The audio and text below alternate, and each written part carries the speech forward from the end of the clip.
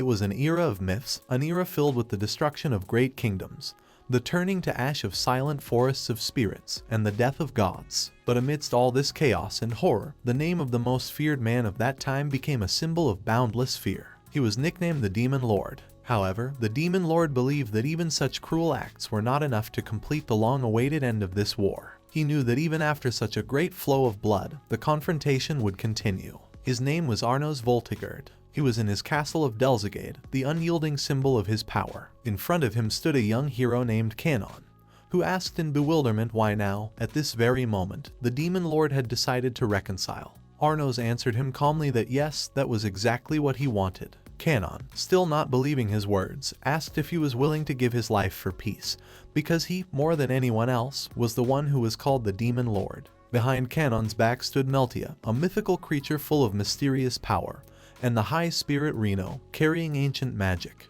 But Arnos, with cold calmness, replied that it was they who, without his will, had bestowed the title upon him. He also added that he had never said he would disappear forever, and even if he did, his rebirth would take place in 2,000 years. Canon, unable to stand it, asked if he could believe a single word this man said after all that he had done. Arnos asked him how he assessed the atrocities, since people kill demons without a second thought. Canon, unable to contain his anger, exclaimed that it was absurd. Arnos replied, with a shadow of a chuckle, that they were just defending themselves. All three fell silent. Arnos continued, asking Canon and his companions if they thought that demons were as unwilling to defend themselves as humans. Canon, stunned, did not know what to answer. He soon stated, however, that the conflict between humans and demons would not end, and so the world was divided into 4 parts: the world of humans, the world of demons, the world of spirits, and the world of gods. He explained that walls had been erected between these worlds and no one would be able to open them for thousands of years. Perhaps after that time, the grudges between humans and demons would disappear by themselves. Arnos sighed heavily and said he was tired of this eternal cycle, and asked if Canon wanted to continue this tragedy. At this point Canon, determined not to miss the chance, grabbed the hilt of his sword. He said that he understood Arnos and would believe in him. Arnos thanked him for his trust. Canon in turn remarked that he never would have thought the day the Demon Lord thanked him would be so important to him. Arnos, on the other hand, grinned and admitted that it was also a surprise for him to thank the hero. At that moment, the black hole formed by Arnos opened up. He revealed that Demon Lord Deligade's castle was not just his abode, but a great 3-dimensional magic circle filled with magical power. He gave the order to attack. In the same second, the 3 swooped down on him. Blood flowed from Arnos' mouth. He turned to Canon and thanked him again, and said that if their paths crossed 2,000 years from now, may they be friends. And the next moment Arnos was gone. 2 millennia later, the sun was shining brightly. In a small house, in a cozy atmosphere of peace, the girl turned to her husband, showing him their newborn child with a smile. A sincere joy shone in their eyes, and they were both absorbed in the moment. It was Gustav and Isabel. Isabel lovingly said that their child would no doubt make a magnificent man. The 2 of them gazed at his face, and as they thought about it, Isabel asked Gustav what they would name their baby. They thought briefly about the name. At that moment the child opened his eyes and suddenly cried out that his name was Arnos Voltigerd. Isabel and Gustav, dumbfounded, simply could not believe their ears. Arnos stretched and said that even though 2,000 years had passed, for him the years had flown by like a blink of an eye. He then looked at his parents, realizing that he was now their child in this new age, and ordered them to take care of him. His parents still couldn't believe what was happening. At that moment, Arnos used magic, feeling it hard to speak in the body of an infant. In the next second, he grew up and stood on his feet. He said that was enough to start. Gustav and Isabel remained in complete shock. Arnos asked them if it wasn't normal for a child who had just been reborn to use the power of growth. So, the Demon King Arnos was reborn. A month passed, and he spent that month exploring the new world. He found that magic had degenerated far more than he could have imagined, and the people didn't seem to have the slightest idea about rebirth. His parents saw him simply as a very intelligent child. It was amazing to him that he was reborn exactly as a human child. 2,000 years ago, he had created 7 helpers using his own blood and ordered them to continue their bloodlines. Just as he had thought, the blood of Demon King Arnos had not disappeared over the centuries. But he could never have imagined that his blood would fuse with human blood. He realized that if humans and demons had stopped fighting, the mixing of the races was a natural consequence of their long peace. Just as he had dreamed, peace and tranquility had finally arrived. Just at that moment, an owl flew up to his window with a letter in its beak. The letter fell gently into his lap. It was an invitation to the Demon King Deligade Academy. He remembered that, unless he was mistaken, Deligade was his own castle, and wondered what kind of academy it was. Owl explained to him that Deligade was a school for training demon lords. The founder of the academy was the tyrannical Demon King himself, and the purpose of the academy was to find the founder's heir to bestow the title of Demon Lord upon him. Owl added that he was someone in whose veins the founder's blood flowed, and that was why they had been sent this invitation. Arnos looked in the mirror and realized that he was the founder of whom the owl had spoken. His blood, though weakened, was still there. It was said that the founder would be reborn this year, and these promising students were gathered within the walls of the academy to recognize in them the potential of the reborn founder. The owl, whose wings rustled softly in the air, turned to Arnos and explained with confidence that when the founder returned, she would have full confidence that the demons in Deligade would once again thrive. Arnos, after listening carefully to the owl, expressed complete understanding.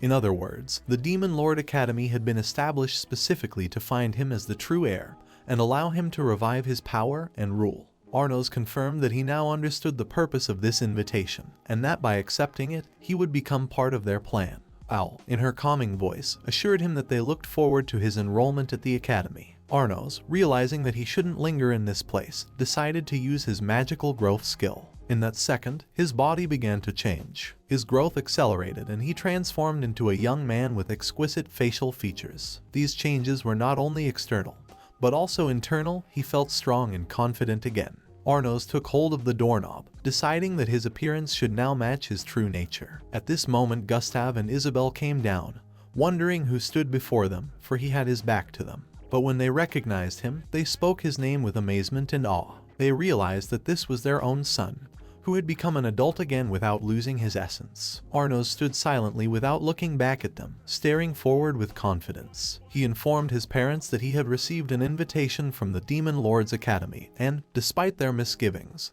had decided to go there alone. Isabel, however, anxiously shrieked and said that she would not allow him to go to such a dangerous place without their escort. Gustav, with a smile, but with seriousness in his voice, said that if children did not see their parents for 3 days, they began to grow much faster. And Arnos, in spite of his new form, was still a month old, so they must take care of him with redoubled vigor. It had only been a month, but that month had allowed Arnos to understand his parents a little bit. He realized that his mother was an alarmist, worrying over his every move, and that his father, as much as it may sound like it, was somewhat of a true idiot, capable of finding joy in the most unpredictable situations. Gustav looked at him and acknowledged that he was letting him go, but also insisted that they go with him. Arno's parents hugged him and expressed their sincere worries, explaining that they would be terribly lonely without him. It had been 2,000 years since Arnos had had parents. He didn't want them to come with him, for he knew that his journey was too dangerous, and would have preferred them to stay safe. But despite his doubts, he realized that leaving them here in this world without him would make them terribly lonely. At last he agreed to their decision, and they moved forward to Dalehead. A little time passed, and, absorbed in their thoughts, they moved along the road toward their goal. In the morning, as the first rays of sunlight illuminated their path, they found themselves at the Demon Lord's Academy in Deligade, a place that for Arnos was filled with many memories, echoes of times gone by. It was his own castle, his eternal refuge, and now he stood on the threshold once again. His parents, seeing his determination, had asked him with warmth in their voices to give his best in the entrance exam. They reminded him that he needed to remain cool-headed and not lose confidence despite all the challenges that awaited him. Arnos, realizing that this was the last admonition they could give him in this new reality, nodded silently in response. He started walking along the path leading to the entrance of the academy, while his ears still heard the voices of his parents, who, despite the seriousness of the moment, did not forget to encourage him like a small child going into the unknown. Suddenly he noticed how all the girls standing around him started looking at him. But despite this attention, he had other things on his mind. He was thinking that having parents like Gustav and Isabel was not such a bad thing. Still, the looks from the girls made him uncomfortable. But as it was, he kept walking, absorbed in his thoughts, and at that moment he heard someone shouting to a girl named Misha, reminding her that she had to prove herself the best. Arnos, walking past this girl, couldn't help but notice how she stood out from the rest. As he walked by, he not only heard the voices of his parents still cheering him on, but he also heard the words of this girl's parents. This caused him to turn his attention to the girl, and he noticed that they were both having difficulties. She nodded to him as if to confirm his observation that she was also having a hard time, And she wasn't alone with that. Arnos, slightly surprised by her calmness, introduced himself, giving her his name. She smiled and replied that her name was Misha Necron. Both expressed the pleasantness of their acquaintance, their faces lighting up with smiles. At that moment, as they stood there continuing their conversation, a guy came up to meet them. He laughed upon noticing that they were going to the entrance exam in the company of their parents, and asked with a slight sneer since when this place had become a playground, as if it was the most unimaginable and ridiculous sight he had ever seen. When they saw this guy, everyone around them became not just wary, but terrified, sensing that something unpleasant was about to happen. Someone whispered that Arnos and Misha had fallen under Zeps' arrogant gaze, and that he would not leave here until he had broken all their limbs, as if to punish them for their insolence. Arnos, on the other hand, feeling neither fear nor doubt, simply walked past this guy, asking him in surprise if the examination area was here, as if nothing out of the ordinary had happened. The guy clearly hadn't expected this, and his face contorted with rage, whereupon he abruptly ordered Arnos to stand.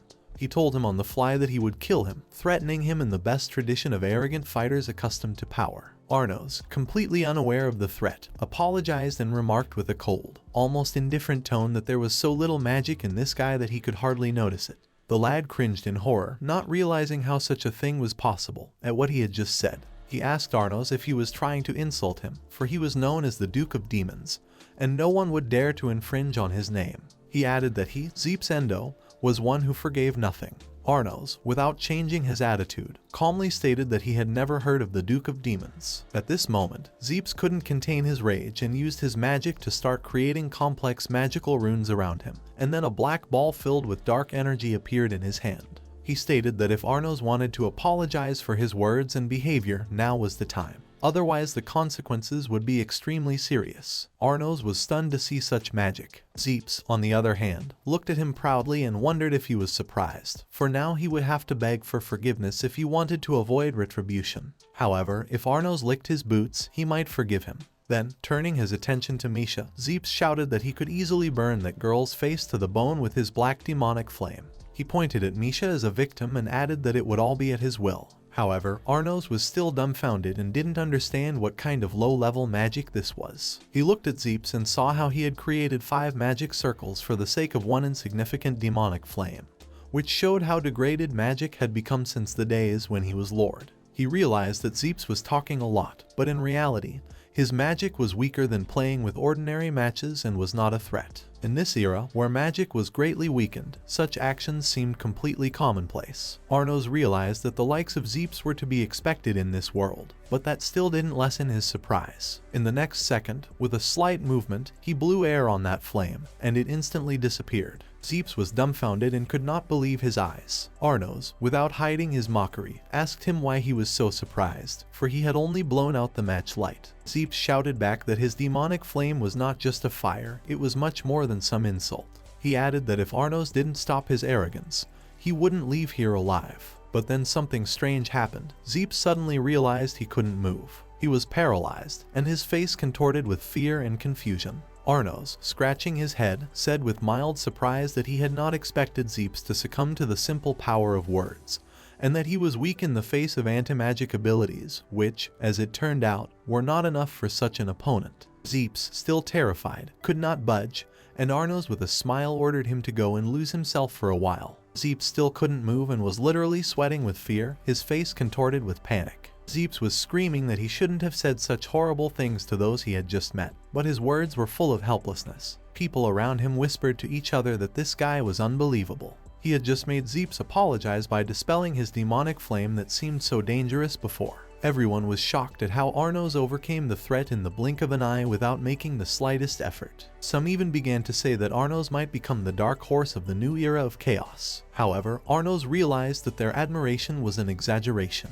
Arnos then approached Misha, realizing that he had made her wait a bit, and expressed his regret about it. Misha, noticing his approach, couldn't hide a slight smile and called him by name. She inquired if he was strong. Arnos, without the slightest hesitation, gave an answer that seemed to satisfy her inquiry, but immediately added that in this case his strength did not matter much. Misha, hearing his answer, was a little surprised, but immediately showed interest, asking why it was not the case if he was so confident in asserting his power. Arnos, without straining, clarified that his opponent was simply too weak at the moment. Meanwhile, Owl announced that the examination area was up ahead, and they should take their turn according to the marks on the invitation cards. Arnos noticed that his card had an F mark on it, while Misha's was an E. These differences did not mean anything particularly important to him, but nevertheless he felt that every step in this game was calculated and thought out. Misha, seeing his musings, wished him luck by waving her hand. When they were asked to stand one after another, Arnos realized that there was a huge number of people gathered around. Adding them all up, he realized that the number could be in the hundreds, which made him think that even after 2,000 years, his lineage had not disappeared, but that its descendants were alive and well, which surprised him. He even began to question his anxiety about the degeneration of his lineage, as it seemed that these generations still carried the power he had once created. When Arnos finally approached the examination area, he was greeted by an owl sitting on the wall who greeted him. He briefly explained that after passing the test to measure magical power, Arnos would battle 5 other students. Whoever defeated all 5 opponents would be accepted into the academy. Owl reminded him that all weapons, armor, and magical tools were allowed in the test, and that the battle would end in either death or admitting defeat. These words did not faze Arnos, for as a true demon lord, he knew that it was simply impossible to lose. After answering in the negative as to whether he had any questions, Arnos continued on his way. Then Owl, as if to conclude their brief conversation, wished Arnos a blessing from the founder of the academy himself. Arnos nodded his thanks without delay, and without wasting any time, headed towards the arena. Once he was in the arena, the students watched him from above, creating an atmosphere of anticipation. Zeps stood directly across from Arnos, and his gaze was full of confidence. He noticed that they had met again. Arnos, without the slightest fear, asked if Zeps was worried that the paths of retreat were blocked. However, Zeps did not hesitate to say that he simply felt sorry for Arnos, because now he had nowhere to run. Noticing this confidence, Arnos calmly replied that he had no intention of killing him. His words were devoid of aggression, rather, they sounded almost mundane calmness. But Zeps was not going to stop there. With a furious shout, he shouted that he would wipe away all the arrogant expression on Arnos' face, that he would destroy him. In response, Arnos only laughed, seeing no point in retaliatory rage, and called Zeps a clown, essentially calling him to take his place in this game. Zeps, enraged at such ease with which Arnos accepted his threats, declared that now his orders would no longer work, and that his anti-magic armor would block any of Arnos' magic, rendering his actions useless. The practical exam began. Zeps, with confident determination, pulled out his demonic sword Zifrid. There was pride in his voice as he announced that this sword was born in an ancient flame and had been passed down in his family, Endo, from generation to generation. He claimed that this sword would increase his strength tenfold, as if it would give him an undeniable advantage. Arnos, watching this, couldn't help but wonder if the man was counting badly. Zeps asked in surprise what Arnos meant, and the man replied without hesitation that no matter what you multiply 0 by, it's still 0. Zeps, feeling his anger rising, rushed at Arnos, swinging his sword and ordering him to die. Arnos was in no hurry to move. He watched Zeps act slowly, as if not realizing that his fate was being decided here and now. The thought flashed through his mind that if he were in Zeps' shoes, he would have won 100 times over by now, because this guy's strength and agility was nothing compared to his own abilities. He couldn't and didn't want to waste energy on serious evasion. He realized that the weapon wasn't bad, but the wielder was nothing. When Zeps' sword flew over his head, Arnos only deflected slightly, then dodged the next blow again without even straining. Zeps, infuriated by this attitude, laughed and asked if Arnos only knew how to dodge. Arnos, for his part, noticed that only a few millimeters separated him from having his anti-magic damage the sword, splitting it in half. But it didn't matter to him how weak and insignificant the sword was. To destroy such a significant item that had been passed down from generation to Zeps would be too cruel for him. Therefore, without expressing much interest in the sword, he asked if it was indeed a demonic sword. Zeps, with a smirk, nodded, expecting that this was the first time Arnos had encountered such a weapon. Zeps then raised the sword into the air, and it burst into flames, casting a bright demonic light all around. He proudly declared that it was not just any sword, but one in which an ancient demon had been imprisoned. This sword, he said, had been forged in the age of the gods and was a symbol of his family's power. Arnos, watching this, realized that it was indeed a demonic sword, but his eyes, still, did not express fear or respect for this weapon. He realized that in the age of myths, sticks carried far more magical power than this sword. Yes, the very fact that it was a demonic sword had lost its former meaning in this era, and the phrase demonic sword did not cause him any trepidation now. He only chuckled and blew on the fire. Suddenly, Zeps sensed something wrong. His sword, which was previously blazing with fire, suddenly went out. He screamed in panic, asking if Arnos had used some sort of sealing magic. Arnos, without losing his composure, calmly stated that he had simply blown out the fire. The people watching this on the podium went into complete shock. It was unbelievable, for this guy had just dispelled the fire of Zifrid's demonic sword. No one saw the magic circle being activated, and they couldn't understand what had happened. Zeps, not understanding how Arnos could destroy his defense so easily, stated that Arnos obviously had sealing and coercion magic, and apparently he wasn't suited for combat. Arnos, with slight displeasure, noted that he wasn't proud of being able to easily overcome his armor. Zeps then asked if he was scared. Arnos only shook his head and stated that he had an interesting proposition for Zeps. He thought it was a big mistake that they were fighting in the same arena. Arnos offered him a head start. He wouldn't move, he wouldn't use magic or words with power, and would defeat him without even blinking. Zeps, clearly taking this as a threat, shouted for Arnos to stop bluffing, questioning his ability to win the fight so easily. He argued that Arnos didn't seem to be equipped for real battles at all. At that moment, Arnos felt his heart beat faster, and then, as if the moment had sped up, Zeps suddenly twisted and began coughing up blood. Arnos asked him if he heard that heartbeat. Then, he explained that he had infused his magical power into the sound of his heart and squeezed his insides as it passed through him. Arnos noticed that his anti-magic armor had created several gaps, and this allowed him to cause such a reaction. Zeps, falling to his knees, continued to cough up blood. Then, he collapsed to the ground, unable to stop. Arnos, watching this, noted that if they were all such weaklings, then even allowing his heart to beat with the slightest carelessness, he could destroy them all. He began to back away slowly, but suddenly Zeps called out to him sharply. Arnos, without slowing his steps, declared that if he surrendered, he would save many lives. Zeps replied that Arnos could try to get him to surrender, but he would not give in even if he was destined to die. He smiled, asking if Arnos was going to use coercion magic, because he wouldn't surrender that way just because Arnos was scum. Arnos approached him, watching his arrogant expression curiously, but couldn't help but notice that Zeps was saying something curious. He replied that he really couldn't force him to surrender through coercive magic. Zeps shouted that Arnos was right, and as usual, called him scum. However, Arnos, with his usual calm determination, said that if that was the case, he would show him something much more interesting. He would win by forcing him to surrender without using coercive magic. Otherwise, the victory would be his. He offered Zeps a choice, surrender or continue. Zeps agreed without blinking and declared that even if he died, he would not surrender. The contract between them was concluded. Zeps stood up and shouted with rage that Arnos was a fool and he would not surrender no matter what happened, and he would soon regret it greatly. Arnos lowered himself in front of him, his gaze remaining cold and dispassionate. He leaned down, bringing his hand closer to Zeps' face, and in the next instant, his finger swept into the air and touched Zeps' forehead like an instant judgment. Zeps' body bounced back with an intimidating crunch, tearing into many pieces. Blood stained the ground, and the smell of death lingered in the air. Zeps was dead. Arnos noticed, without even slightly flinching, that even though he was holding back, the outcome was inevitable. And though he knew it was his mistake, deep down he didn't care. The spectators in the stands, frozen with horror, watched the incident with unfazed eyes. Arnos collected a drop of Zeps' blood on his finger and, without hesitation,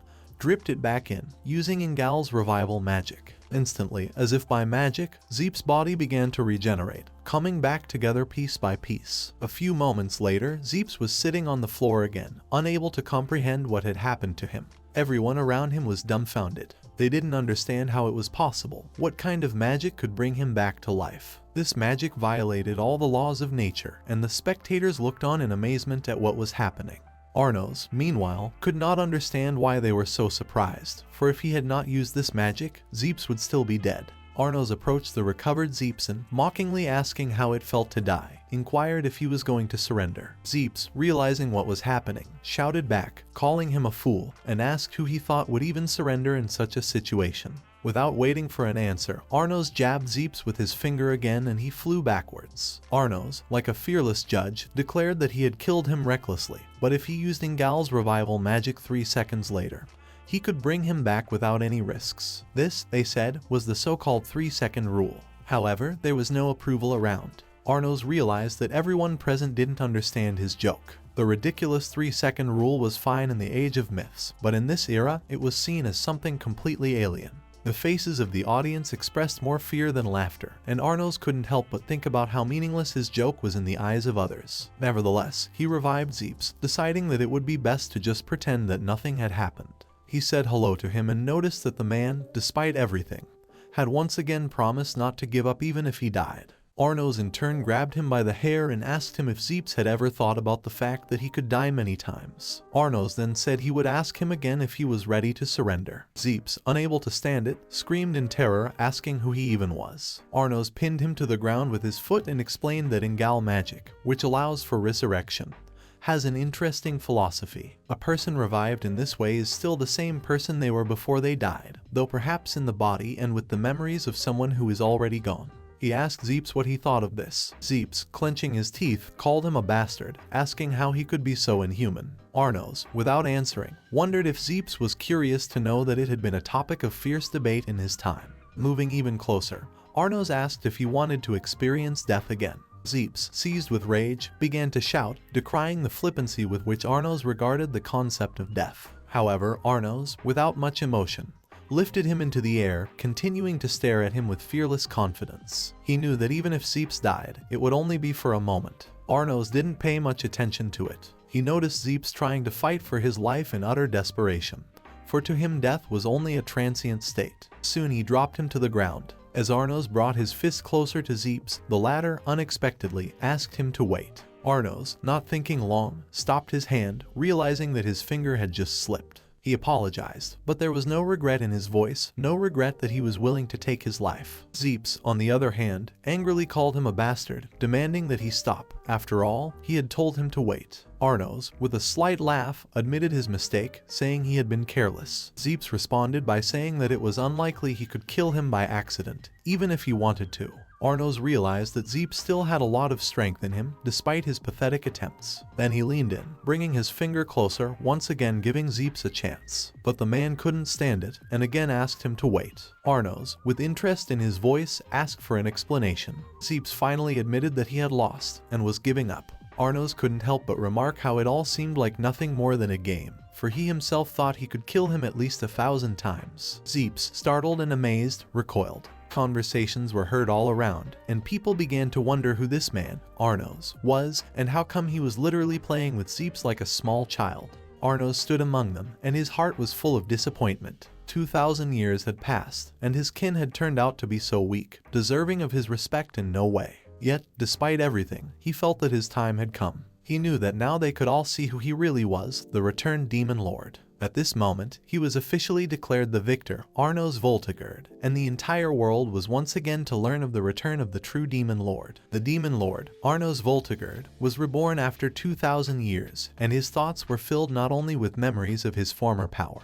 but also with dreams of peace, of finally finding the long-awaited rest. He had been invited to the Demon Lord's school, a place where all his descendants, all those who were part of his legacy, gathered. The moment he had first set foot on the threshold of this academy, he had been sure that here, among the students and young demons, he would see something dignified and majestic that would convey to him a sense of pride in his ancestry. However, as soon as the entrance exam began, his expectations were shattered. The students watching the fight couldn't believe their eyes, for they didn't realize who this stranger was at all, who not only defeated Zeps, but also accepted the challenge completely calmly, as if it was an ordinary matter. Zeps, despite his pride and ambition, was forced to admit defeat. Arnos Voltigerd, the Demon Lord who had returned after a long 2,000 years, was declared the winner. After the fight was over, Arnos approached the defeated Zeps and extended his hand to him. His words were devoid of anger, and he said that he had shown decent fortitude despite the outcome of the battle. However, Zeps, still stunned and frightened, barely nodded,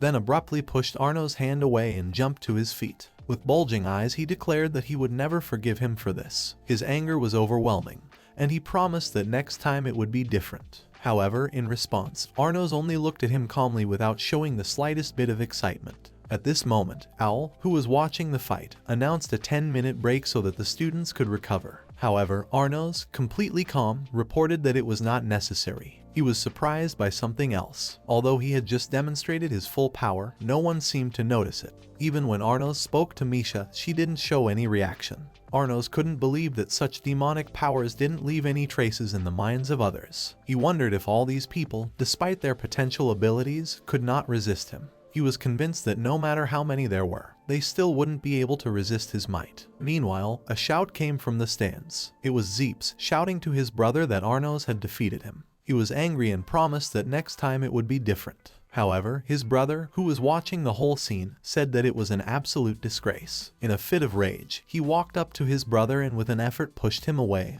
and threw him to the ground dead. He promised that he would avenge Zeps' death, despite the fact that he was his own brother. Such words sounded threatening, and into the arena with a determined stride stepped Zeps' brother, intent on avenging his defeat. Arnos, watching this, realized that it would have been much fairer if Zeps had died in the fight rather than fallen victim to his brother's unreasonable rage. It would have been more honorable. However, he too realized that a death that was caused by weakness was not always worthy of respect. Zeps' brother approached Arnos and began to voice his outrage. He stated that such a disgrace as being defeated by a half-breed was completely unacceptable for a pure-blood demon. He added that, as a gesture of compassion, he had decided to help his brother commit, as death at the hands of Arnos was too great a torment for a pure-blood demon. Arnos looked at this demon with slight surprise and said that in his opinion, brothers should support each other. Brother Zeps, however, only smirked and called Arnos naive. He went on to say that after Arnos killed his brother, he used powerful resurrection magic to bring Zeps back to life. This was supposed to serve as his excuse for losing. All the students watching the fight from above were shocked at what was happening in the arena. Zeps' brother, with a bright expression of contempt on his face, looked at Arnos and asked loudly if he was aware of the important thing. He recalled that they came from a pure-blood family, from the lineage of the most imperial line of demon lords. They are, he said, an imperial family, and thus can choose their own opponents. But Arnos, without the slightest sign of embarrassment, replied that, alas, he was wrong. He reminded Reorg that the blood of the progenitor had long ago been mixed with the blood of other creatures, and now that fact could not be ignored. His words caused Reorg to stare in surprise, his eyes rounded with surprise. Arnos continued, with obvious irony in his voice, that if Reorg truly believed himself to be pure-blooded, it was a delusion. He reminded them that a true demon king is one who stands above all laws and power bounds, who uses his power to make sure that everyone recognizes his might. And it is not a privilege, but an obligation that requires one's might and power. Reorg, however, did not understand the full depth of Arnos' words. He exclaimed that he had underestimated the greatness of his forebear, that Arnos dared to insult the imperial family,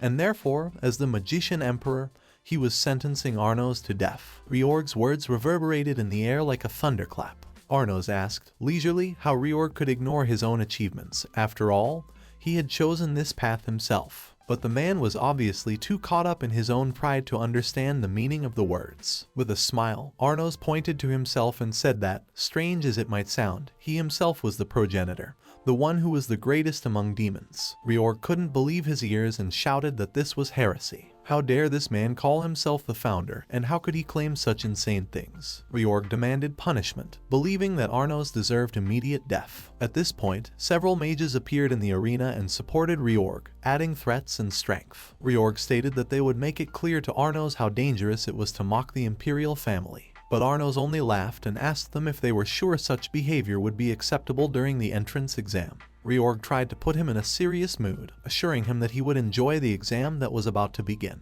At this time, Owl flew through the arena, observing what was going on. He wondered if he should intervene, but Arnos had already approached Reorg and asked what was wrong with the remaining mages. Reorg smugly stated that it no longer mattered. Arnos should repent and accept his punishment. Without waiting for an answer, Arnos stated with a smile that Reorg had misunderstood his intentions and that would not be enough. In response, Reorg, stunned, only nodded. Arnos pointed to the students standing behind him and suggested that Reorg seek help from them. Reorg approached with a smirk, a threat glinting in his eyes. All of the students watching the event began to feel the growing tension. They began to think that if Arnos was left alive, they would have to bear the shame and their family names would be tarnished. At this point, Reorg announced that he would give Arnos 10 seconds of time to prepare his most powerful magic. Arnos, on the other hand, laughed quietly without feeling the slightest bit afraid. Reorg, not realizing what it was, demanded that Arnos not be so defiant, saying that it could only mean one thing: fear. Arnos noticed that something about Reorg's behavior did not suit him.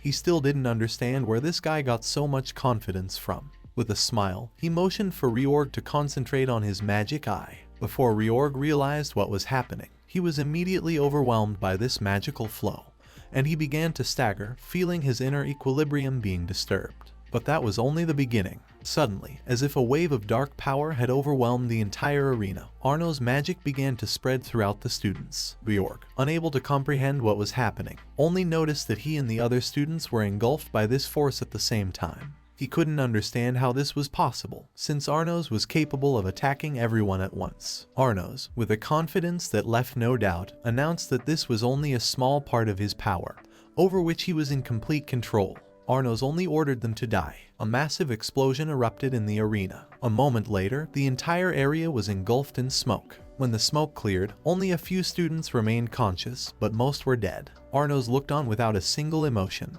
He said that even though almost everyone was dead, he had still warned them. Reorg, struggling to rise, shouted furiously, calling Arnos a bastard, demanding an explanation as to how he managed such a thing. Arnos replied with indifference that he had not intended to kill them. He had merely decided to scare them a bit. However, their power was out of control. He explained that everyone carries within them a source of magical power, and it is this source that determines their essence. When that source is put under pressure, it gets out of control and magic becomes unpredictable. Arnos, as the conversation continued, pointed out that Reorg could now see that this was not just a game, and it was time for him to begin to realize that he himself was the very progenitor in question. But Reorg, still stunned, could not believe what was being said. He cried out that as being from the imperial family, he couldn't accept that he was weaker than a half-breed. He shouted that even if he had to die, he couldn't afford to admit defeat. With rage in his eyes, he raised his hand and summoned a magic circle, preparing for the final blow. At this time, Owl, watching from above, sensed a change in the magic that not only exceeded the allowed limits, but also threatened the lives of everyone nearby. He warned the spectators to leave the stands, as Reorg's magic could consume everything around them. Students began to scatter in panic, trying to save their lives, realizing that there was about to be destruction in the arena. Everyone shouted to each other to leave immediately to escape imminent doom. The students began to scatter in panic, trying to escape the growing threat. Arnos, standing in his seat, remained perfectly calm, not even moving from his seat. There was not the slightest sign of fear in his eyes. Meanwhile, a black magic circle began to form over Reorg's head, growing larger and larger by the moment. He turned to Arnos, telling him that he could repent to him, for he would face the consequences for his insolence. This was not just a spell, but forbidden magic passed down through generations in the imperial family. It was the magic of the beginning. As soon as Reorg completed the spell, the circle literally consumed the space around it. It emitted lightning bolts, tearing everything in its path. The magic began its destructive work, and the entire grandstand was already engulfed by the mighty energy. However, to everyone's surprise, Arnos did not move from his seat. He stood like a stone statue despite the approaching danger. The moment Reorg's black thunder was directed towards him with a deafening roar, Arnos only smiled, realizing that this was his moment of trial. As soon as Reorg unleashed his magic towards Arnos, a torrent of dark energy swept through the air with terrifying force, consuming everything in its path. As his spell reached its target, Reorg felt the magic begin to destroy everything around him. He expected Arnos to be destroyed, but instead he himself, exhausted by the power of his magic, fell to his knees. He took a deep breath, realizing that it was over. He had won the victory. But then, with difficulty, he looked up to where his opponent stood and couldn't believe his eyes. In the place where the blazing vortex of magic had just been, stood the same man, completely unharmed. Arnos, looking mockingly at Reorg, said that the man had broken the ancient rules against using such destructive magic. Arnos, still calm and unperturbed, began to explain that magical power is always preserved in old things. He explained that source magic is that power which borrows its abilities from a source with great magic. Reorg could not understand how Arnos had such knowledge, for it was a deep secret known only to a few. But in response to his silence, Arnos said that he himself was that source, that he was the progenitor whose power had been taken by Reorg. Arnos explained that not every attempt to appeal to the original source leads to success. It requires not only knowing the essence of the one from whom you are taking the power, but also having some sort of inner, mystical compatibility with him. He pointed out that the chance of successfully activating this kind of magic increases if there is a spiritual connection between the magician and the source. But Reorg apparently did not know that. Arnos informed his dumbfounded opponent with a slight smile that he had, without realizing it, borrowed the power from him, from the Demon King himself, Arnos Voltigerd. He added that the magic of the beginning, even if it is active, cannot work on the bearer of the source of power. It turns out that everything Reorg was trying to achieve was doomed to failure from the start. This discovery shocked Reorg. His head drooped, his shoulders slumped, his eyes a mixture of rage, frustration, and powerlessness. He didn't believe what was happening, didn't want to believe it. To him, Arnos was still an imposter. However, despite all this, Arnos did not lose respect for the daredevil who had risked his life, albeit foolishly, using magic comparable to the legends of antiquity. He said it deserved a second chance. When Reorg, shocked and devastated, heard Arnos say that he had been granted a second chance, he didn't immediately realize how serious it was. A magic circle began to form under Arnos' feet. Arnos discreetly but confidently confirmed his willingness to give Reorg a chance he had not expected. He used the ancient magic, directed it at Zeps' lifeless body, and used the magic circle to pull him to him. Reorg watched with amazement and wariness. He could not understand what this threatening force was, so ancient and alien that its mere presence made his hair stand on end.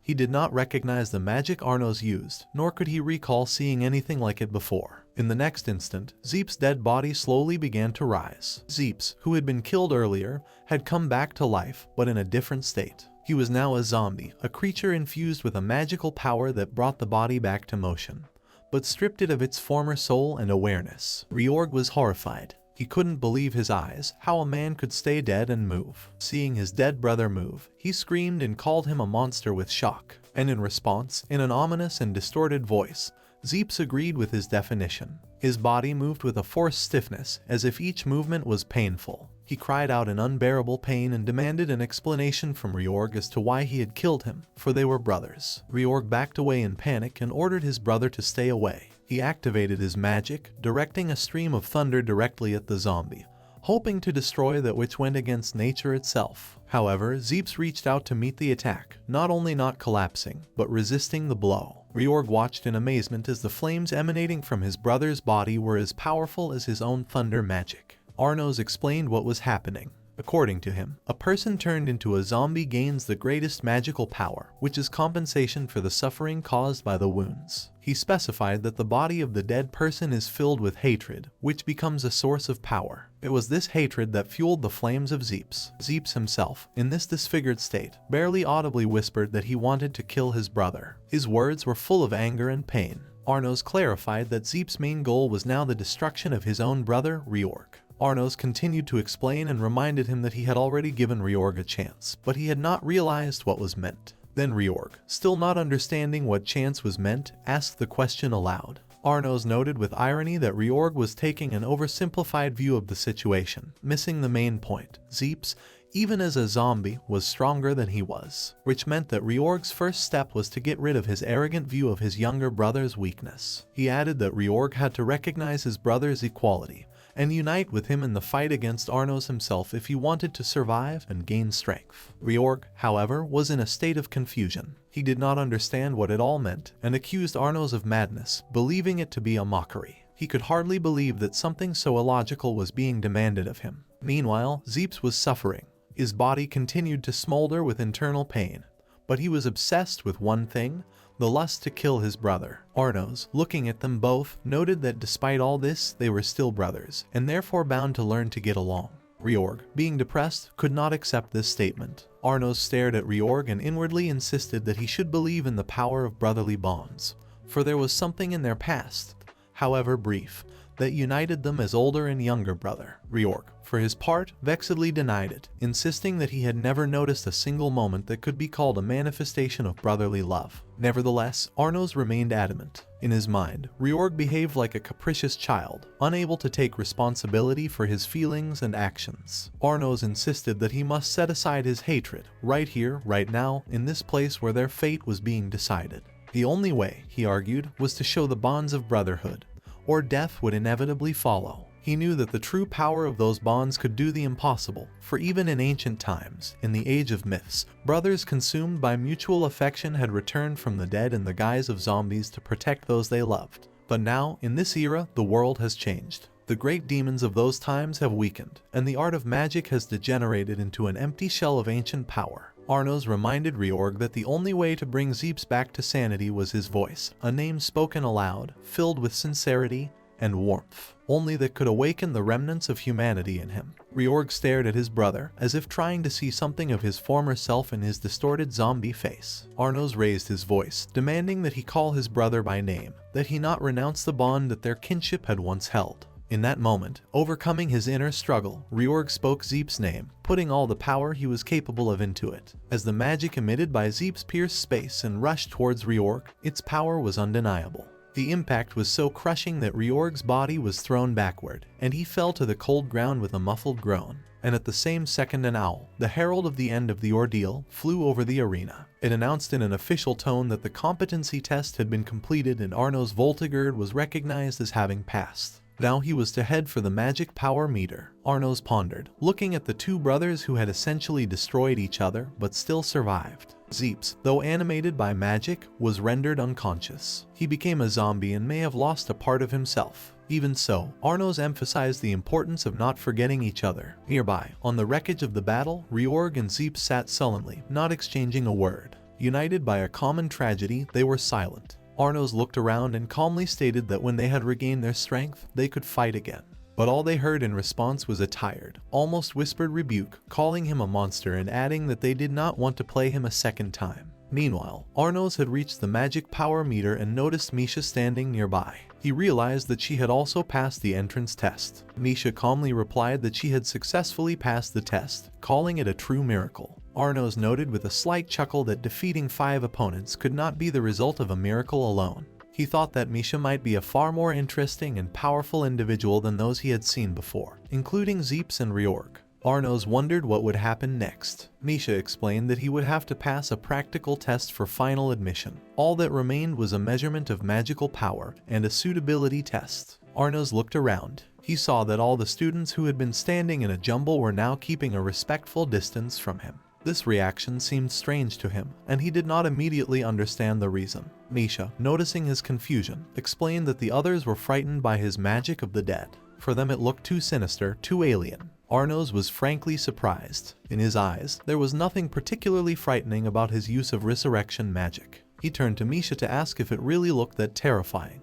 Misha hesitated and admitted that only the devil could use such magic. Arnos didn't take her words as a rebuke, rather he was interested. He wondered if this magic was actually useful, but Misha steadfastly refused to accept such an opinion. She said it wasn't the magic itself that was the problem, but him. According to her, he was the real devil. This phrase took Arnos by surprise, and he thought it was a joke. Arnos asked Misha not to be afraid of him, trying to convey to her that he was no danger. However, to his relief, Misha immediately added that despite everything, she wasn't afraid of him. This turned out to be an unexpectedly pleasant admission for him. At that moment an owl, a magical creature acting as an examiner, flew up to them. He announced that the stage of measuring magic power would now begin, and the students would have to line up for the magic crystal. Arnos was intrigued. He had never heard of such artifacts before. Apparently, it was one of the few elements of magical culture preserved in this degenerate era. He watched with interest as one by one the students approached the crystal, and those students voiced their results 145,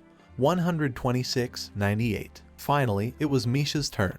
Before she approached, Arnos wished her good luck. The girl confidently touched the surface of the artifact, and a moment later the magic crystal reacted, displaying the result 100,246. Arnos was stunned. He looked at Misha with admiration and recognized that it was indeed impressive. Misha, noticing his reaction, wondered if he himself wasn't stronger than her. Arnos was a little embarrassed. For the first time in a long time he felt something like awkwardness. Now it was his turn. This was the first measurement of magical power for Arnos, and he wondered with inner confidence if his result would exceed 100 million. If so, it would be further proof that the current era was truly weak. He hoped that through this, those around him would finally recognize him for what he really was, a progenitor. But when he touched the crystal, something unexpected happened. The stone began to vibrate, then sharply cracked, and in the next instant it shattered into small shards. The result announced at that moment was 0. Arnos was perplexed. He assumed that the artifact simply could not withstand the level of his power. It might even have been one of the highest quality crystals, but it was also incapable of measuring the true depth of his magical power. The owl, not paying much attention to what had happened, announced that the measurement stage was over. All those who passed the test could pass on. Misha, still standing nearby, asked Arnos what had happened. She admitted that it was the first time she had ever seen a crystal break when touched. Her conclusion was simple: Arnos' strength was beyond the limit that even such an artifact could measure. Arnos nodded, noting to himself that Misha had a really good magical eye.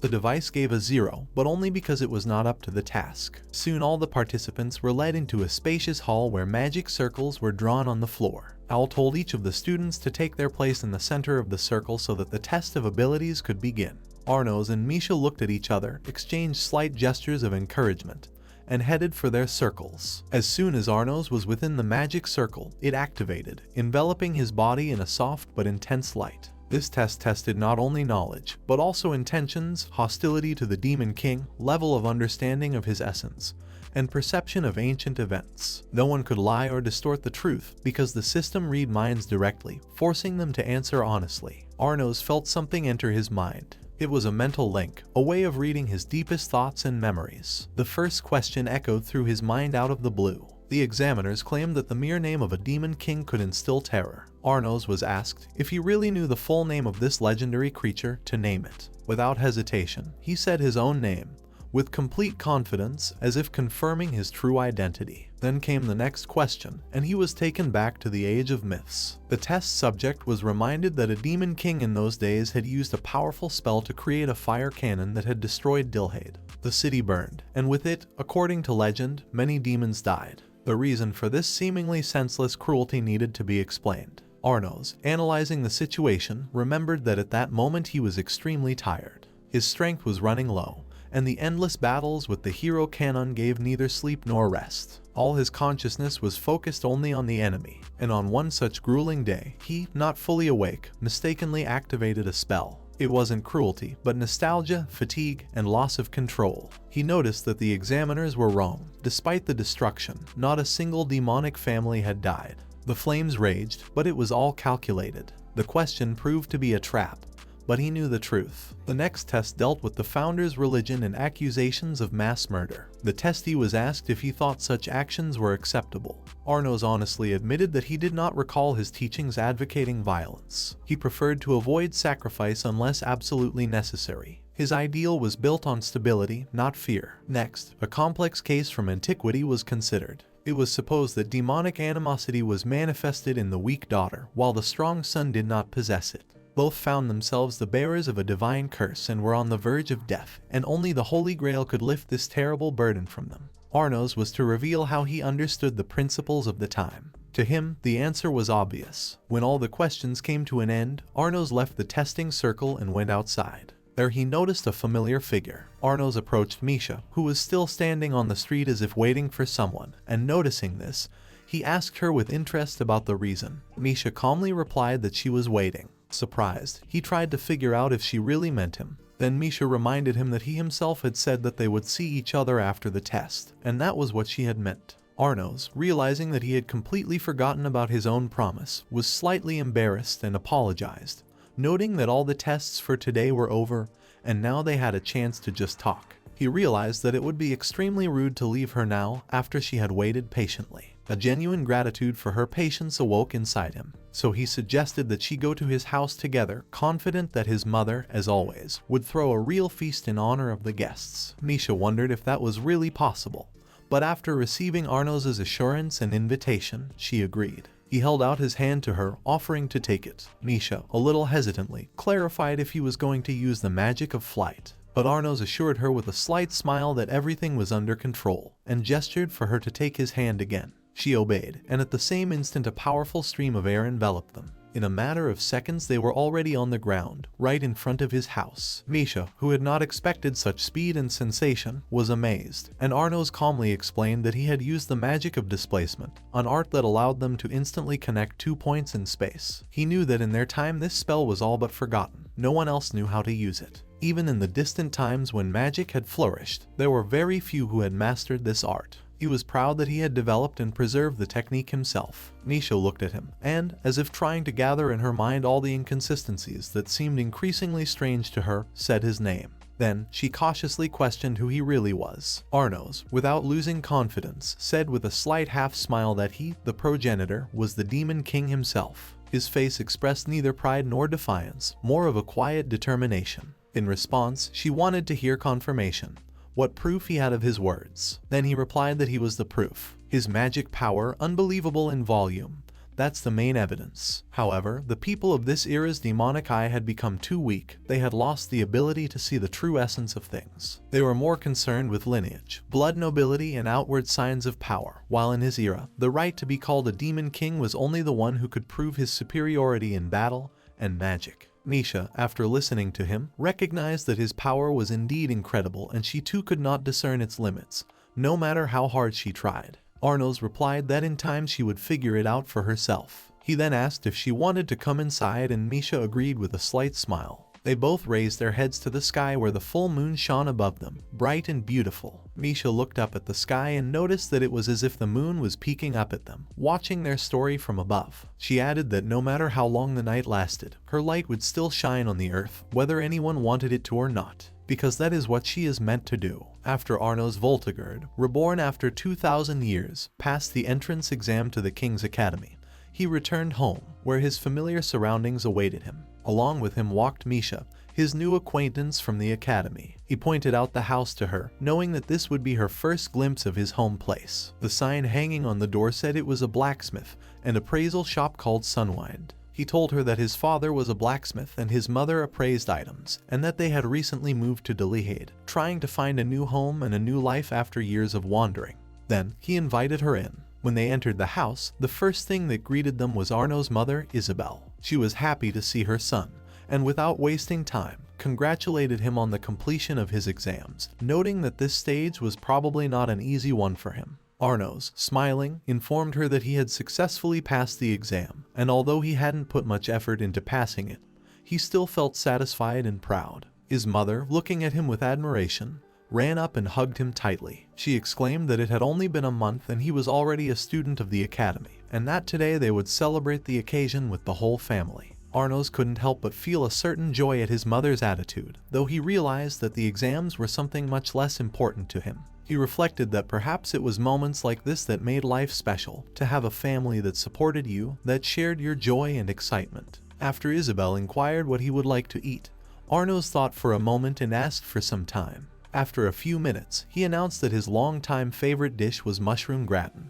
It had been his favorite meal as far back as 2,000 years ago, and despite the time that had passed, he still looked forward to it. Isabel, grinning, said that she had already guessed that this was what he would ask for since she had prepared it in advance. Arnos then remembered Misha, who had been with him all this time. He informed his mother that he had come with a guest. He introduced Misha, explaining that they had met at the exam today. Isabel, happy to meet a new acquaintance, wept a little and exclaimed with a smile that Arnos had already brought a bride into the house. Misha, a little surprised, asked if his mother spoke of her that way, to which Arnos hastened to apologize, noting that his mother might be rushing things. Isabel, wiping her eyes with a handkerchief, calmed them both down and said that everything was fine and that she didn't mind at all. At this, the conversation was interrupted by the appearance of his father, Gustav. He ran into the house, happily announcing that Arnos had grown so much and had become a real man. He remarked that, come to think of it, he remembered the day Arnos was born as if it had been just a short time ago. Gustav continued that despite his certainty that such a day would come,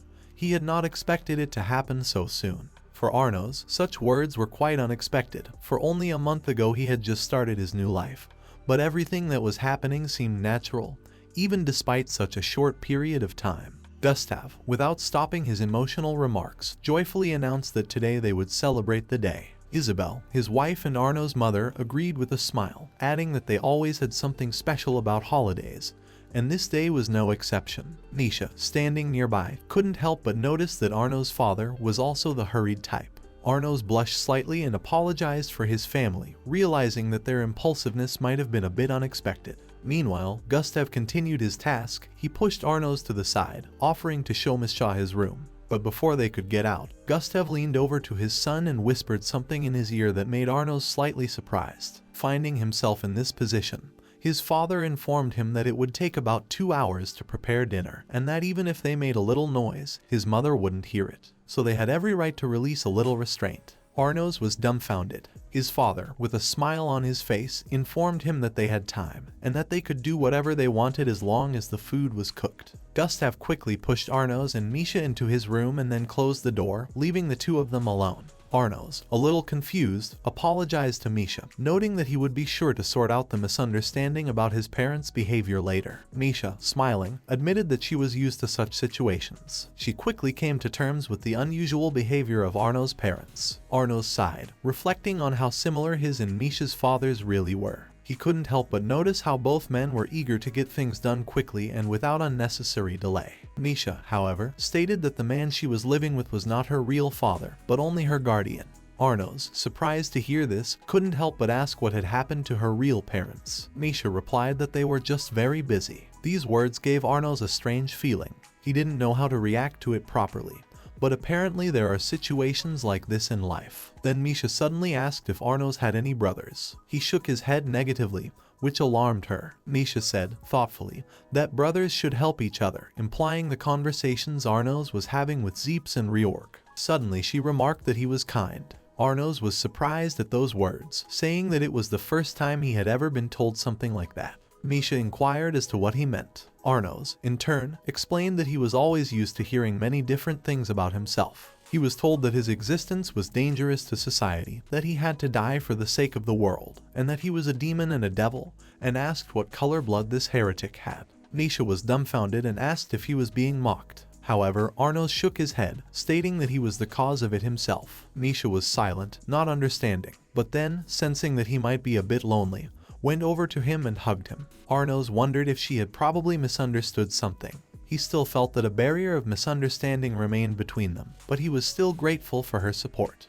Later, as usual, the conversation turned to the topic of family, and Arnos asked Misha if she had any brothers or sisters. Misha demurred, replying that she had an older sister. But as it turned out, the relationship between the two was not the warmest, something Misha said without much conviction. Arnos decided not to focus on that and asked if she was worried about her relationship with her sister. Misha admitted that she didn't know exactly what to answer. Then, with a glance at him, Misha reiterated once again that he was kind. Soon, there was the smell of delicious food coming from the kitchen. When dinner was ready, all four of them sat down at the table. The table was bursting with a variety of dishes, and Arnos's parents, pointing at Misha, said that she too could eat as much as she wanted. Everyone began to eat with pleasure. Arnos, devouring his mother's food, reflected on the fact that here, in this world, cooking had developed instead of magic. He felt old flavors returning to his memory. The taste of mushroom gratin was incredibly familiar, and yet new, spreading across his tongue with the subtle sweetness and rich flavor of the mushrooms melting in his mouth. With each bite, Arnos felt his joy at being reborn only grow stronger, and his thirst for life in this world grow stronger. Meanwhile, Isabel, chuckling, noticed that Arnos' face still looked like a child's when he ate. She decided to expand on this and asked Misha if she liked their son.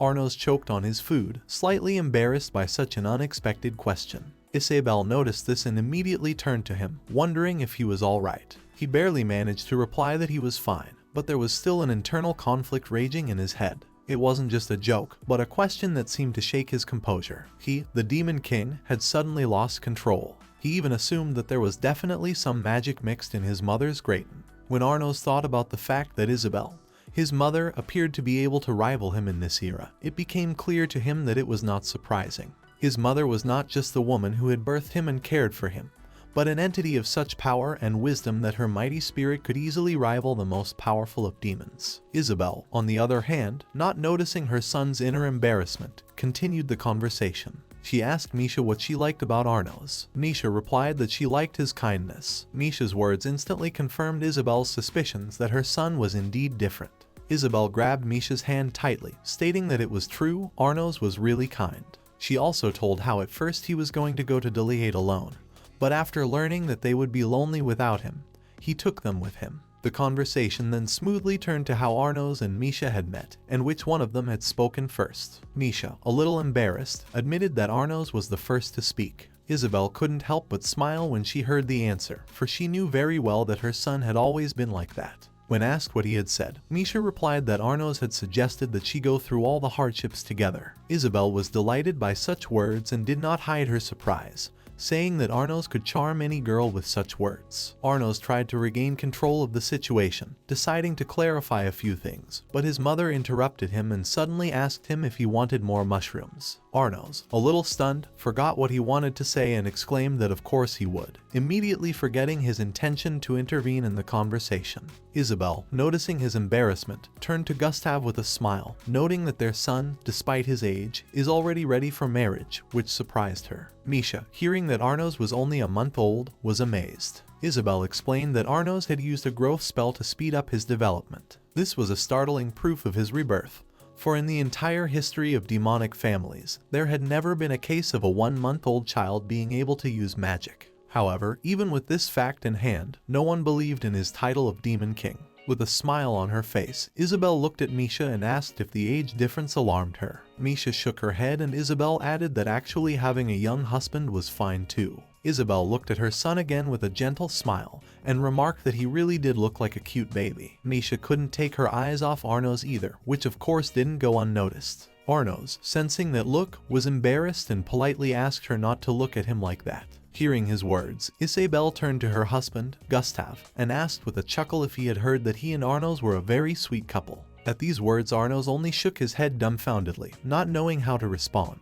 As darkness fell and the evening cast its dark shadows on the street, Arnos and Misha strolled along the road. At that moment, Arnos, feeling that he needed to do something, approached Misha and asked her to take his hand. In response, Misha looked at him in surprise, but still held out her hand. As soon as their fingers touched, Arnos explained that he was using teleportation magic and he was going to carry her home now. Misha, though taken aback by such an offer, didn't ask any unnecessary questions. She only inquired if he knew where exactly she lived. Arnos, smiling, asked her to simply picture her home and he, in turn, would read her mind and direct her to the right place. Misha realized how incredible that was. Arnos was apologizing for today, still trying to realize its strangeness. Misha, for her part, also noted that she had had fun and that it had indeed been an unforgettable day. Arnos, for his part, remarked that he would have to explain to his parents that she was his friend. Misha interjected, and Arnos hesitated. He admitted that he might have misinterpreted friendship and wondered what such a relationship was called in this era. Misha only gently waved her head, replying that she was just happy. With a slight smile on his face, Arnos used teleportation magic and Misha disappeared, leaving him alone on the street.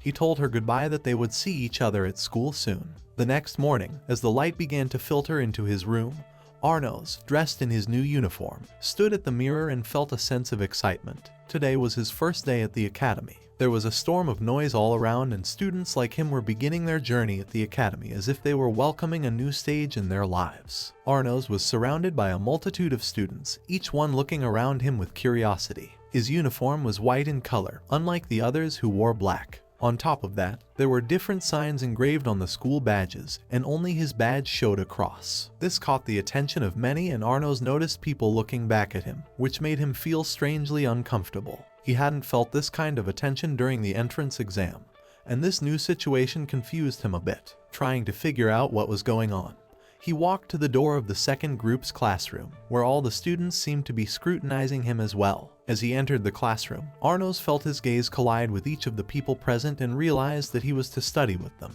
It was unusual for him to feel such a concentration of attention, and in an attempt to cope with the situation, he decided to show confidence. He tried to make a good first impression by smiling and stating that he was taking over this class. Jokingly, he added that anyone who opposed him would face his wrath. The hall instantly fell silent and all the students fell silent. Arnos felt the air in the room become heavy and his own voice sounded overly determined. He noticed that his classmates were probably still reeling from the impressions of the entrance exam and might have been disturbed by his behavior. Trying to lighten the atmosphere a bit, Arnos turned to Misha. He asked if he could sit next to her and she nodded. He asked with a smile if she liked his joke. Misha, a little embarrassed, replied that she wasn't sure it had been a good joke, and Arnos realized that his attempt to relax the atmosphere a little might have been unsuccessful, and he felt that he was still reeling from the shock he himself had experienced. When his gaze fell back on Misha, however, Arnos admitted that lately he had been constantly sensing strange attention from those around him. He asked her if she knew what was being said about it. Misha replied that there were rumors about it. Arnos asked with interest which ones. Misha pointed to his badge, explaining that the badge was an indicator of his performance on the entrance exam. It was only now that Arnos realized that the badge he wore gave the students a strange feeling. Misha told him that the more angles and vertices on the badge, the higher the exam score. Arnos was surprised to notice that his badge had a cross on it. Misha admitted that she had never seen such a symbol before at the Demon Academy. It was a kind of printed sign that left no doubt. She explained that it symbolized his status as a talentless student, as there had never been a case of someone entering the academy without demonic abilities before. He was the first to get in despite his lack of magic. Reflecting on this information, Arnos realized that his case was quite unusual. He knew that demons were graded by strength, and that they were divided into different classes and ranks. The Overlord families were the highest ranked, and they all inherited the blood of the founder who was the founder of their lineage. However, the evaluation method used at the academy seemed to be flawed. Arnos realized that his strength could not be measured by normal means, as it was much higher than other demons. He thought that if his strength could not be measured, it would be justified, but the test had been successful, further reinforcing his belief that the system was flawed. Misha looked at Arnos carefully, noticing his doubts, and asked if he was sure of his powers. Arnos nodded, but questions continued to swirl in his mind. Arnos felt that all this talk was only confusing him, not giving him a clear answer. Suddenly it hit him, and he decided it was time to act. He looked at Misha and dared to ask the question that had been bothering him all along. He asked if she could tell him the name of the founder. Misha looked at him silently and quietly replied that it was a terrible name, and that it should not be spoken because it struck terror into the hearts of demons. Arnos, however, did not give up. He asked what his name was, and Misha quietly said his name. Without thinking of the consequences, he decided to take a step. He asked Misha to touch her head briefly. There was a flicker of concern in her eyes as she asked him what exactly was going on. Arnos asked her to think about what was behind the founder's name and felt the magical tension between them at that moment. When Misha concentrated, he immediately felt a penetration into her thoughts. Arnos had read about a demon king. Not just a great ruler, but a man who had been labeled a tyrant in history, a man whose name and true greatness had been forgotten by all. That was the name of Avos Dilwaya. Many questions arose in Arnos' mind, but he didn't know what to do with this information. This name told him nothing, and his mind resisted accepting it as truth. He declared that the name was wrong, but Misha, certain that she was right, insisted that it was correct, that there was no demon capable of being wrong about such an important matter. As Arnos listened to her explanation, his thoughts grew cloudy. He noticed that Misha was saying that the creature's name was so scary that it should not be spoken. Arnos could feel this explanation opening up unimaginable horizons. The fear with which the name was associated seemed to frighten everyone, so much so that it had been blotted out of the world's memory. And if the founder's name had been completely forgotten over the past 2,000 years, it made sense that false memories were passed down to his heirs. He pondered as the thought popped into his head that if this was indeed how knowledge was passed down, then the demon evaluation system had also been distorted from the very beginning.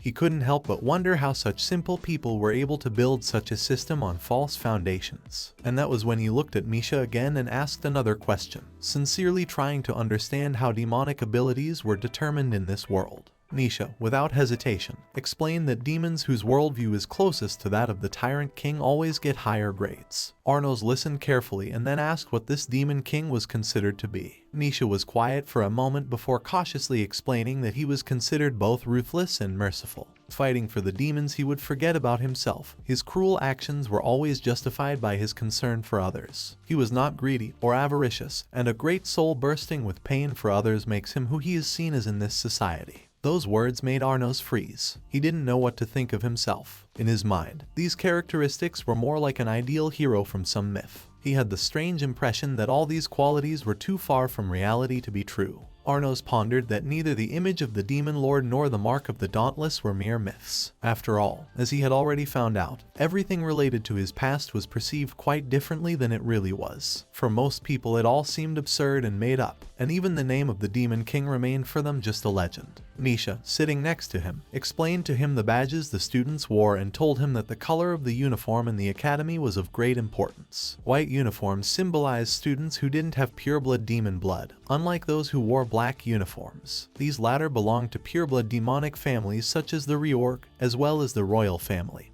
whose representatives were considered the highest caste in this world. Several thousand years ago, with the help of his magic and blood, Arnos created 7 demons, from which pure-blooded descendants were formed. They are still living and are still carriers of such blood, although their magic has lost its former power. The very existence of people like him allowed to consider them as the continuation of the ancient demonic family, by birthright standing above all others. Meanwhile, the teacher entered the classroom and asked everyone to take their seats. A girl entered the classroom, introduced herself as Amelia Rudwell, and announced that she would be their teacher for the 2nd class. Arnos, watching what was happening, noticed that Amelia was the only one who could be the teacher for this class. The magic in her actions was barely noticeable, as if her very essence was only lightly touched by magical energy, and all of her power lay in her teaching role. After announcing the beginning of the class, she informed that the first step would be to divide the students into groups, and those who wished to become a leader would have to participate in an election.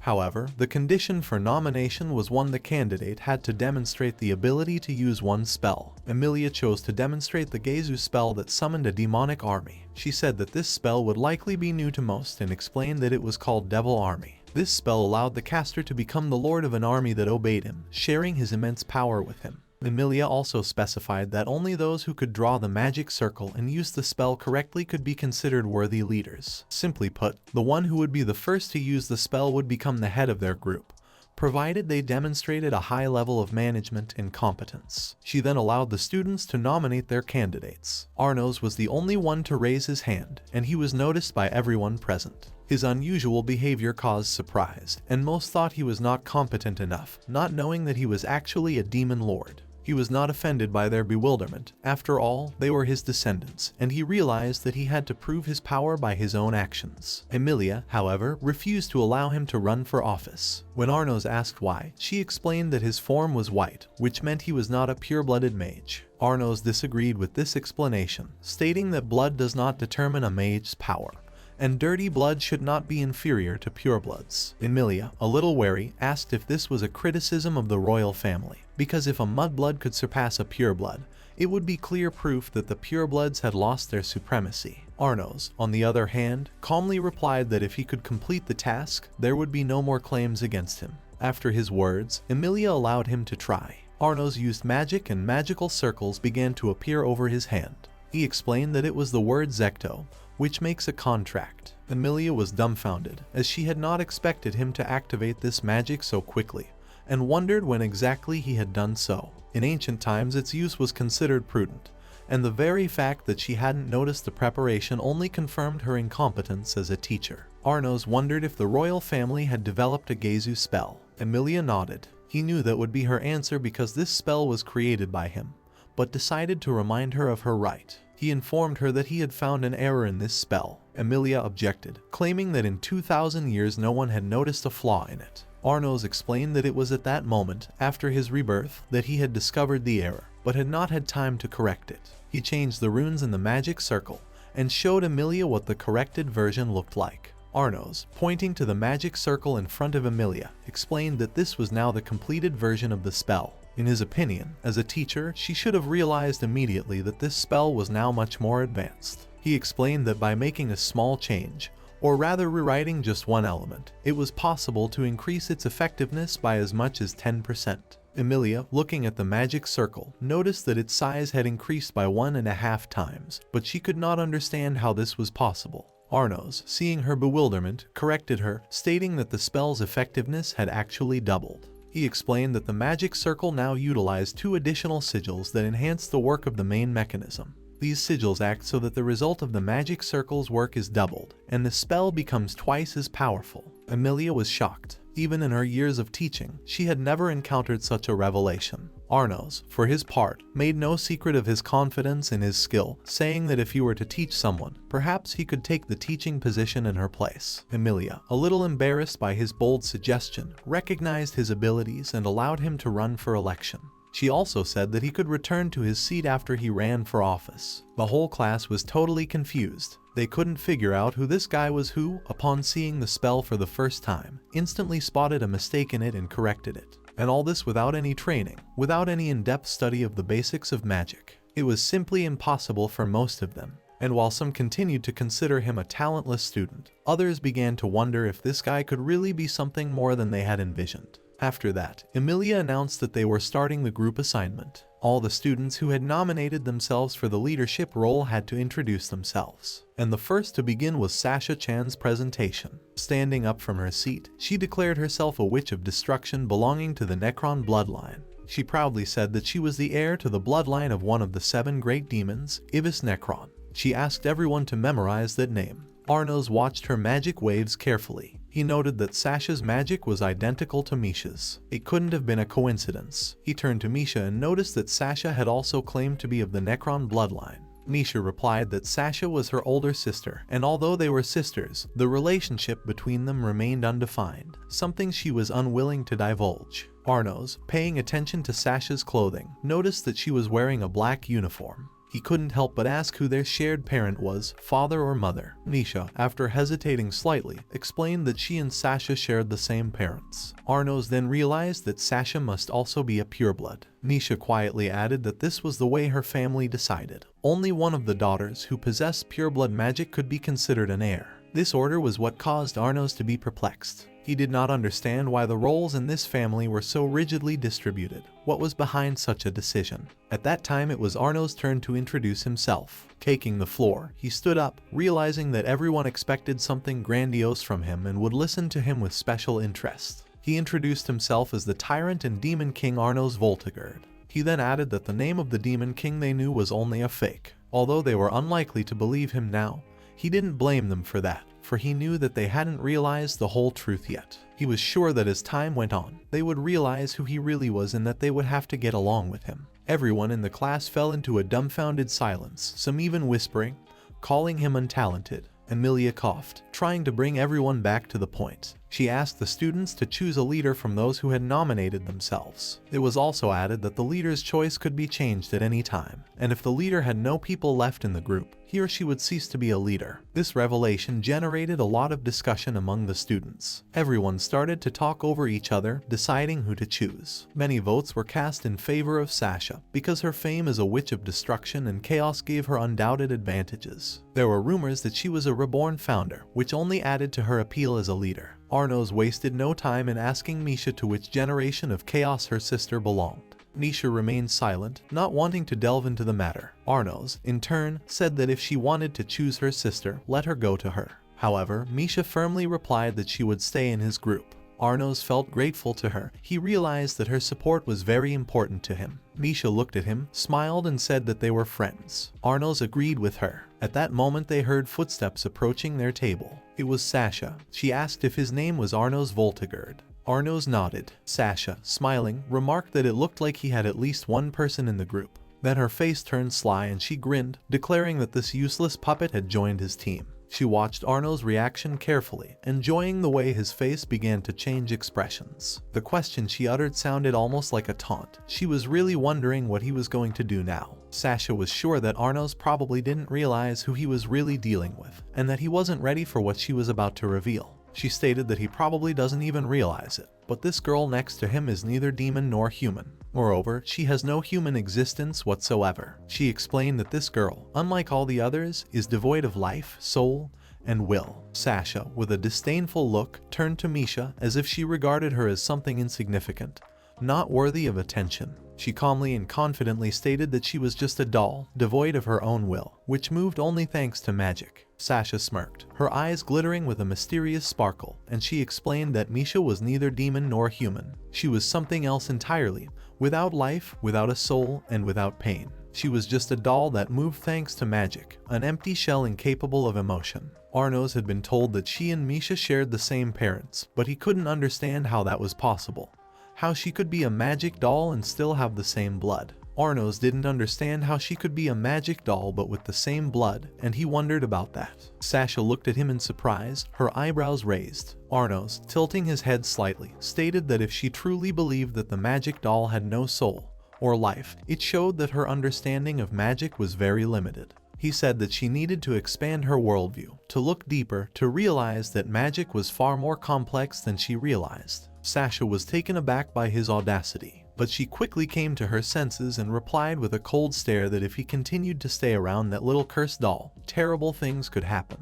And she was sure he knew exactly what she was talking about. Arnos grinned. His laugh was quiet but full of mockery. He wondered if it was a threat to him. Misha sat back, slightly embarrassed, her eyes downcast. At this point, Sasha walked up to Arnos and asked in a curt tone if he wanted to die. People began to notice that it would become difficult for Arnos if his gaze met Sasha's eyes. After all, her eyes were the most special eyes of a demon. In that state, she could cause destruction, destroying everything within her sight. It was for this reason that Sasha was known as the Witch of Destruction. Arnos understood that it was her unique genetic trait and knew that her power was terrifying.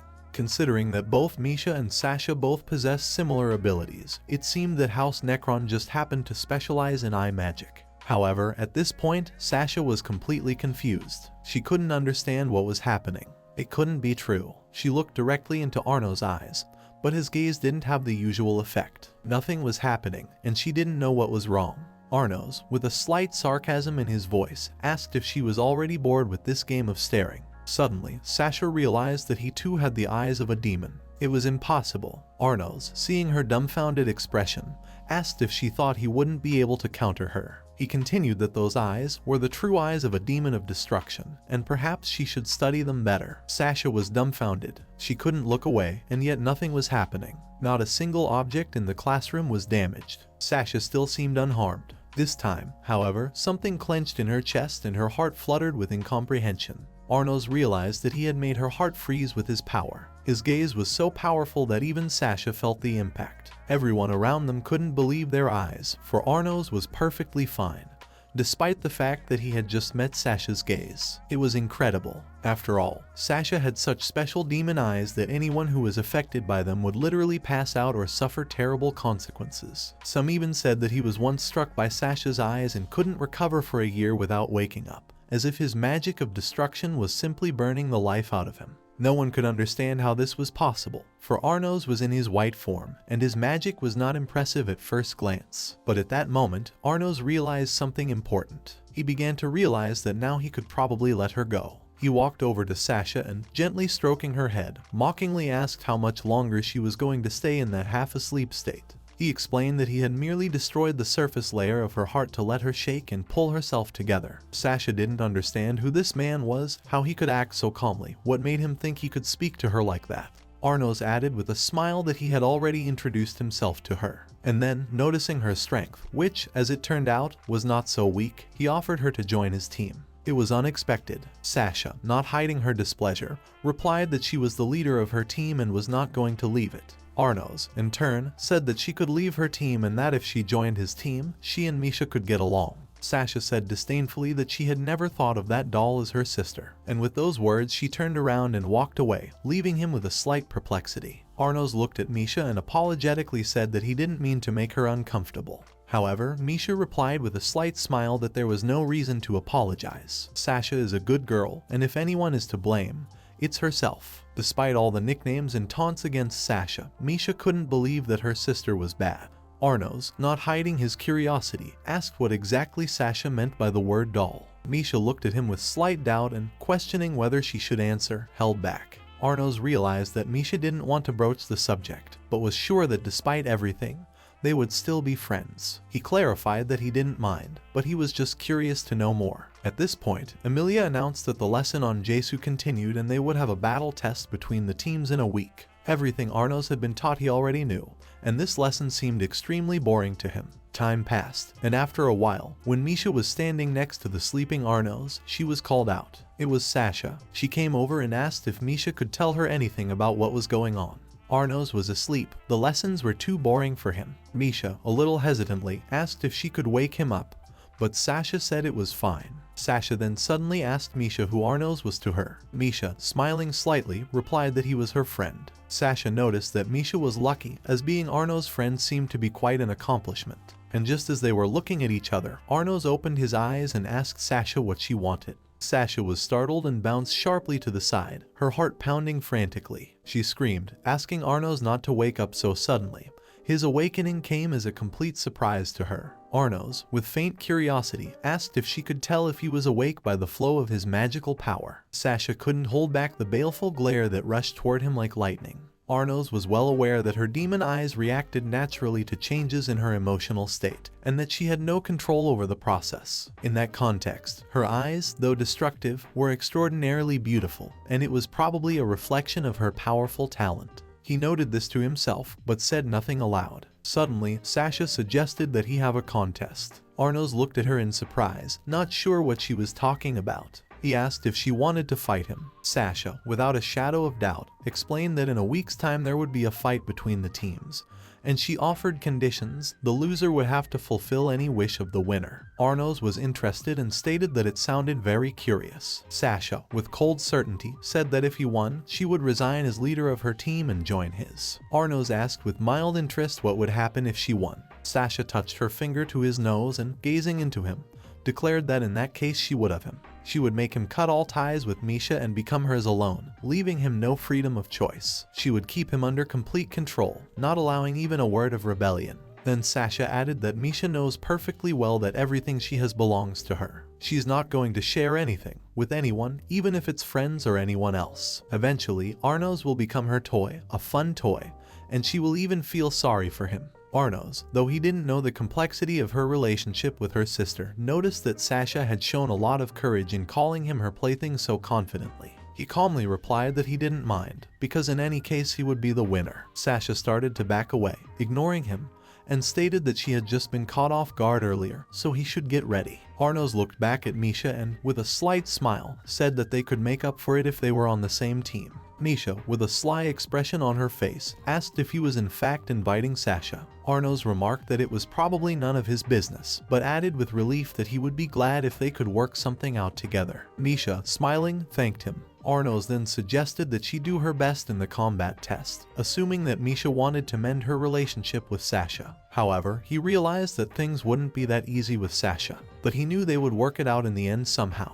The week flew by, and now the students found themselves in the forest of the demonic tree. Sasha, with confidence in her voice, asked Arnos and Misha if they were ready to be defeated. Arnos, with a smirk, replied that she was mistaken if she thought it was her words that could scare anyone. Sasha, noticing his arrogance, reminded him with slight irony that he hadn't forgotten their agreement. Arnos nodded, and Sasha said that she couldn't trust his words alone, so he should make Misha say Zekto, the contract. Misha looked at Arnos and, a little hesitantly, asked if it would be okay if she did. Arnos, with a slight detached look, replied that he didn't care who did it. The girls approached each other. Sasha, firmly and without hesitation, announced that if she lost, she would join Arnos' team. If she won, however, this doll, she said, would belong to her. At that moment, Misha uttered Zekto. According to the terms of the contract, if either party does not agree, the contract will become null and void. Sasha accepted the terms and her voice became even more determined. She ordered everyone to listen carefully and, pointing at Arnos, said that she would make him regret his arrogance. Emilia announced that the battle test between Arnos and Sasha's teams would begin. The winner will be decided once one side and their demon king are unable to continue or no longer able to maintain the Gezu spell. Gezu is a type of war magic that increases the attack power of the entire group. The caster and his subordinates are given one of 7 classes: Mage, Guardian, King, Shaman, Knight, Summoner, or Healer. Gezu, as long as supported by all 7 classes, greatly increases the magical power of the entire group. The caster who casts the spell generously shares their magical power with the team. Arnos and Sasha were the spellcasters today. Emilia explained that since the king will be busy providing magical powers for his team, he will become weaker on his own, as his powers will be transformed into the combat power of his allies. The goal is to keep Geza as long as possible as the enemy king. Misha asked Arnos what the strategy would be. Arnos, with a slight grudge, remarked that it doesn't make sense when there are only 2 of them. Sasha has about 30 people on her team, giving her a huge advantage. He inquired if Misha had any suggestions. Misha informed him that her class is Guardian, and her specialty is Iris, creation and erection. She explained that with the Iris spell, she could create a castle that would protect the king and increase his combat power. This is suitable for long sieges. Arnos agreed with interest that it was a logical solution, since the king was growing weaker on his own, and protecting the castle would be a smart move. He joked that perhaps that was exactly what Sasha was waiting for. Misha, a little puzzled, asked what they should do now. Arnos suggested doing the opposite, using their advantage on offense. At this time, one of the guys from Sasha's team, standing on top of the castle, noticed that 3 castles had been erected behind enemy lines, 2 of which were probably traps. Sasha smirked, saying that even Misha couldn't have built perfectly defensible castles in such a short time. They were probably trying to buy time to build a more perfect castle, but she would crush them before they were done. Sasha gave orders to redirect the army into 3 squads. Each squad was to attack 1 castle. The squads were to include a knight, 2 healers, and a summoner. The guy at the top of the castle, ready to carry out the order, nodded. Sasha smirked, her gaze full of confidence. She was well aware that it would be all over if they attacked before they finished building their castles. Her eyes glowed with challenge, and she couldn't help but notice that it was foolish of him to agree to such a contest just to get close to someone from House Necron.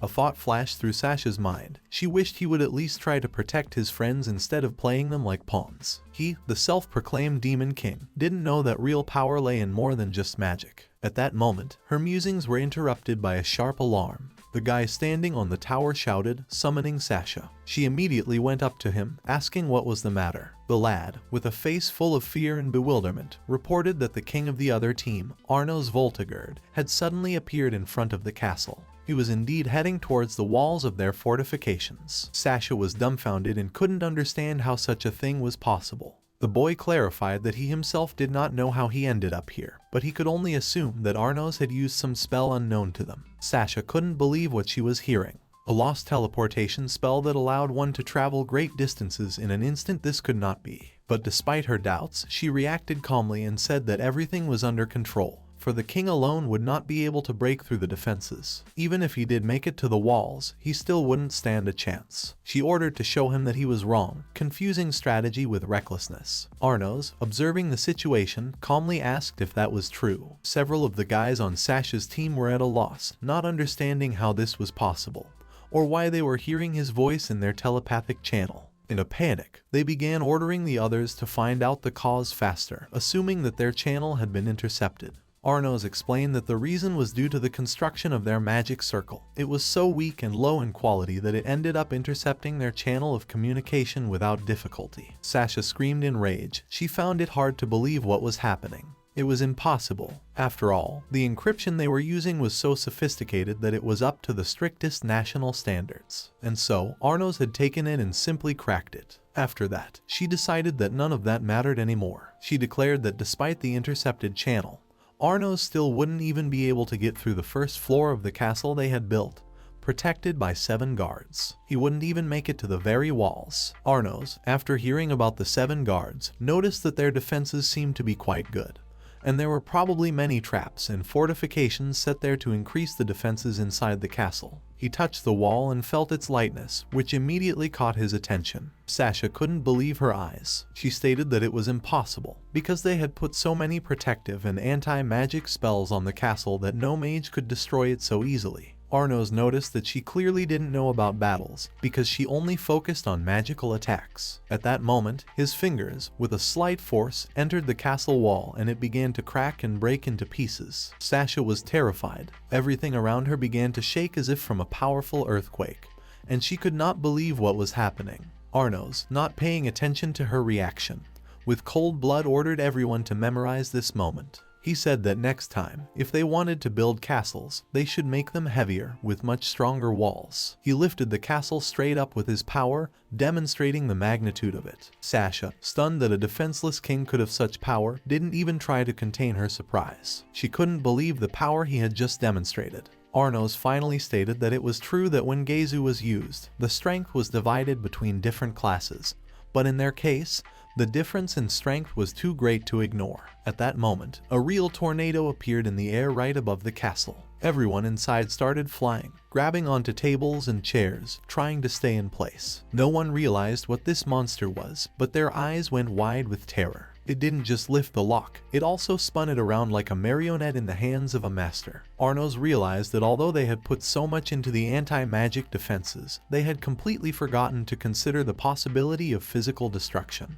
Then Arnos, with absolute confidence in his control, announced that now was the time to be active. He shouted with full determination that if they could not, then they would die. The castle soared into the air. Its walls began to crumble under the impact of the most powerful blows. Screams erupted inside, but no one could stop this catastrophe. Arnos backed away, easily moving away from the epicenter of destruction, and when the castle finally collapsed back to the ground, it caused a tremendous explosion that shook everything around it. A huge crater was left on the ground, the result of Arnos' actions. Everyone in the castle was defeated, lying on the floor, shocked by the destruction. Arnos reflected, realizing that perhaps he had held back too much. It seemed to him that their powers remained underutilized, and he marveled at how much power they still hit. Sasha, wasting no time, stood up. Her face was determined, fury burning in her eyes. She had made a decision: she must use the destructive Hellfire Mortar. Arnos looked at her in surprise, not expecting such a move. Sasha's team watching her noticed that the chances of success would be less than 20%.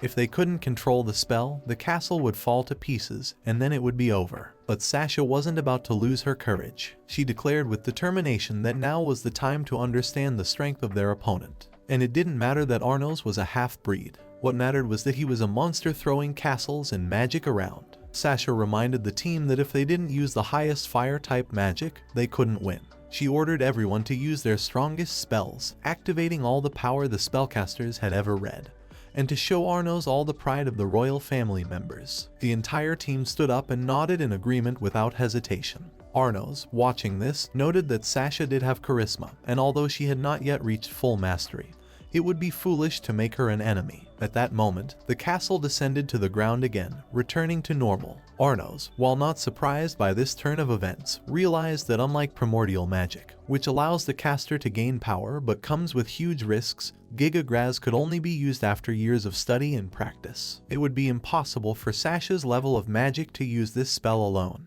After learning Gaze, it was obvious that she and her team had dedicated an entire week of training to bring their strength to a level that would allow them to utilize this powerful spell. This was Gaze's true form. It took the features of each class and amplified them, allowing them to add power to any group spells, making them over 10 times more powerful. Sasha, with a determined expression on her face, turned to her friends. She asked if they were willing to give their hearts and minds to win. Each of her allies nodded, assuring her that they believed in her strength. They owed it to them to win and show what the true strength of the royal army could do. Sasha felt this support and was ready to act. At that moment, a huge black orb of Giga Graz, the most powerful spell she could create, appeared directly above the castle. The orb was moving swiftly towards Arnos. Arnos watched it, noting that despite her team's confidence that there was only a 20% chance of success, she was still able to unleash such a perfect Giga Graz. It was amazing, and Arnos stated that it was magnificent and he would reward them for such a powerful move. The orb continued to move towards him. Arnos then decided to respond in kind and released his own spell, also based on Giga Graz. Sasha's entire team was dumbfounded as they watched this. The spells met in midair and mutually destroyed each other. Several of her team noticed that the enemy's Giga Graz was still active and heading straight for the castle. Arnos noticed that the spell he released was flying straight towards the castle. When it reached its target, he was surprised to realize that everyone inside the castle had managed to escape using the flight. Instantly, everyone was right next to him.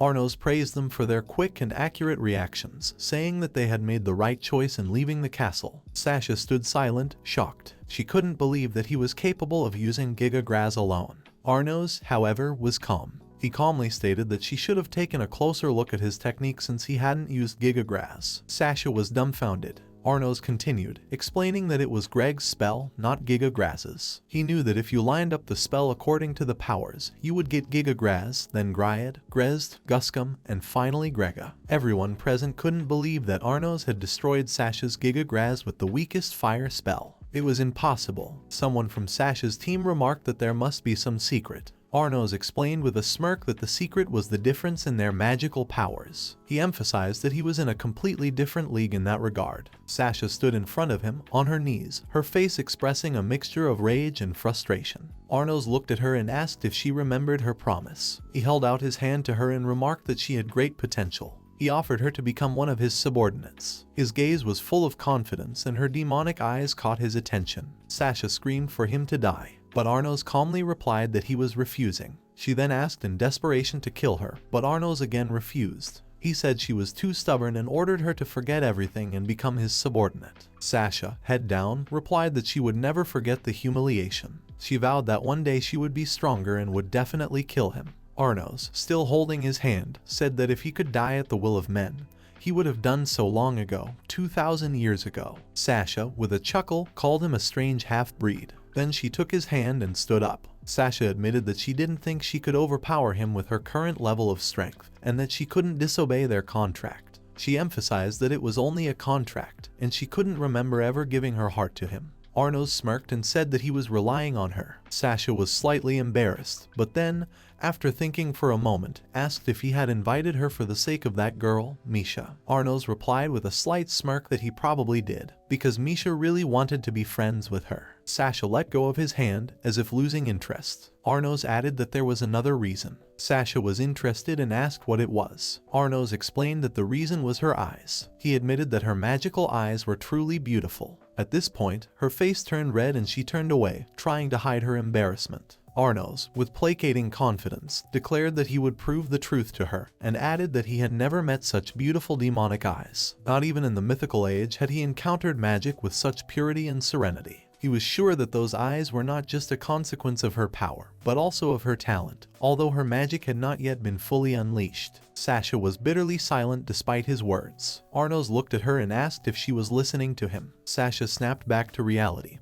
and with a slight chuckle replied that of course she had heard, while calling him an idiot. They said their goodbyes, and the lessons came to an end without incident. The inter-group combat exam had been a good warm-up for them, though Arnos continued to be disappointed. He traveled around Deligade for a week, but found no threats, intrigue, or mysterious events. He remained vigilant, ready to defend the city if necessary, but it still frustrated him. He couldn't believe that the world they lived in had turned out to be so dull and lifeless. Sasha suddenly asked them to wait. She turned to Arnos and Misha, wondering why she had to go home with them. Arnos explained that since they were now in the same group, it would be wise to strengthen their friendship. Sasha sarcastically remarked that she might have become his subordinate, but she didn't remember ever saying she would become a friend.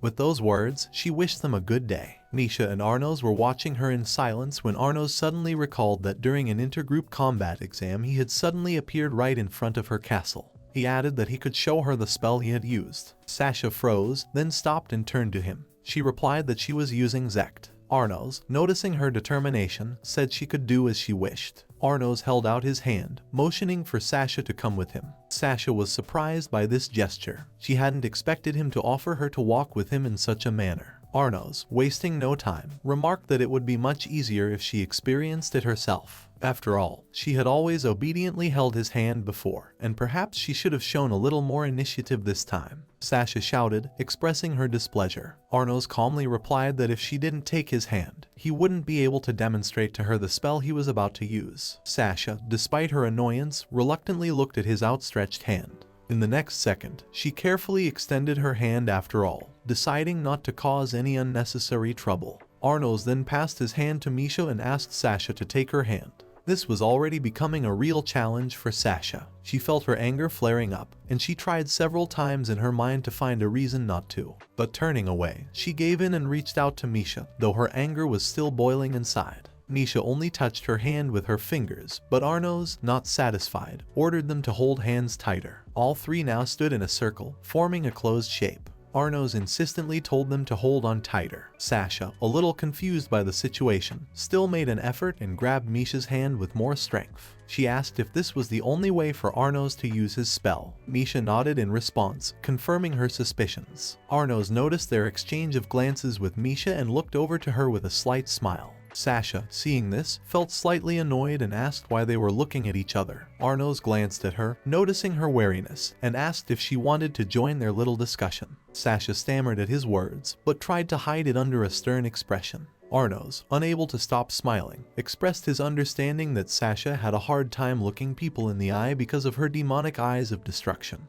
It was unfamiliar to her, and he was sure her magic made her vulnerable to such contact. Sasha, to avoid further conversation on the subject, threateningly told him to stop and use her spell faster. Arnos understood her, nodded, and finally activated the magic. The wind picked up around them and it was as if space began to change. Sasha felt it was what she had expected, the lost magic of Gat. This spell was so powerful that her very energy foreshadowed it. Soon they found themselves outside Arnos' house. He turned to Sasha and asked if she wanted to come in with them. Sasha, however, focused on the main issue and asked him where he had learned this lost magic of Gaddam, for it was something she had been looking for a long time. Arnos did not give a direct answer, only noting that if she wanted to know more, she could come in with them and find out. Sasha, on the other hand, not satisfied with his answer, irritably yelled that she wasn't going to hold back. Arnos, noticing her aggression, looked at Misha and asked if she would come in with him. Misha nodded and they headed towards the house. Arnos asked her if they wanted to talk about the spells that had been lost. Sasha, standing behind her, continued to get angry. She couldn't understand what was even going on, and why she kept feeling like a pawn in their game. Suddenly, Sasha decided to intervene. She asked them to wait a few seconds. When they turned around, she lowered her head and, with a slightly misty look, asked if she could go along with them. Arnos, with a slight smile, nodded, and Misha smiled as well, seeing her give in. Arnos then said with a light laugh that she wanted to hang out with them after all. Sasha, upon hearing this, literally exploded. She screamed that she didn't at all, and that she only wanted one thing, Gaddam. When Arnos entered the house, his mother, Isabel, greeted him with joy and surprise. She couldn't believe that despite being only a month old, he had managed to defeat the more experienced contestants at the intergroup battle. Isabel couldn't hide her delight and announced that a celebration would be held today in honor of his victory. Arnos, though he was a little tired, agreed. Then, when he brought his guests again, Isabel immediately greeted Misha. However, when she noticed Sasha standing next to her, her eyes rounded with surprise. Sasha, showing her friendliness, immediately walked over and greeted her warmly, introducing herself. Isabel, still in a state of deep stupor, seemed incapable of realizing what was happening around her. She suddenly burst into tears and cried, accusing Arnos of bringing a second wife into the house. Sasha froze in horror and, struggling to find the words, asked exactly what Isabel meant. Ignoring her confusion, Isabel stepped closer and asked Sasha to calmly listen to what she had to say. She explained that Arnos was only a month old and was still completely unaware of the world around him and could not consciously wish harm on anyone. However, according to her, it can already be seen that he has a wife named Misha. Sasha, upon hearing this, coldly stated that she didn't care about such details at all. Isabel, without losing her persistence, asked with slight hesitation if Sasha would mind being a girl on the side. Then, turning to Arnos, she asked why he was so popular with the girls. At that moment they were joined by Gustav, whose appearance immediately brought a note of lightness to the rising tension. He grinned a little and admitted that Isabel might not tell him, but that he had been a bully himself in his day, and had even practiced fencing. Gustav said he understood Arnos's feelings very well, for it was natural for a boy to want to have fun. He excitedly declared that he was going to support Arnos in almost all his endeavors. As if unable to contain his emotions, he shouted that he envied his son because having two wives is, in his opinion, a real happiness. Arnos, watching his father's behavior, realized that in his words began to seep true thoughts and desires. Sasha leaned over to Arnos and with seriousness in her voice asked him to take responsibility for what was happening. Arnos, a little confused, asked if she was implying that he should marry her. At that moment Gustav, overjoyed, loudly proclaimed that it was time to start the celebration, to which Isabel happily joined in. Sasha, hearing the unexpected proposal from Arnos, burst out with embarrassment and could not hide her emotions. She screamed at Arnos, asking him indignantly if he was an idiot. Arnos' parents couldn't contain their laughter and laughed amicably as they watched this cute scene. Both girls, tired of the heat of passion, smiled quietly and fell silent, immersing themselves in their thoughts. Soon after the long conversations, evening came at the end of the day, plunging the house into a warm semi-darkness. Arnos quietly entered his room and with a slight smile on his face apologized for waiting so long. Misha and Sasha stood with their backs to him, completely absorbed in their conversation, and did not hear his words. Sasha, as if making up her mind, turned to Misha and asked softly if she liked Arnos. Misha, slightly embarrassed, honestly admitted that yes, she did like him. Sasha, squinting her eyes, clarified exactly what she liked about him. Misha thought for only a moment and explained that Arnos was a good person. Sasha frowned and noticed with bewilderment that during the intergroup battle, Arnos looked more like a real devil. Arnos, silently watching their conversation,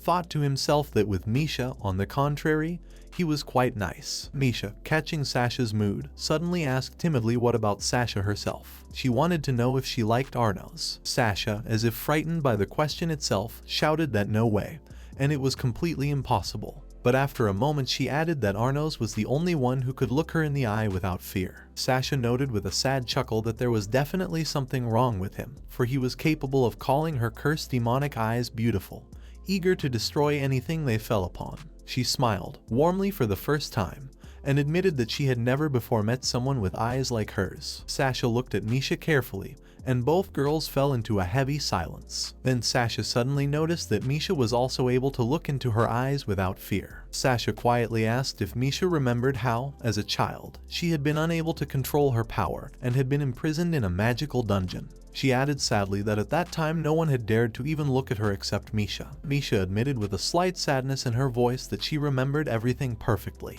She recalled how she had spent hours sitting next to the cold walls of the dungeon where her sister languished. Sasha, as if returning to those days, reminded that then Misha had held her hand and smiled, despite the fear and loneliness. In the present moment, they gently held hands again as they had in those distant times. Misha gently reminded her that they had practiced together in an effort to overcome the eye curse. Sasha confidently stated that thanks to that training, she was no longer a danger to others if she didn't look directly into their eyes. Misha noted with warmth that Sasha had always tried her best. Sasha, after hesitating a bit, said that she would say something important only once. She was silent for a few moments, gathering her wits, and then quietly said she was sorry. Sasha looked up and asked Misha if she could forgive her. Misha replied with a kind smile that she wasn't mad at her at all. The girls held hands again and hugged each other, cementing their bond with the warmth of forgiveness. Arnos, who had been standing behind them all this time, watched them in silence. He did not know all the details of their past, but it seemed to him that the sisters had finally reconciled.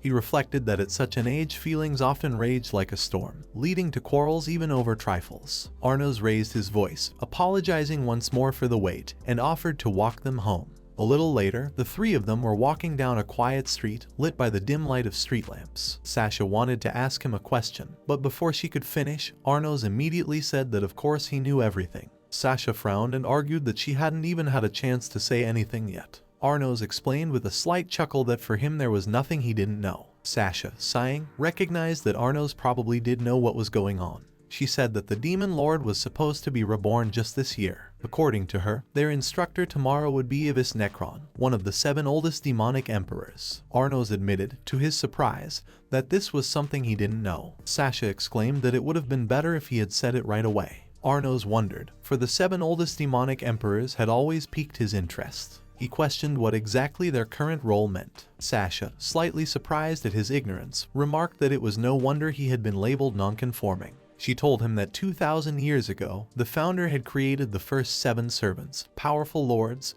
from his blood. Arnos, grinning, confirmed that he knew this, for he was the one who had created them. Sasha explained that these servants were now known as the 7 oldest demonic emperors. This information surprised Arnos, and he realized that he had never given them their own names. Sasha explained that these 7 were the ones who had created the system for raising the next king at the Deligade Academy. Apparently, their ultimate goal was to prepare for the return of the founder himself. Arnos expressed understanding and agreement with her words. He thought that meeting with the 7 elders would be the best opportunity to prove his true identity as a demon lord. However, all of this seemed strange to him. After all, the demons of the Age of Myths should have acted differently. Arnos felt that the academy was being run too sloppily for such an important institution. What troubled him most was why those who should have recognized him immediately rejected him as inappropriate. He speculated that the reason might have been the degradation of demons who had come to value blood over strength. However, he didn't rule out that there was some other reason behind it, hidden from him. Suddenly the girls called out to him, snapping him out of his musings. Arnos turned around and asked what exactly they were talking about. Misha and Sasha smiled at him and informed him that they had already approached their house. They thanked him for coming all this way with them. All 3 said goodbye warmly before parting. Arnos reflected that thinking about his status was important, but for now he lacked the information he needed. He realized that tomorrow's meeting with one of the oldest demonic emperors might clarify a lot of things. Deciding not to jump to conclusions, he set his mind to just wait for the right time. He was about to head home when he suddenly heard quiet footsteps. Turning around, he saw Sasha approaching him. He cautiously asked if something important had happened. Sasha shook her head negatively, letting him know that everything was fine. She stepped closer and, a little embarrassed, thanked him. Sasha explained that he was the reason she was able to reconcile with Misha. Arnos shrugged slightly and remarked that he hadn't done anything special. However, Sasha firmly insisted that it was his words that had changed her back then. She reminded him of that suicidal offer to become his subordinate. Sasha then stated that she wanted to ask him an important question. Arnos, undaunted, asked what exactly it was about. Sasha asked what he would do if he couldn't escape his fate. Arnos replied that if he didn't like fate, he would change it, and if it didn't affect him, he simply wouldn't let himself worry about it. Sasha asked thoughtfully if he believed it was possible to change fate. Arnos confirmed without hesitation that of course he did. He waved his hand, and the second he did, he dispelled the cloud covering the moon, revealing its silvery light. He explained that sometimes you just need to blow all obstacles to smithereens. Sasha, touched by his words, couldn't hold back her tears. She asked him to come to her for just a moment. Arnos refused, explaining that he didn't like to be ordered around. Sasha remarked with a smile that he was terribly selfish. Then she politely asked him to come over to her, and Arnos agreed. He walked over, stopping right in front of her. The next moment, Sasha reached out and gently touched his hand. Arnos watched her actions with surprise, not understanding her intentions. And then Sasha kissed him unexpectedly. Arnos, using telepathy, tried to understand her true thoughts behind the gesture. His consciousness was slowly filled with Sasha's thoughts, full of tenderness and determination. One thought resounded in her heart. This was her first and last kiss. Arnos realized that there was no malice in her act, only a sad, bright determination. He gently pulled away so as not to embarrass her. Sasha quietly explained that it was just a friendly kiss as a sign of gratitude. She embarrassedly added that she had never given anyone such feelings until that moment. Arnos didn't know what was going on in her soul, but he knew he shouldn't make her ashamed of her feelings. So he thanked her sincerely for such an important gift for him. Sasha, smiling mockingly, called him a strange half-breed. They said goodbye warmly, agreeing to see each other the next day. Both waved to each other before parting. Arnos used teleportation to return home. Sasha was left standing alone, but looked up and whispered that she was glad she had met him. The next morning, Arnos entered the classroom with a pensive look, as if still pondering the events of the previous evening. He was greeted by Misha and Sasha, who were sitting at the same desk, with an empty chair between them, as if it had been specially designed for him. Misha, noticing his approach, looked at Sasha in surprise, as if asking her with her eyes why she sat there. Sasha, catching her gaze, calmly stated that it was better for members of the same group to sit next to each other for cohesion. Arnos, smiling slightly, leaned over and greeted both girls. Without further ado, he lowered himself into the empty seat between them, feeling the slight warmth of this small circle. As soon as he was seated, Sasha looked at him thoughtfully and, as if casually, asked what had happened to her past teammates. Arnos raised an eyebrow and clarified exactly what she meant. Sasha explained that her former teammates must have wanted to join their group as well. Arnos nonchalantly replied that he had turned them all down. Sasha, genuinely surprised, could not understand why he had made such a decision. Arnos remarked with calm confidence that it was no big deal, because even the three of them could handle it.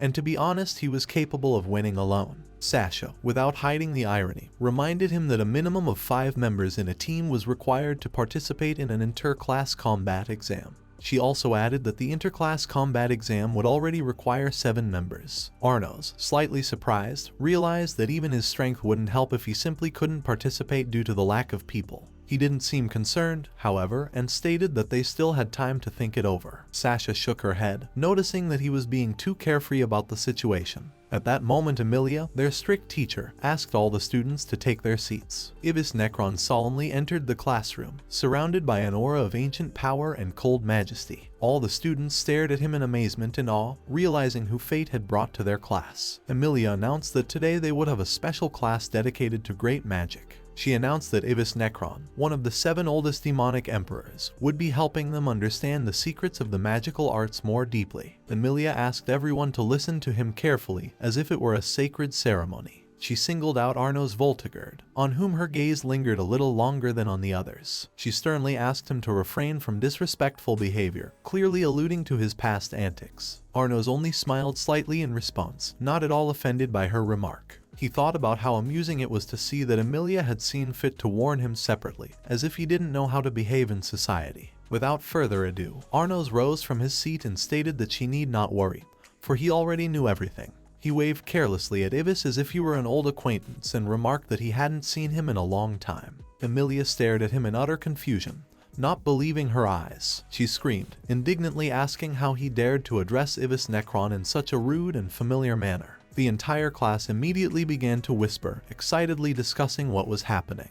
The students noted with horror that Arnos seemed to be in really serious trouble now. Many whispered that this time he was definitely doomed and could not be saved. They continued to call him inadequate, expressing a mixture of fear and relief that it wasn't about them. Some even half-jokingly begged for some respite from this madness. Arnos, however, was still gazing intently and calmly into Ivy's face, as if studying his old subordinate. Arnos felt a familiar magical force. It was undoubtedly his servant, born of his blood. At least, he was almost certain of it. Emilia, bowing respectfully, turned to Ivis and offered her deepest apologies. She stated that she would immediately begin the procedure of expelling Arnos Voltigerd from the academy. However, Ivis, barely noticing her concern, calmly stated that it was not necessary. He then shifted his gaze to Arnos and asked with slight surprise if they really hadn't seen each other for a long time. The whole class was shocked, not realizing what was going on. Arnos, not hiding his bewilderment, noted that it had been 2,000 years and asked if Ivis even remembered him. Ivis said with a wistful tone that his master was the demon lord of tyranny, and that was all he remembered. Unfortunately, he continued, all his memories of the events of 2,000 years ago had been lost. Ivis, with slight embarrassment, questioned whether Arnos was related to the founder. Arnos instantly realized it was strange. So, Ivis doesn't recognize him as the demon lord of tyranny. The 7 oldest demon emperors running the academy must have remembered him, and this lost memory can't be a coincidence. He wondered if someone might have erased their memories or if they were just pretending. Arnos, deciding that if Ivis had truly forgotten, he would help him remember, stepped closer. He grabbed Ivis' mask and started to lift it up. Everyone in the class opened their mouths in amazement and started whispering, asking him to stop. Arnos, with firm determination, ordered Ivis to remember his master and spoke his name. He used Evi's spell, capable of restoring any memory, to awaken Ivis' past. Ivis, however, stated that this was impossible as there were no memories left in his head. Not even Evi could help restore what was lost. Arnos, wasting no time, decided to use something else. He applied the original magic, time control. At that moment, memories and images from his past began to surface in Evi's mind. Arnos explained that he was using the local Lebide to turn back time. Then, with Evi's help, he would pull memories from 2,000 years ago out of Ivis' mind. Ivis, with shock, stated that he couldn't believe it, because it was impossible to turn back time. He could not believe that there was a higher magic that could overcome even the shackles of time. In order to successfully use Lebide, Arnos used Ivis' memories and his own magic as a source. 2 millennia flashed through Ivis' mind, passing before his eyes at an incredible speed. Ivis, unable to bear it, cried out that he had indeed seen his memories, but the thing he was looking for never appeared. Arnos realized that even 2 millennia ago, the name of the demon lord Arnos Voltigerd did not exist. Instead, the other one, Avos Delhevia, the one who had been named the demon lord of tyranny, kept popping up in front of him. Ivis didn't understand why his memories weren't coming back, and asked what it all meant. Arnos explained that it only confirmed that even 2 millennia ago his memory had been erased. In simple words, his past had been falsified, and everything had been tweaked so that no memories of it ever existed in Ivis' mind. Ivis nodded understandingly and repeated the question of what the man's name was after all. He thanked Arnos, for now he knew there was someone who could stand up to him. Arnos, still hesitant, could not believe the seriousness of these words. He suggested that he not worry about it and start the lesson. Arnos then, smiling, made his way to his seat. In the classroom, the students, glancing around, began to discuss why Ivis had thanked him if everyone thought they were all definitely going to be finished. Arnos was immersed in his thoughts about the mysterious name Avos Delhevia that had suddenly surfaced. He realized that his own name might have been mangled, but something was wrong here. He still didn't know what had happened to the 7 oldest demon emperors of the Demon Lord Academy. Why he had been branded as non-compliant. After all, it couldn't have been an accident. He realized that someone was trying to take his place, and perhaps this Avos Delhevia was the real candidate. Ivis announced that today they would be learning his family's magic, the secret art of House Necrom. He pointed to the runes and explained that the key to merge magic was to combine 2 spells, linking 2 spells of different types with different wavelengths. This concept not only allowed one to combine spells, but also to affect their fundamental power. The foundation of magical power could be enhanced tenfold by adding additional magical layers and vibrations at the molecular level. This is an entry-level G-Gum fusion magic spell, which translates to connect and absorb. Sasha, watching his explanation with interest, turned to Arnos and asked if he was going to record this information, use a recording crystal, or some other method. Arnos, with a slight expression of confidence, pointed to his head and stated that he was recording all the important details right there in his mind. Sasha, grinning, asked if he was lying, for the magic circle Ivis was showing was extremely complex, and even at first glance it would require a lot of notes. Arnos, for his part, remarked that she wasn't taking notes on anything either, despite all her skill. Sasha explained that as a direct descendant of House Necron, she had naturally already mastered this art and had long since gotten used to not writing down anything that she already remembered perfectly well. Arnos, understanding her confidence, remarked that since she was a direct descendant, it meant she was close to Ivy's. Sasha, a little embarrassed by this assumption, replied that not at all, she had only spoken to him once, and unlike many, she could not boast of such intimacy with him.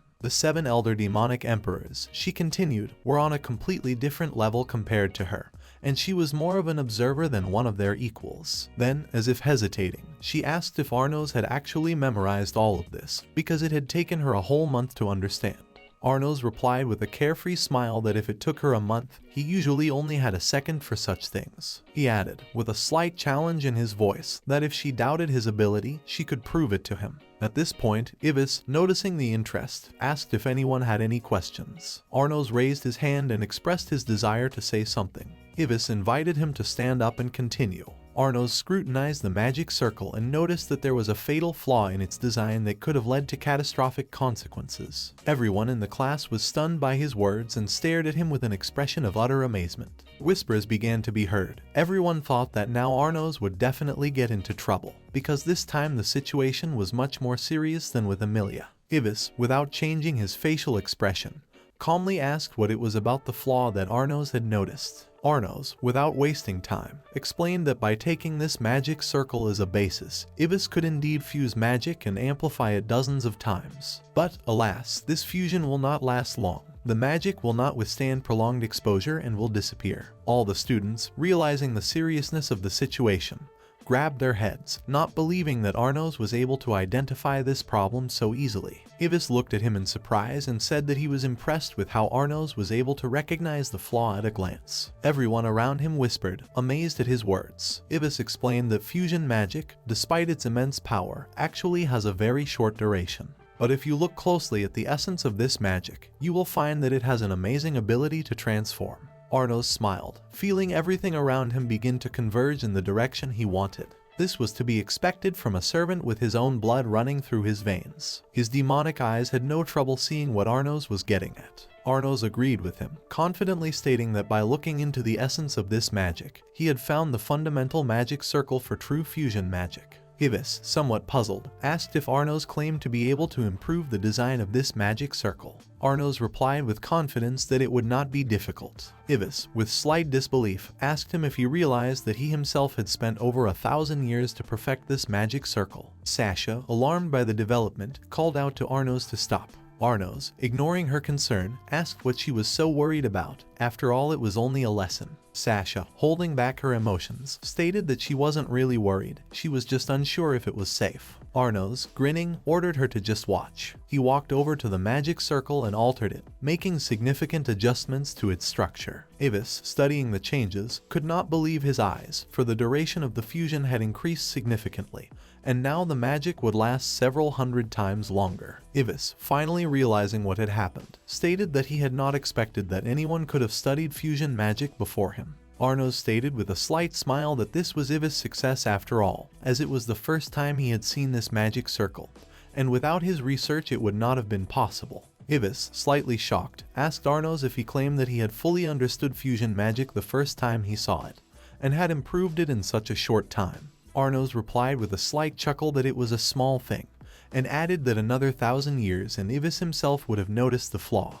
After these words, Arnos began to walk back to his seat, feeling satisfied that he was able to reveal the essence of magic. Ivis, standing in bewilderment, could not understand why a monster like him would even attend the school. It seemed to him that he had nothing to teach Arnos, for the latter, in his opinion, was much more intelligent and capable. Arnos walked over to Sasha and told her with a smile that now she could make sure he understood everything perfectly. Sasha, not knowing what to say to him, remained silent. A little later, Ivis and Arnos found themselves outside. Ivis summarized what had happened and noted that Arnos had recently declared his status as Master, the Demon Lord of Tyranny. Arnos explained that the demon lord of tyranny was actually called Arnos Voltigerd, but someone had changed that name to Avos Delhevia. Ivis, not realizing who could have done this, began to wonder who this mysterious someone was. Arnos, on the other hand, admitted that he didn't know who exactly did it yet, but he would surely find out. Ivis, thinking deeply, expressed understanding as to why his memories had been erased, and came to the conclusion that it could explain many of the oddities they had encountered. But then he began to suspect that perhaps Arnos was the cause of his memory loss. This statement made Arnos realize that Ivis really wasn't as simple as it seemed. Of course, if someone had erased his memories, it would be logical to suspect that person of possible hostility, especially considering that Arnos was the only one who possessed the ability to use Lebide's magic. In response, Ivis decided to take a neutral stance, stating that there was something nostalgic in his feelings for Arnos that made him feel mixed emotions. Arnos, despite this, realized that in some ways this could play into his hands later on. Suddenly Emilia approached them and handed Arnos the badge, explaining that someone in his squad had dropped it. When Arnos asked who exactly, she said it definitely wasn't Sasha. Arnos didn't understand why she was using such a strange wording. She could have just said Misha. Then he asked why she couldn't give it to Misha directly. Emilia was silent. Arnos didn't continue the conversation either, deciding to give the badge to Misha himself. Emilia reminded him that there would be a dungeon exam in the afternoon and they should gather at the entrance. Arnos nodded, accepting the information. Soon, as they approached the group of students, which included Sasha and Misha, Arnos noticed that Sasha was apologizing to the other students, saying that there was nothing she could do about it. She informed them that if they wanted to join their squad, they should ask Arnos to do so. Some of the students, noticing Arnos, began to voice their displeasure at his not paying attention to them. They turned to Sasha, demanding that she pass on their words. Arnos, observing the situation, realized that these were former members of her squad who were now trying to join his group. He noticed that if they really wanted to, they could talk to Misha, but no one was trying to talk to her. It was strange, because Arnos couldn't remember a time when Misha had talked to other demons, probably because she was always by his side. Suddenly one of the guys approached Sasha asking if she was okay with being in the same squad as the mismatched one. Sasha calmly replied that those who wanted to look at Arnos as a mismatch could start perfecting their fusion magic, but the rest of them better not mess with it.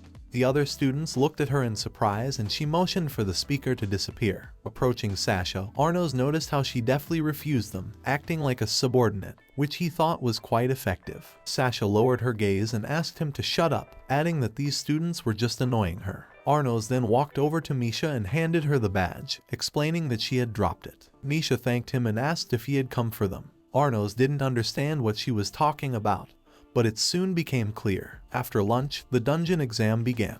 The students gathered in a crowd and watched the actions of the instructors closely. Emilia announced that during the exam, students would test themselves in the depths of Deligade. Squads were to compete for collected magic items, weapons, armor, and other valuable artifacts. The rights to the collected items belonged to the squad leader. Having said that, Emilia finished explaining the rules and announced the start of the exam. After that, the students immediately rushed forward. Sasha looked back and shouted at Arnos that if he kept standing like that, the others would easily pass him. Arnos calmly replied that everything was under control. She asked if he had listened to the explanation at all, and he explained that if they got to the scepter located on the altar on the lower level, they would get the highest score, which would be the easiest way to get points. Sasha expressed doubt that they would be able to get to the lower level, as even the teachers, she said, had never reached it. Legends of a scepter hidden in the depths of the dungeon were quite popular. Misha also added that the scepter was a powerful artifact that strengthened the demon lord's army,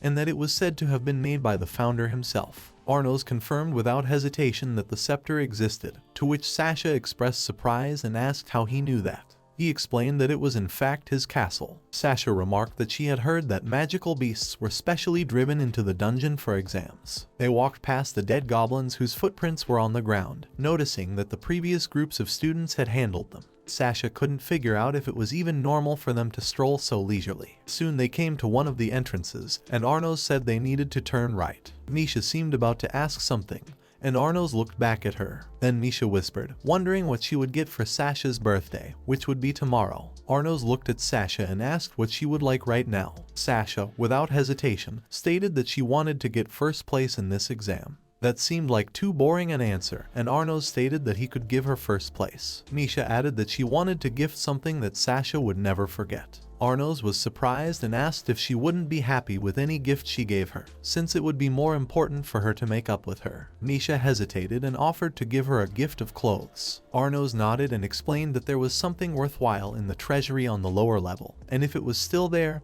he would give it to her. Misha thanked him, and then Arnos, interested, asked when her birthday was. Misha replied that it was also tomorrow. Arnos realized that he and Sasha were twins and asked what she would like. Misha, a little embarrassed, stated that she didn't want anything. Arnos asked her not to hold back. At that moment, Misha whispered that they would no longer be able to meet tomorrow. Arnos paused for a moment. He realized that even if they couldn't meet tomorrow, he could give the gift any other time. He could just force it on her if he needed to. He asked how old Misha was, and she said she would be 15. Arnos remembered that Sasha was turning 15 too and began to wonder. He knew the rumors about Sasha being the reincarnation of the founder. It must be believed that the founder is not reborn as a child, but uses a vessel, and his rebirth in the body of a child must contradict the legend. Arnos realized that the Demon Lord Academy may not have been created to find him, but to ensure that he was not recognized as the founder. At that moment, Sasha called out to him, pointing at the wall and stating that it was a dead end. Arnos, smiling, said it was a hidden passageway. However, Sasha reported that she couldn't see anything, even with her demonic eyes. Arnos explained that the hidden passageway was so designed that she wouldn't be able to see anything, even using her powers. He stepped closer and banged his head against the wall. Stones sprinkled down. The girls screamed at him in surprise. In the next second, he struck with his whole body and the wall began to crack. Soon an entrance was formed. The girls were stunned, and Arnos invited them in. Sasha couldn't understand how they could call it a hidden passage. Sasha said she didn't expect to find an entire room behind the broken wall. She looked around trying to realize what had happened. Everything was very strange and unexpected. They had already entered the room, and Arnos, as if anticipating her reaction, explained that secret passageways hidden by magic were incredibly easy to spot. That was obvious to him, but Sasha and Misha might not share that opinion. After all one had to do was simply follow her footsteps. However, despite the obviousness, it was forbidden to enter the dungeon. Sasha didn't seem to fully understand how he could have found such a passage. Arnos, without hiding his smile, stated that he had already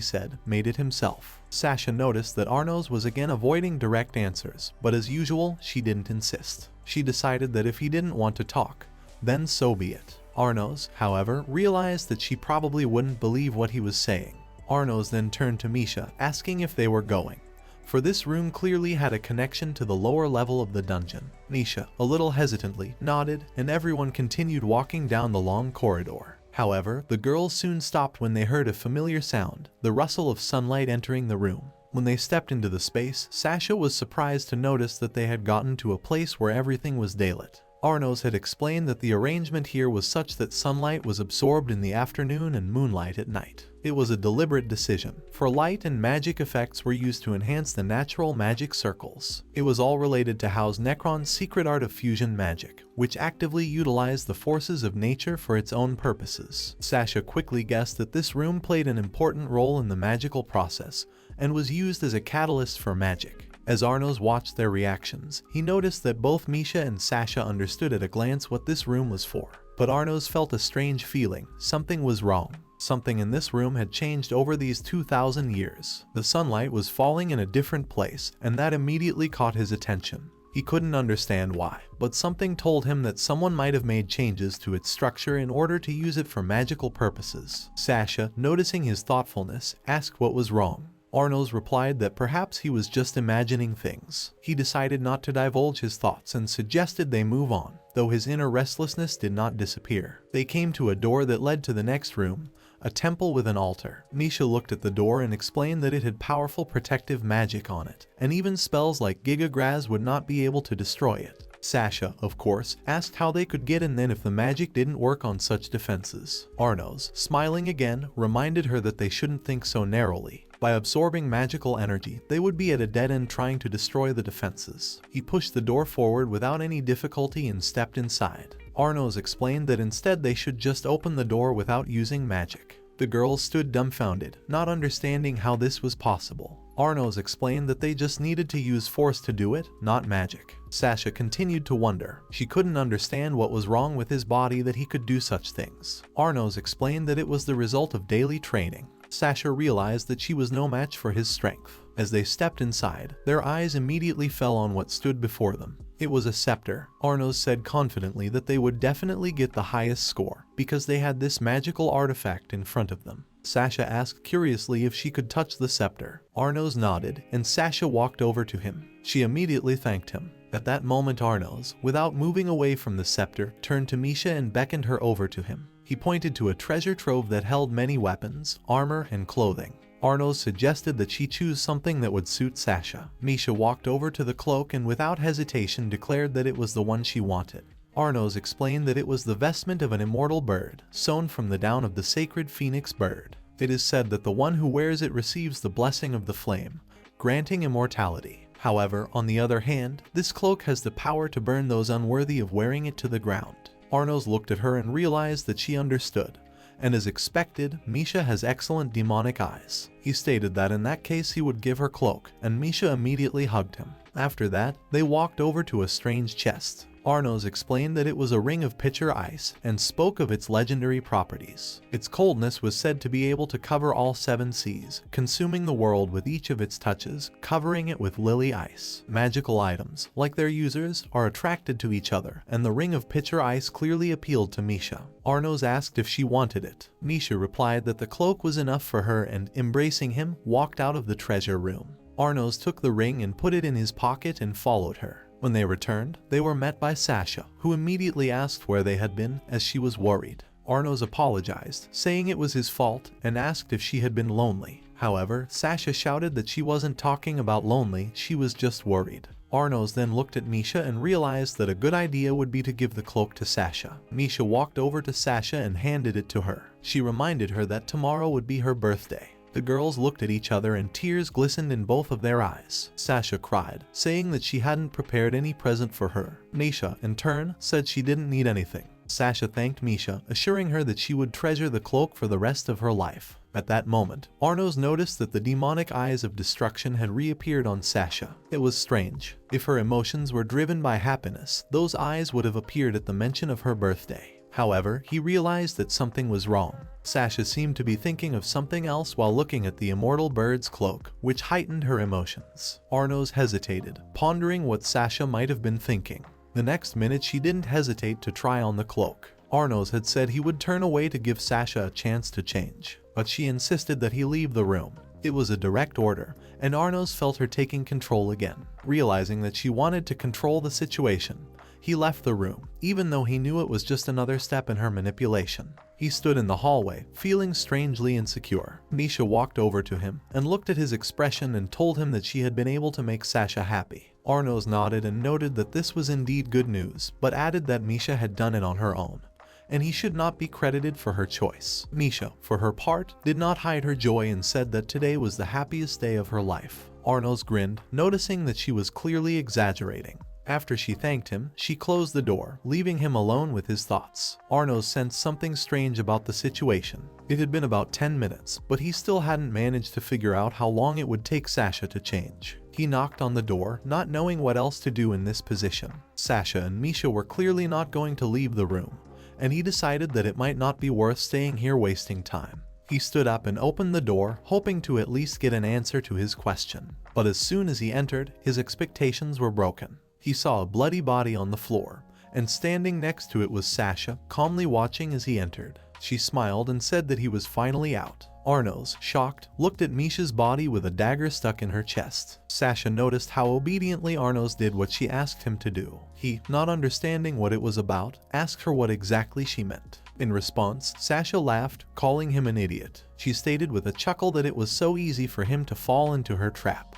All it took was for her to pretend like they were getting along. Arnos apparently naively thought she really wanted that. She was sure he hadn't even suspected her true intentions. Sasha noted with a smile that it was a game, all for the sake of getting first place in the exam. She had noticed that men were so simple and trusting. She had only kissed him lightly, and he had fallen right into her trap without asking too many questions. Arnos, a little puzzled, remarked that she was not a bad actress. Sasha asked him exactly what he meant by that. Arnos clarified that he didn't mean anything bad, but she didn't look like someone who could fake it. In response, Sasha noted with a smile that it was a pretty good performance. But Arnos in turn stated that her performance was too insignificant, that something more should have been done for true betrayal. For example, she should have killed Misha, then cut her into pieces so that it would be impossible to revive her. After that, she should have sealed each piece of flesh into a stone and scattered it around the world. Then perhaps she could claim that her betrayal had succeeded. He asked why she hadn't gone to such extremes if she was truly proud of her betrayal. Sasha was wary, but did not submit to those words. She calmly ordered Arnos to shut up. Sasha confidently stated that her goal had been accomplished, and now first place in the exam would still be hers. Arnos, unwilling to give in, pointed out that the scepter might be in her hands, but it was not really possible as long as she continued to be in his squad. Sasha, for her part, stated that in that case she would destroy the contract that bound her to his squad.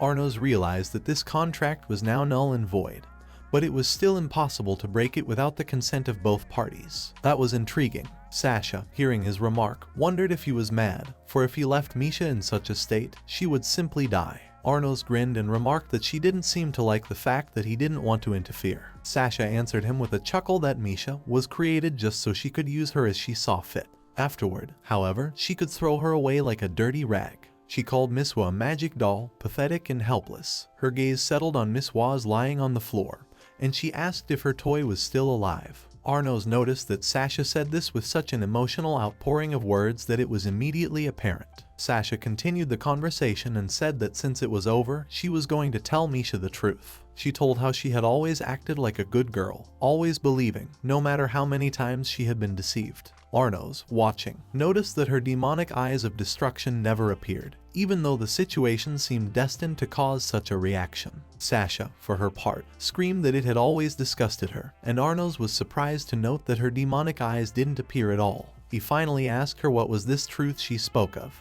Arnos, chuckling quietly, asked if she was angry that he could see right through her. Sasha smirked back, saying that maybe he thought she couldn't control her demonic eyes of destruction. At that moment, they appeared, and Sasha confidently stated that she would have no trouble controlling them. She also added that she had heard what had happened to Zeps and Reorg. She emphasized that Arnos had been ridiculously persistent in his desire for the relatives to finally get along. Sasha added that although Arnos had power, it didn't mean that he understood every aspect of the situation. She'd had enough of his attempts to meddle in her affairs, and she declared that he should stop pretending to be a nice guy and interfere whenever he wanted. Arnos, for his part, replied that he refused to do that. He said that he would say and listen to whatever he wanted and whenever he wanted and would not listen when someone tried to control him. He also added that as her commanding officer, he couldn't allow her hand to be laid on his girlfriend. He asked if she hoped that she would walk out of here unharmed. In response, Sasha extended her arm forward and asked if he was confident in his resolve, because if he hurt her, Misha would. Sasha stated that even if Arnos decided to destroy the shield and heal Misha, it would take him at least 10 seconds, and that would be enough time for her to escape. She used her flight magic and began to rise into the air, heading for the window. But Arnos, faster than her, grabbed her arm, activating his spell. Sasha looked at Misha lying on the floor, surprised that her wound was already healed. She didn't understand how Arnos had managed to do that. Arnos said that apparently as soon as she saw him, from that very moment her perception was replaced by the illusion he had created. He also added that he took 0.1 seconds, but the remaining 9.9 seconds was her time to escape. He curiously asked how she thought he should use that time. Sasha, sensing that she couldn't escape, asked him to stop. At that moment, Misha suddenly stood up and apologized to Arnos for her. He said he didn't mind forgiving her, but still felt it would be right for her to explain herself. He noted that her betrayal seemed like cheap publicity. Misha, for her part, wondered if Arnos would do anything bad to her. Arnos couldn't take his eyes off her. It was only at that moment that he let go of Sasha's hand. Sasha, angry, shouted to Misha that she was an incredible fool and that she would definitely regret it. However, soon, as if out of nowhere, Sasha began to fall and landed on the floor with a clatter. Arnos, slumped on the floor, admitted his guilt. He noted that everything had happened because she was being too noisy, and now he had no choice but to interfere with the Magosphere to keep her from flying. He explained that although he had honored her by allowing her to fight him, her behavior had left him with no other options. He stated that losers, as usual, should flee by tucking their tails. He also added that if she didn't, he might change his mind. Sasha got up from the floor and, with bitterness in her voice, stated that she would repay him for that. Arnos called out to her before she could leave. He said that he was quite tolerant of betrayals by his subordinates, but specified that he would forgive her if she showed him the proper steadiness and respect. Sasha, without another word, walked away, leaving him to ponder. Arnos then turned to Misha. He asked her if she would finally tell him the truth about herself. Misha responded by asking if he wanted to know. Arnos replied with slight surprise that of course they were friends. He added that if she was ready, he would love to hear her story. Misha lowered her head, and with obvious longing in her voice admitted that it was hard for her to tell it. But since he was her friend and had shown her so much kindness, she decided to share. She told him that at midnight, on her 15th birthday, she would disappear. Arnos looked at her in surprise, unable to hide his shock. He obviously hadn't expected to hear something like that, and asked her if it had anything to do with her being called a magic doll. It seemed logical, given that she might have had some sort of magic circle built into her design. Misha, with firmness in her voice, stated that she was not a magic doll. Arnos realized that it was just a metaphor, and her whole life was far more complex and profound than he could have imagined. Misha was quiet for a bit, contemplating what she should say next. Sasha, meanwhile, was walking down the hallway, pondering the events that had recently transpired. She knew she didn't have much time left, 7 hours and 16 minutes. She felt that she would have time to do everything she wanted to do, despite the obstacles that stood in her way. Meanwhile, Misha uttered an important phrase that took Arnos by surprise. She informed him that Misha Necron did not really exist, and this news left him even more perplexed than the rest of the situation that was unfolding before his eyes. Misha informed Arnos that at midnight, 15 days after her birth, she would disappear. It was heavy news that changed the whole understanding of what was happening. Sasha ran swiftly down the corridor, trying to get there as fast as she could, despite the circumstances. Arnos finally realized that Misha Necron didn't really exist. He realized that it was something far more complicated than he had realized. After making sense of the situation,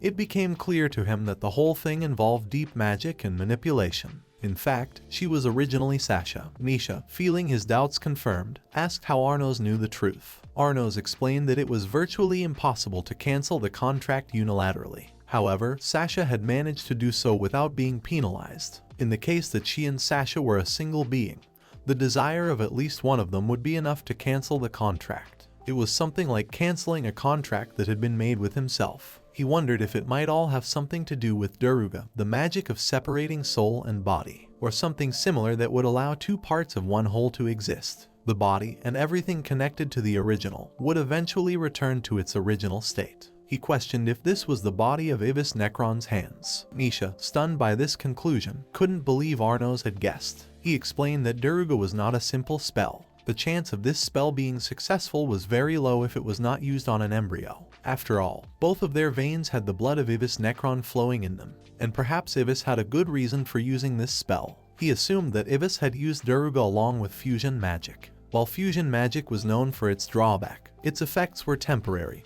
Ibis may have been looking to get rid of that and use the power generated by their fusion with Sasha to become one. He had a few more theories that were now becoming clearer. He asked Misha what she thought about it. Misha, upon reflection, replied that it was Dino Jix's separation and rebirth through merging. Arnos realized what spell had been used on Sasha. Ibis had probably created a spell that could spawn a powerful demon by combining Daruga and fusion magic. That explained why he had researched fusion magic for so long. Arnos realized that this was exactly how Misha had said they wouldn't meet on her birthday. Misha stated that she would like to live an ordinary life. However, her fate was sealed. She would disappear and Sasha would stay. Misha thought that everything would be fine since she would only live for 15 years. The only thing she wanted was as many memories of that time as possible. She explained that none of the demons had even spoken to her. She was considered not to belong to House Necron. To them, she simply didn't exist. Even at the academy, nothing had changed. Arnos suddenly realized why she was dressed in a white uniform. They had known from the beginning that she would soon disappear. Misha said that was what she had thought until recently. However, her opinion changed when Arnos called her. He became her friend, brought her home, and she was happy to socialize with his parents. She realized that this was a miracle for her life. Arnos had invited her of his own free will, and she felt that such memories, that was the real miracle. Arnos walked over to Misha and stroked her head. He asked if she agreed that she had lived a miracle, if it was really enough for her. Misha replied that she wasn't afraid because she wasn't there to begin with. Arnos exclaimed that she exists in the here and now, and she is his first recognized friend. He asked if she thought he would leave her to die. Misha stated that even for him, it was impossible. She wouldn't die, she would simply return to her initial state. Arnos realized that he couldn't use rebirth, as the basis of her existence simply doesn't exist, and it's impossible to separate the roots forever. Misha looked at Arnos with a concerned expression and asked him how he was feeling and what he was thinking, for she had noticed that he seemed sad. Arnos felt that perhaps it would be more useful for him to think about Misha rather than himself. In that moment, he realized that she was the one who should have been worried, not him. Misha, noticing his inner turmoil, asked him if he regretted being her friend. Arnos was confused. He did not know what to answer this question. This girl so filled his thoughts that he could barely focus on anything else. At that moment, Misha felt her eyes fill with tears. It was unexpected for her, and she herself couldn't understand why. Arnos realized that Misha was worried about him. Her worry was not about her own plight, but about the fact that his friend was about to disappear. She was worried about his pain, even in spite of her own fate. At that moment, unable to contain his feelings any longer, Arnos hugged her tightly. He realized that despite all her wisdom and strength, she was still so small and naive. Arnos looked at her for a moment before saying that he didn't know 2 words. Misha, surprised, asked what words exactly. Arnos quietly replied that they were the words regret and impossible. He stopped and asked if he had told her before that he would grant her wish, for he was the demon lord, the founder. Meanwhile, Sasha was still rushing down the hallway, in a hurry to do what she had to do. Misha whispered quietly that she wanted to make peace with Sasha. Arnos, hearing this, suggested starting by trying to catch up with her. Then, turning to Misha, he asked her to promise him something. He insisted that she lie until the very last second of her life as if tomorrow would actually come, without fear or regret. Arnos realized that Misha was saying that she wasn't afraid of anything because, in her mind, it didn't exist. It bothered him to wonder if that wasn't true, and if she had already given up and accepted her fate. But he couldn't accept it. He wanted her to just watch what would happen. He was, after all, Arnos Voltigerd. As they stepped out into the hallway, Misha asked him if they could really catch up with Sasha. Arnos nodded, answering confidently. At that moment, the shaking started, and everything around them began to shake. Arnos told Misha to hold on to him. She immediately grabbed his hand, feeling his confidence. Arnos changed the structure of space a bit, creating obstacles so that their path would be straight and fast. Now they could catch up to Sasha even if they didn't want to. Sasha stopped when she heard her name being called. She turned around and saw Misha and Arnos standing next to her. Sasha looked at Arnos in surprise and asked if it was his doing. Arnos, without hesitation, asked her if she thought he would tell such a thing to a traitorous woman. Sasha replied sharply that if he wanted the scepter, he could kill her. Arnos, in turn, said that it was nothing of the sort, and that Misha only wanted to make up with her. Sasha exploded and screamed at Arnos, pointing out his idiocy. She reminded him of what she had said earlier. She couldn't believe that Misha was really that naive. Misha, sensing that her patience was at an end, approached Sasha and stated that she wanted to know the truth. Sasha, with surprise in her voice, asked what kind of truth she was talking about. Misha, lowering her gaze, discreetly asked Sasha if she really hated her. At this point, Sasha suddenly suggested to Arnos that they fight once more. Arnos, intrigued by her suggestion, asked how she was going to do it. Sasha, with confidence in her voice, said that she would draw a magic circle, and if Arnos could activate it the first time, he would win. Otherwise, she would keep the victory for herself. Sasha also added that if he wins, she will even answer Misha's question. Arnos asked what would happen if she wins. Sasha cryptically replied that she would make him use one spell. It was a strange condition, and there was a deep meaning hidden in it. The point was that she was trying to use Zek's compulsion, knowing that the simpler the condition, the stronger the magic would be. Arnos immediately realized that she feared his magical power. He asked her what spell she had in mind. Sasha remarked that was it really that scary for her to fight him without knowing exactly what would happen. Activating the magic circle someone had created was much harder than it seemed at first glance. And despite her best efforts, this fight was already starting with the advantage of the one creating it, that is, her side. Arnos, undaunted, stated that it would be no problem for him and he was willing to accept these terms. The next moment they had a contract. Sasha stepped farther away, concentrating. After a few seconds, her body began to rise into the air, and she began to create a magic circle. Arnos noticed that it was an unusually powerful circle. Its power seemed to be far beyond Sasha's normal capabilities. He noticed her increasing her magical power with her scepter and immortal bird attire, which helped her build the circle. The minutes dragged on, and after a while, Arnos asked how much more time she thought she would take. Sasha confidently stated that there was no need to worry, and she would have it completed by tomorrow midnight. By the time this girl disappeared, the circle would be ready. Arnos knew that based on her speed, she would be able to complete it just in time for the last minute. He wondered how it would all end. Arnos stated that in return for her reckless bravery, until she completed the circle, he would leave her alone. Night was coming on. It was already 11:45 p.m., and the moon glittered in the sky. Sasha, covered in sweat, finally yelled out that she had completed the circle. The entire floor appeared to be covered in magical runes. Reading and understanding the tens of thousands of these symbols would have taken any mage of this era an entire day. But Arnos chuckled and said that it all made sense now. He realized that she had not originally intended to win. Sasha, confident in her power, said that at least she knew her power and was willing to lose to him as many times as he wanted.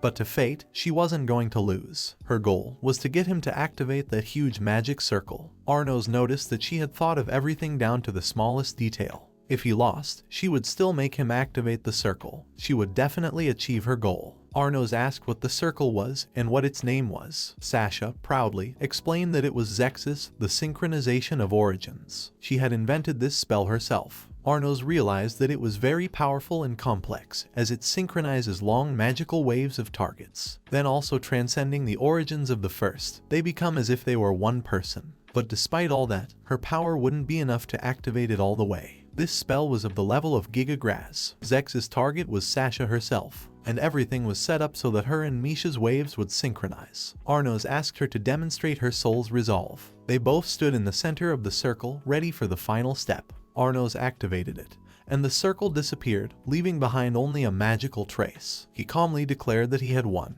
Now, he said, Sasha must answer Misha's question. Arnos stated that he was using Lycnos, the magic that creates the territory of thought, to make sure she wasn't lying. Lycnos directs the caster's thoughts into the area of their choice, and thus all thoughts can be exposed. Arnos stood a little to the side, watching what was happening. The girls stood opposite each other, not meeting each other's gazes. Sasha noticed that Misha wanted to know the truth, and since it was the end of everything, she decided to tell it. She was silent for a moment. Sasha felt that now it was no longer possible to hide anything. Sasha began to say that Misha hadn't existed from the beginning. She was a part of her, but she was not in reality. All that remained was that she was returning to her original form in which Misha did not exist. This realization was painful for her, for nothing was as annoying as someone who was almost an exact copy of yourself. But she wished she could actually think like that, so she could truly accept the thought. When Sasha still couldn't control her demonic eyes of destruction, Misha was the only one who stayed with her. Misha smiled at her, supported her, and helped her into the light. Thanks to her, she was able to feel alive. But in reality, Misha didn't exist. That's why Misha was always alone, existing only as her shadow, her ghost. Sasha confessed that she was happy she had lived those 15 years, and for her it was enough. She whispered that she would give Misha the rest of her life, despite everything. Sasha continued that although Misha says that it's her destiny, she doesn't agree with it herself. She would never accept a fate that was preordained. After all, their soul and body had been separated. Sasha, though she was an original, always tried to find a way to change her fate. She believed there was a chance for change and decided to use stream synchronization. Sasha explained that if she could make their origins the same using Zexus, Dino Jix would no longer be able to tell them apart. Using only her powers, it was impossible, but thanks to Arnos, she was able to make it in time. They stood with their backs to each other, ready for the final step. Sasha had said that there was only one dealt spell left with a base swap. After that, Misha would become the real Misha, exactly who she had always wanted to be. The final step was left for Misha. She had to reject Sasha Necron completely. All this time, Sasha had been preparing a spell, planning how to change this so that Misha would hate her. She asked Misha for forgiveness. Sasha stated that she would not tell her the truth, even if she had to pay for it to break the Zect. But no matter what, she would disappear. Then she reached up to Misha's face and called her a little doll. She admitted that she had always hated her, but actually loved her. When Sasha violated the terms of the contract, Arnos cancelled Zect to end it all. Sasha whispered that she had always loved Misha. She asked Misha to reject her, to be the one to remain in this reality. They said their goodbyes. Sasha called Misha her sweet little sister. Sasha kept whispering that she would change her fate despite everything and blow her to pieces. At that moment, Sasha used Delt's magic, a substitution of the basics. There was a massive explosion that shook everything around her. Sasha wanted Misha to be happy,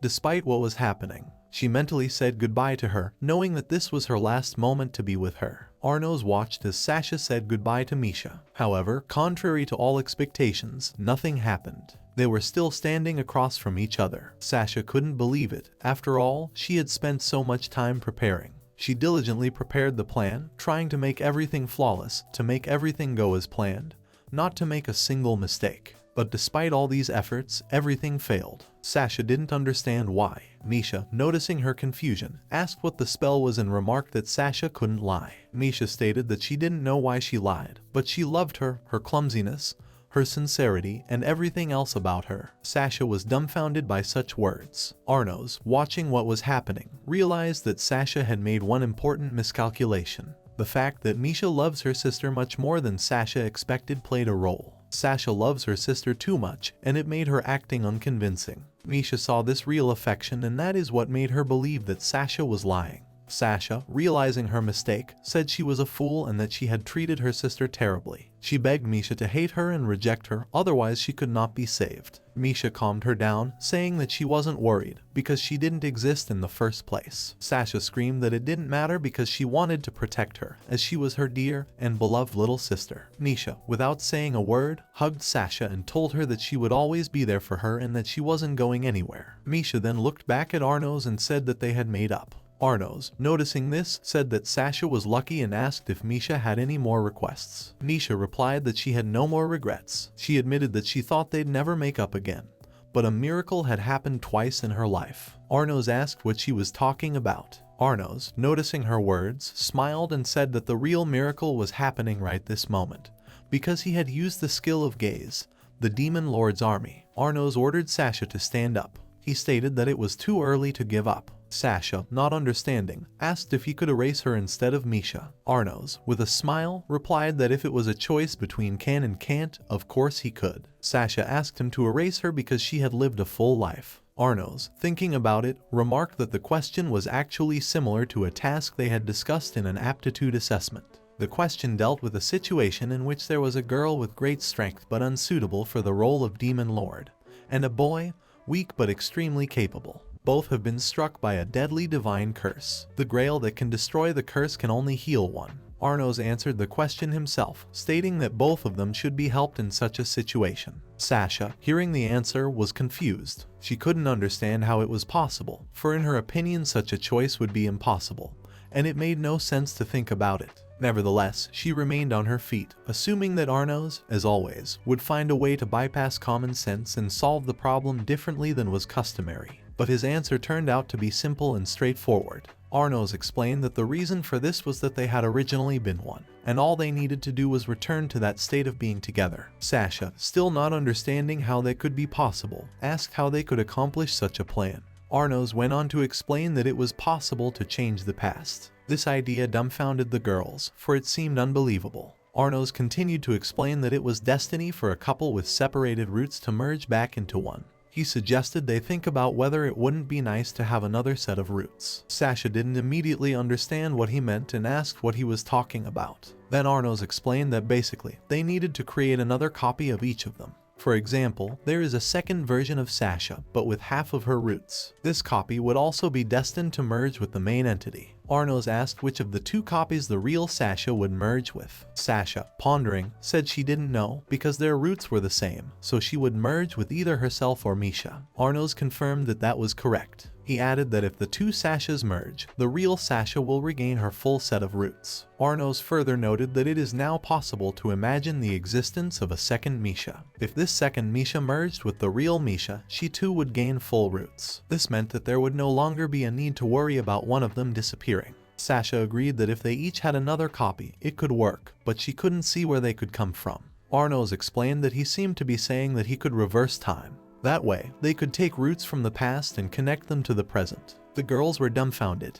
Arnos explained that they could send their roots back 15 years to find their newborn versions. Those versions would be the same people, and fusing the same person's roots together was entirely possible. Misha asked what should happen in such a case. Arnos explained that in that case it would be as if they were born twins 15 years ago. He knew that changing the past was an extremely difficult task as there were many laws to follow. If someone realized that they were not born twins, there would be a discrepancy in time and the change would not happen as expected. That's why they have to make everything so that even the world itself won't notice the change. Arnos also said that he and Evis would erroneously assume that Misha only appeared after the completion of the Dino Jix. This meant that there would be no change in their lives before then, and the world's history would remain unchanged. The only change was that Misha would remain with them even after midnight. Sasha, shocked by this explanation, asked if it was actually possible to realize all this. Arnos confidently replied that of course it was possible. He added that since she was from the nobility, she could use elemental magic, which would also help. Sasha confirmed that she could use such magic. Arnos said that that was what they would use Lebide's magic for, as without it, even reversing time, he would not be able to do what they had in mind. Sasha expressed doubt, saying that such great magic was too powerful and she wasn't sure she could use it.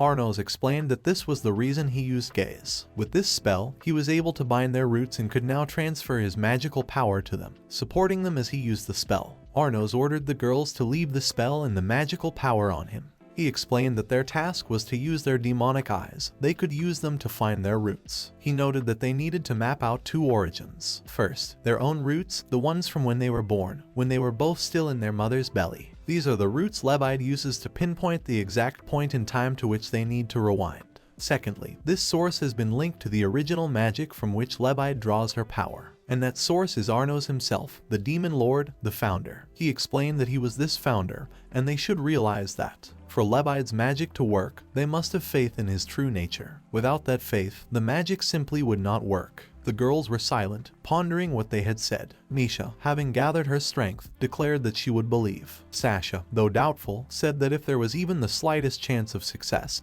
she was ready to believe even in the devil. Arnos, satisfied with their determination, asked them to keep those words in mind and activated Lebide's magic. Suddenly, there was a loud cracking sound. It was as if something powerful was piercing through the ceiling. Soon a huge hole appeared, through which Ivis flew at Arnos with a sword in his hands. He swiftly appeared next to him and stabbed Arnos through. Misha and Sasha screamed in horror, not expecting such a turn. Ivis, standing over Arnos, stated that this was goodbye and that Arnos was a strong demon whose name would remain unknown, as he was unlikely to leave a mark on history. At this point, Misha called for Sasha, and Sasha, with a quick decision, stated that she knew what had to be done. She immediately utilized her skill of creation and construction, channeling her energies into creating something that would help. However, Ivis was not about to let her act. He yelled for Sasha to be quiet. Before Misha could even take a step, chains began to fall from the ceiling. Ivis used his Gijel skill, binding them with magical shackles. The chains quickly wrapped around Misha and Sasha, preventing them from moving. With an expression on his face full of confidence, Ivis said that they were both important vessels and advised them to stay put. He wasn't going to let them interfere with his plans. Soon, with the moon already hanging in the night sky, Ivis declared that the time had come. He exclaimed that at midnight the Dino Jixes would be completed and the founder would bless them with his rebirth. At that moment, a voice came out and said that everything was clear to him. It was the voice of Arnos. He announced that the purpose of Dino Jixes was to create vessels into which the founder could be reborn. Misha and Sasha were stunned to hear that Arnos was alive. Ivis was also astonished, not understanding how this was possible, for the wounds inflicted by the demonic blade of the Gadol should have been fatal. Arnos, sensing the approaching danger, explained that it was true that as long as the blade remained in him, the healing magic could not work. But he also asked Ivis if he thought he could kill him by simply chopping his heart. This caused Ivis to hiccup briefly. In the next second, Arnos flew up to Ivis, grabbed his head, and stated that he knew Ivis would show up soon. Arnos didn't even think the man would be stupid enough to let thousands of years of effort to perfect fusion magic fall to ashes. Arnos purposely let Ivis throw a punch to draw him into a melee. Ivis apologized, stating that he had no time for games and that he would force Arnos to retreat. In the next second, Ivis used Hellfire, creating a huge black ball, but that ball disappeared as quickly as it appeared, leaving Ivis in complete confusion.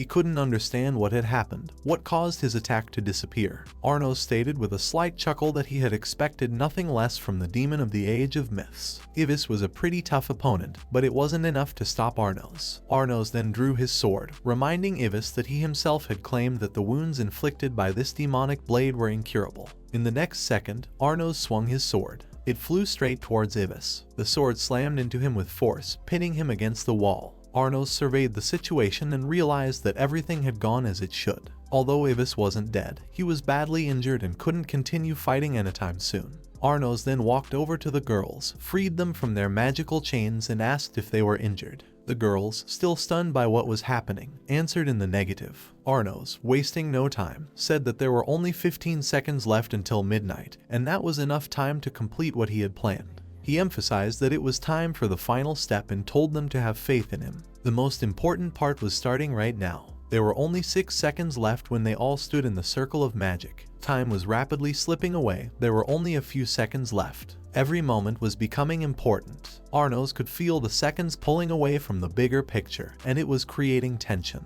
Soon, Arnos noticed that meant the person he was thinking of was already here. The floor began to crack, and bony hands began to emerge from its rifts, as if from hell itself. These hands reached out, breaking through the surface, rising from the depths, representing the forces that were trying to break free. Arnos, without losing his composure, ordered the girls to focus on the origins, explaining that this enemy was too powerful for them to defeat it directly. Suddenly, a man in a long cloak appeared in the air, with a huge axe in his hands, his figure floating as if in slow motion. His presence filled the space with tension and power. Arnos realized who it was, and explained to the girls that it was the time guardian god Ergo Laravias. This god, more than any other, maintained the order of time and controlled its flow. If one tries to change the world through magic, a supernatural phenomenon, some violation of the world's laws, or the intervention of the world order itself, is bound to appear to stop the process. This process will oppose any distortion of reality. The god, the embodiment of these concepts, the guardian god, will materialize. Ergo Laravias, the guardian god of time,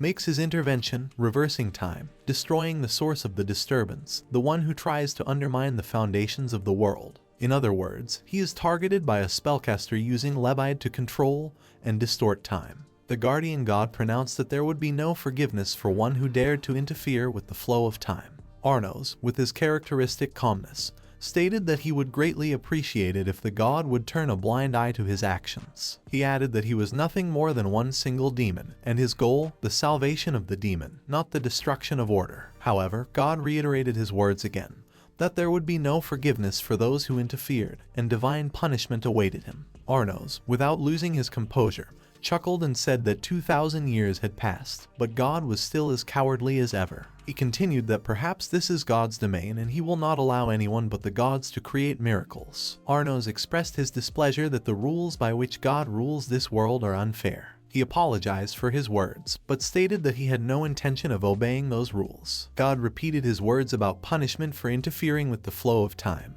promising that divine punishment would fall upon Arnos. With that, the god guardian of time began to approach Ivis, drawing his sword. Arnos, watching his movements, wondered what the god was going to do. The god approached Ivis Necron, one of the oldest demonic emperors, and put his hand on him. He stated that Ivis would be granted the power of the god of time and that he must destroy Arnos. With these words, the god began to laugh, as if he already knew the outcome of the entire situation. Misha and Sasha, who were standing next to each other, were frightened and pressed against each other, feeling their hearts fill with anxiety. Ivis, approaching Arnos, did not hide his confidence. He was saying that Arnos had probably not expected this turn of events. The girls listened dumbfounded, realizing that Ivis now had the power of the gods on his side, and their rescue seemed impossible. Ivis, continuing, said that now, with the support of Ergo Laravias, he was even stronger, and the task of destroying the spellcaster Lebide had become much easier. Arnos listened intently, realizing that Ivis' power had now merged with that of the time god himself. However, one important thought flickered in his mind. He turned to Ivis, noticing what he had just said about this time. It sounded as if Ivis had already met Ergo Laravias in the past. Arnos realized that Ivis shouldn't have known about the existence of Lebide, and therefore he shouldn't have known about the time god either. In other words, Ivis was lying. Arnos forcefully asked Ivis what he was hiding, but he essentially said nothing in response, other than to state that to someone who was about to die, None of these questions mattered. Arnos laughed, chuckling at Ibis' words, stating that it was just funny at a time like this. He continued with a smile, stating that Ibis shouldn't be so cocky, for he would soon learn his own limits. Arnos instantly used his Geograz spell. For a moment, a huge black ball appeared right above Ibis, but the latter, pushing back the attacks, calmly continued to stand. He knew that his power of time would destroy any interference in the flow of time. He was certain that no magical attacks could harm him. However, Arnos noticed something strange. Ibis wasn't using any defense spells. He simply continued to turn back time to a time when Geograz had not yet been used. Arnos realized that this was his chance. Smiling, he noticed that Ibis looked rather pleased. Arnos began to draw a rune in the air. He used Geograz again, this time directly on Ibis. However, Ibis stood still, as if unresponsive to the spell. Arnos realized that a protective wall of Gazela had been formed around Ibis, one that turned back time for anything that touched it. Ibis announced that he could turn back time for any spell that touched him. He easily said that playing magic was fun, but didn't understand how Arnos was going to get through his defenses. Arnos calmly informed him that he had already broken through. Ibis' eyes rounded in surprise. He didn't realize what happened when the magic touched him. Arnos explained that his first 3 shots were decoys, among which he concealed Geograz against the normal flow of time. These shots zeroed out time, and by turning back time for them, they became regular Geograz. Arnos added that even though Ibis had borrowed the power of Ergo Laraviaz, he clearly lacked the knowledge of time to fully control everything. Ibis admitted that Arnos was right, and he had underestimated him. However, when he added that now, with Ergo Laraviaz's power, he was immortal, it opened up new vistas for their battle. Arnos realized that he was facing an enemy with the power to turn back time for his body, or speed up its recovery, even if he was severely wounded. This meant that Ibis had become virtually invulnerable, because his ability to alter time made his existence almost eternal. For Arnos, this meant that he would have to find a completely different approach to victory. Arnos realized that his normal attacks would have no effect on such an enemy, even if he used his powerful Lebade spell. He knew that Ergo Laraviaz's body could not be damaged by ordinary magic, but there was something important he could use. If he turned his attention not to Ibis himself, but to the source of all his power, the Scythe of the Time God, he might find a vulnerability. Ibis, noticing that Arnos intended to get his hands on the scythe, grinned again and declared that he would not let him. At that moment, he swung his sword, and everything around him began to burn. The entire space was filled with magical energy that warped space and time. Arnos stood still, gathering his strength. He knew that Ibis wasn't just using a sword, but a magical tool of Jai that, when combined with Izum, a fusion of power, could destroy everything in its path. Not only was Ibis destroying physical objects, but he was destroying the structure of time, rewriting it with his magic. Ibis, confidently in control of the situation, announced that his weak point had just disappeared, and now Arnos had to answer his challenge. In the next second, the space around them was filled with dark energy and a black cloud unfolded, consuming everything light around them. Arnos wasted no time. He stood in full readiness to attack, his mind working at full power, trying to find the enemy's weak spot. Misha and Sasha, standing behind him, watched in horror as the action unfolded. As the forces of magic collided, Arnos shouted that his weak spot was obvious. But at that moment, he felt his gaze unconsciously turn to the girls sitting behind him. They were his vulnerable point. His heart clenched, and Arnos realized that this was probably exactly what Ibis wanted, to divert his attention, to use his emotions against him. The realization came instantly. He asked Ibis if there was any point at all in continuing to kill him if it would result in Ibis destroying his vessels that had been so carefully crafted. Ibis, on the other hand, without slowing down, calmly answered the question, asking if he had time to talk at all. And in that moment, when time was short, the magical struggle intensified. Arnos felt Ibis pierce through the first layer of protective magic. This meant that the enemy was getting closer and closer to his goal. However, the layout had long since changed drastically. Everything around him was burning with the power of the colliding magics. Arnos realized that of the layers of magical protection, only the last one remained. It was the fourth word. Every second of the battle was important. Every mistake could lead to disaster. The girls, seeing what was happening, shouted at Arnos, trying to convince him to surrender. Ibis, with sarcasm in his voice, noticed how Arnos was desperately trying to hold on. He was saying that Lebide still hadn't finished rewriting time and that Arnos should cut his losses and get rid of the dead weight. These words of Ibis, seemingly calm but full of threat, made Arnos focus even more on the essence of what was happening. He realized that Ibis believed in his victory, because so far these two had not believed in his true strength. The moment the girls shouted at Arnos, convincing him that he had already done enough and that if he continued to resist they would all die, he realized that if they thought he would lose, it meant they didn't believe in his power as a founder. But Arnos knew that now was not the time to panic or retreat. He explained to them that he would not give up because his only goal, to buy them time to complete the Origins magic. He asked the girls not to worry, promising them that everything would be fine. Misha and Sasha, hearing his words, looked at him hopefully, a spark of faith in their eyes that things might not be so bad. In the next second, Arnos concentrated and, completely absorbed in preparing for the attack, released a hurricane straight towards Ibis. A powerful wave of magic enveloped the space, and everything around him was flooded with bright light. It was a powerful strike aimed at destroying the enemy's magic. Ibis chuckled, noting that he admired Arnos' efforts, but added that it still wouldn't lead to victory. He was getting closer, his dark energy literally making the space around them shake. Ibis whispered that everything that was happening was unfolding exactly as he had predicted.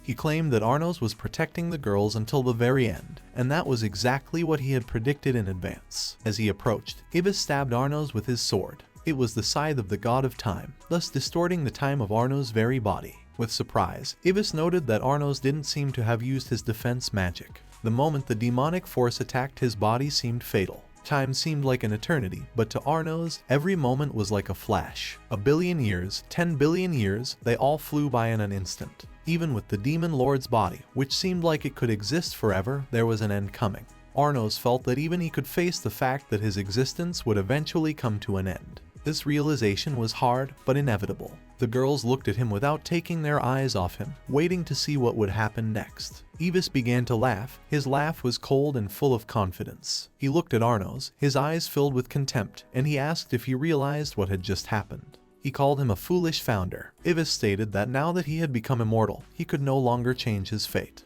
Ibis stated that Arnos' fate had been sealed 2,000 years ago when he fled the battlefield. Today, he was finally destined to meet his doom. Arnos smiled, slightly mocking. He replied that it seemed Ibis hadn't forgotten him after all. He reached out and touched his shoulder. At that moment, Ibis froze. He was horrified. He couldn't understand how this had happened. Arnos asked him if he really thought he was going to die just because he was killed. He couldn't help but notice how the girls looked at him in horror, unable to believe their eyes, because he had just been mortally wounded and now he was alive again. He remained unperturbed, however, grinning slightly as he noticed their stares of dumbfounded shock. He hurriedly reassured them not to think it was a miracle or something supernatural. He explained to them that he had simply used Ngao, the rebirth magic with which he had been resurrected.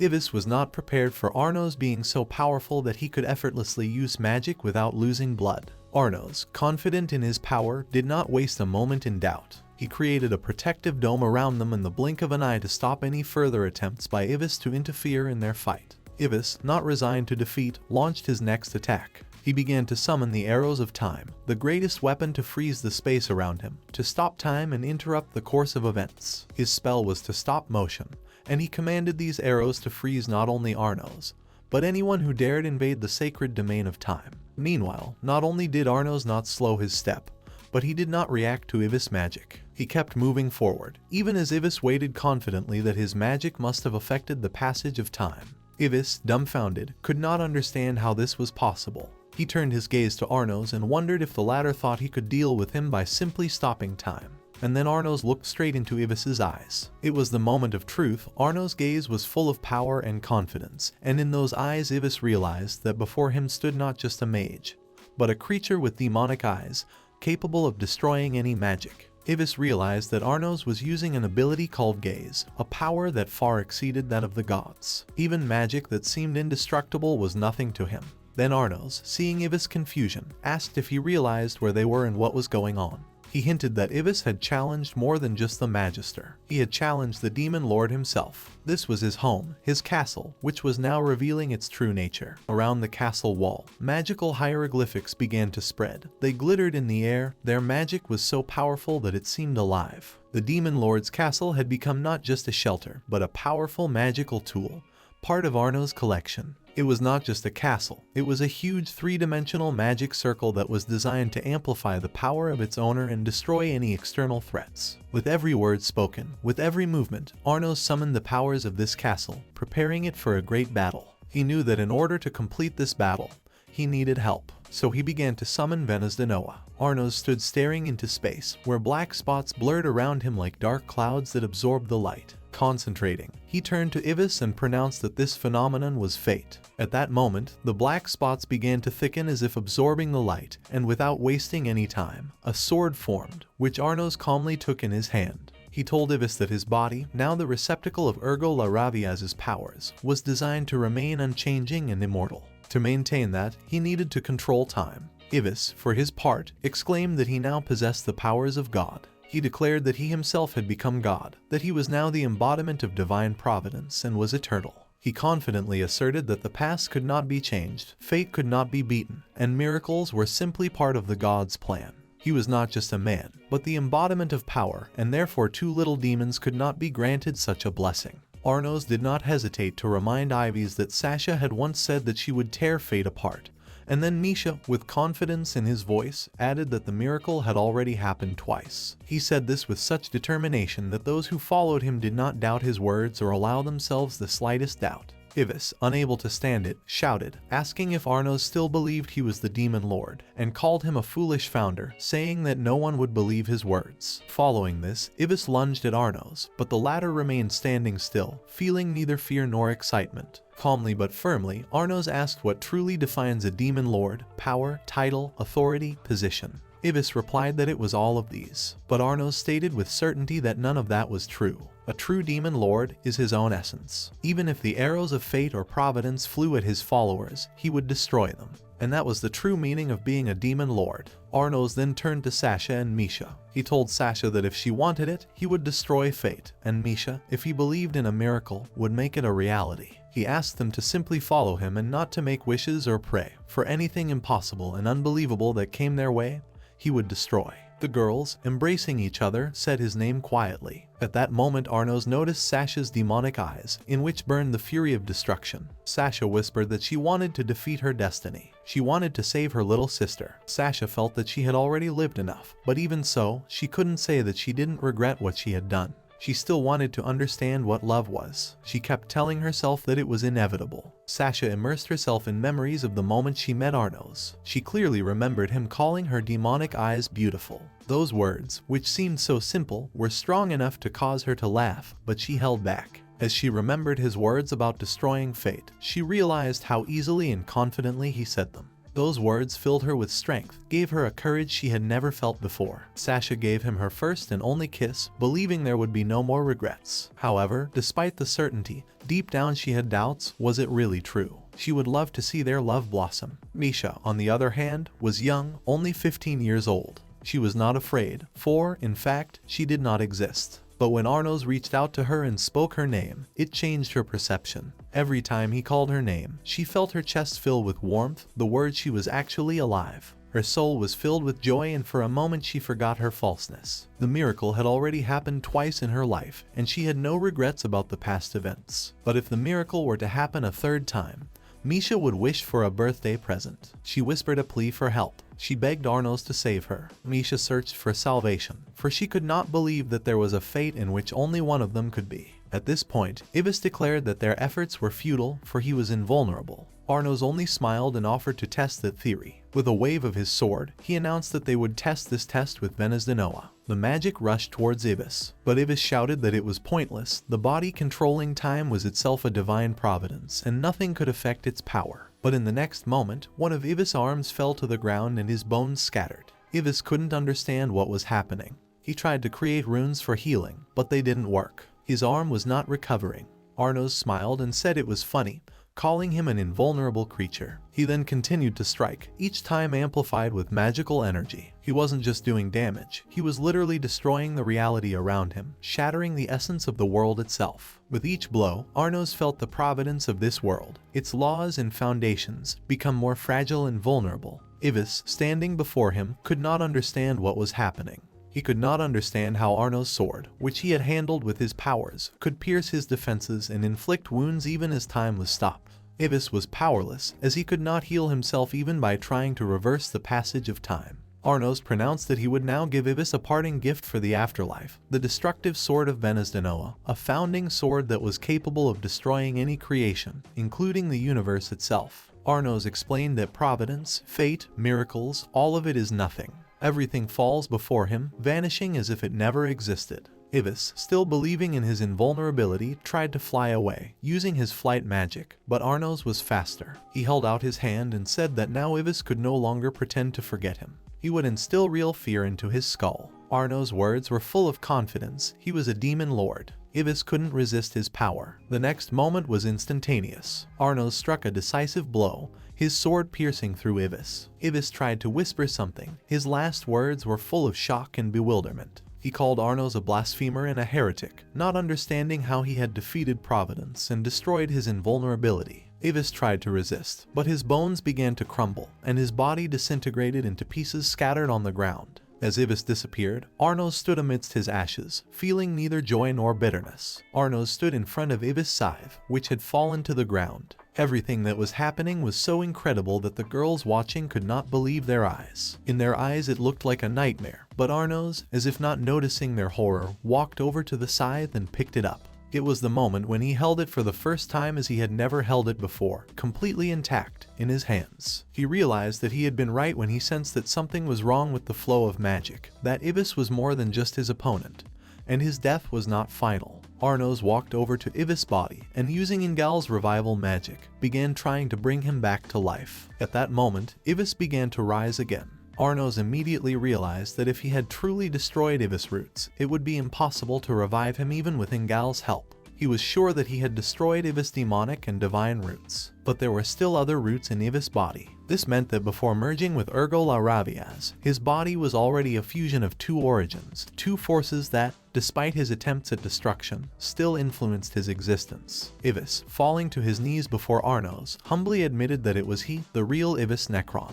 He began to beg for forgiveness, calling Arnos the greatest demon lord. He didn't know what had happened to his memory, just that his memories had been erased. All he could remember was his name and that he had been killed about 2,000 years ago, and his roots had been appropriated by someone else. Arnos realized that the one who had erased Ivy's memories was the same one he had encountered in his higher magic class, and that it was not just a coincidence. Arnos remembered that when he had tried to read Ivis' memories, he had been unable to find anything. Apparently, whoever had done this knew perfectly well how to cover their tracks. Arnos wondered if the memories of the other oldest demonic emperors had also been erased by this unknown enemy. Ivis, on the other hand, suggested that perhaps their memories could have been erased by someone else. Arnos placed his hand on Ivis and, concentrating all his power, ordered him to take back his true memories. He gave Ivis the gift and told him that whoever had been following him was most likely a subordinate of Avos Delhevia, hiding somewhere, looking for an opportunity to attack. Arnos grinned and added that he would play his game, continuing his life at the academy, and Ivis would begin his investigation, starting by checking out the other oldest demonic emperors. Ivis agreed and promised to start investigating.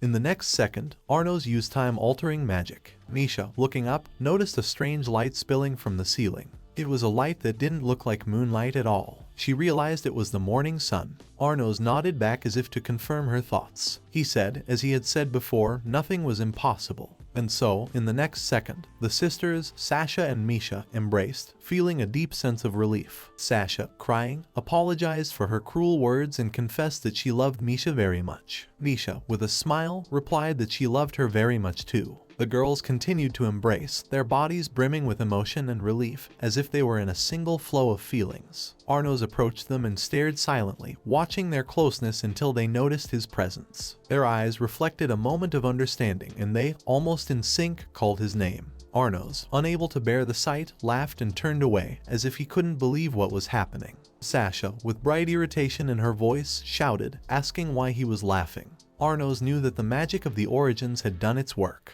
The two of them finally believed that he was indeed the originator. He realized that the world he had entered wasn't so bad. Even if Sasha would be rude at times, her life would not be jeopardized. This was the kind of world he wanted to create, a world where everyone could be themselves, without fear for their lives. Arnos turned to Sasha, asking her not to be shy, and asked a question that related to their recent moment. He wondered where all the energy with which she had kissed him had disappeared to. Misha, hearing this, thought about it, but Sasha soon reacted indignantly, saying that it was just a mistake and a simple expression of friendly feelings. Arnos, not backing down, explained that by using mind space he was able to hear her soul, and realized that her only desire, continued love. Sasha did not hide her anger, calling him a half-breed and rebuking him for his ridiculous reasoning. She argued that her act was only an impulsive reaction that she did not attach importance to. Arnos, despite her anger, smiled and remained silent, giving her a chance to realize her emotions. Arnos then offered to return, noting that if they could make it to the entrance by 9 o'clock, they could get a top score on the exam. Misha, a little taken aback by what was happening, noticed that even after all the events, he still cared about the exam score. Arnos said with a chuckle that he had changed the past many times, but had never gotten the highest score for the dungeon exam. He offered to come over to his house after the exam since it was their birthday. When Arnos returned home, Isabel hugged him with great relief, expressing concern that he hadn't returned on time. Arnos informed her that everything was fine, although he had said a little earlier that he might stay late into the morning. Isabel, a little concerned, noted that Arnos was only a month old, and for that reason she was worried. She smiled and, with relief in her voice, told him welcome home. Arnos replied that he was already home and everything was fine. At that moment, however, it was as if something suddenly dawned on Isabel. She realized that Arnos had stayed out late into the morning, and, exclaiming anxiously, said that he had just told her that he had not been home all night. That moment stunned her. Arnos calmly confirmed his words, seeing nothing unusual in it. Sasha, standing nearby, sensed that perhaps by those words Isabel meant something else. Arnos leaned over to her and asked her what she thought her mother might mean. Sasha smiled embarrassedly and, unsure of her words, suggested that perhaps she meant something beautiful. Arnos, not understanding what she was talking about, listened to her in silence. Isabel called out to Sasha, approached her, and asked her with slight concern if everything was alright and if Arnos had been gentle with her. Sasha, despite the strangeness of the situation, smiled and replied with a slight irony that he had not been gentle with her at all, that it was nothing like that between them. Isabel, hearing the answer, reacted with surprise and even consternation, as if she had not expected such an answer. She quickly calmed down and, trying to justify her thoughts, stated that everything was fine. Then she added that everyone had their own preferences and that everyone was different in taste and color. Isabel turned away and said with a faint smile that roughhousing for the sake of arousal could also be attractive. Arnos, stunned by what was happening, couldn't stand it and exclaimed loudly, asking what they were even talking about. He sharply stated that if he was gone all night, it didn't mean anything at all, and that Misha was with them too, so none of this mattered. However, Isabel, without stopping her musings, asked loudly again if the three of them had really spent the whole night together. She looked at Misha and, with obvious bewilderment, asked if she was even against it. Misha, confused and not sure what she was talking about, just shrugged her shoulders. Then Isabel, confused and with a slight strain in her voice, asked Misha if she thought it would be better if Sasha wasn't with them. Misha, smiling slightly, calmly replied that the three of them were fine too, without giving the whole thing much thought. When Gustav burst into the room, the atmosphere in the room changed instantly. He, noticing how Arnos was on the verge of taking full control of the situation, said with a slight irony that he had gotten to the point where he wanted to be captain of both ships. With a smile, he walked over to his son, put his hand on his shoulder, and leaned over to him and said that he had an important warning from his father. He asked Arnos how he had managed to get to this position, and curiously asked him to tell him how he had done it. Arnos, slightly puzzled, did not immediately realize what warning he was referring to. Isabel, standing nearby with a subtle hint and full knowledge of the context, she noticed that he was probably expecting something of a TV, and, in her opinion, whatever he wanted to do, his mother would always support him. Her words, spoken with a degree of irony, indicated her complete faith in her son and that she would support him in whatever choices he made. Gustav, with some unexpected sadness in his eyes, whispered that if this was what Arnos wanted, there was nothing they could all do about it. He indicated that he was siding with his son and, smiling sadly, asked Arnos to just enjoy the moment. At that moment, Arnos, as if awakening from his thoughts, suddenly remembered something important. Turning to Misha, he said that he would like to give her something. Arnos, looking intently at Misha, gently asked her to hold out her hand. When she obediently did so, he gently took her hand in his. This moment was full of magic and significance, for as ancient lore foretold, magical objects are always attracted to their true owners. Watching with his demonic eyes, he realized she was the perfect match for this ring. He carefully slipped the beautiful ring onto her finger, feeling the magic intensify as if connecting them not only physically, but spiritually as well. After the ring was in place, Arnos fondly wished Misha a happy birthday. He asked her how she felt about her 15 years, gently touching her hand. Misha had tears in her eyes. There were not only tears in her eyes, but also quiet anxiety. She admitted that she felt a little scared. Sasha, noticing her condition, came over and hugged her tightly. Arnos watched them, seeing Misha gradually opening up and letting go of her protective shell. He realized that she no longer needed to play tough and strong. Isabel, watching this, turned to Misha with a smile, saying that she understood her completely. She admitted that she too was scared when she was proposed to, but now that she sees that things can actually be good, she's confident that Arnos will make them happy. Arnos was shocked by her words. Misha, still a little confused, asked him how he was going to make them both happy. Isabel, with confidence in her voice, confirmed her words that this was indeed the case and added that wasn't it wonderful that they could be happy despite everything that was going on. Misha stood pensive, realizing that her life, her future would now be tied to this moment. She could feel the attention on her, but despite her confusion, she nodded with a smile, letting her know that she was ready to accept whatever was ahead. 2,000 years ago there was the great spirit forest of Akartaion, a majestic and mystical abode of spirits. These beings were not ordinary living beings. They were the result of the accumulation of many people's hearts and beliefs. The spirits were essentially personifications of myths and legends brought to life in the material world. When people's fear of fire created the spirit of fire, in the same way people's belief in the power of water could create the spirit of water. In this way, the spirits were reflections of humanity's strongest emotions and fears. Arnos stood before the great spirit Rignon, feeling the full power of this being. He realized that it was he who, through sheer power, had destroyed half of his army in one single blow. Legend had it that the divine tears that fell into the Akartaion gave birth to all the water of this world, becoming a source of life and power. And so, before him stood a spirit that possessed this ancient and incredible power. The boy who stood before Arnos suddenly fell to his knees. He bowed low, touching the ground with his hands, and humbly asked Arnos to honor him. He wanted to give advice. Arnos listened to him with interest, allowing him to continue. The lad was not going to waste time with unnecessary words and said that if Arnos wanted to, he would destroy him in an instant. Arnos offered the lad a bet. He offered an unusual challenge. If the guy couldn't defeat him in 1 second, he wouldn't talk to him like that anymore. But if the guy did well and could win, he would get any reward he wanted. The guy, grinning, rushed towards the spirit. In an instant, he chopped it down with his sword. But instead of just defeating it, he knelt down and asked if it had honored his request. Arnos noticed that the man was a master with his sword, as he always had been. Shin smiled, and his face took on an expression of confidence and respect. He was the right hand of Demon Lord Shin Regulius, who was known for his skill with the sword. There were 1,000 demon blades in this demon lord's hands, each of which was deadly and had its own unique power. He was the strongest swordsman among all the demons. Arnos, watching him, realized that if they fought on the battlefield, his life might be in danger. Shin's gaze was confident and his energy was unwavering.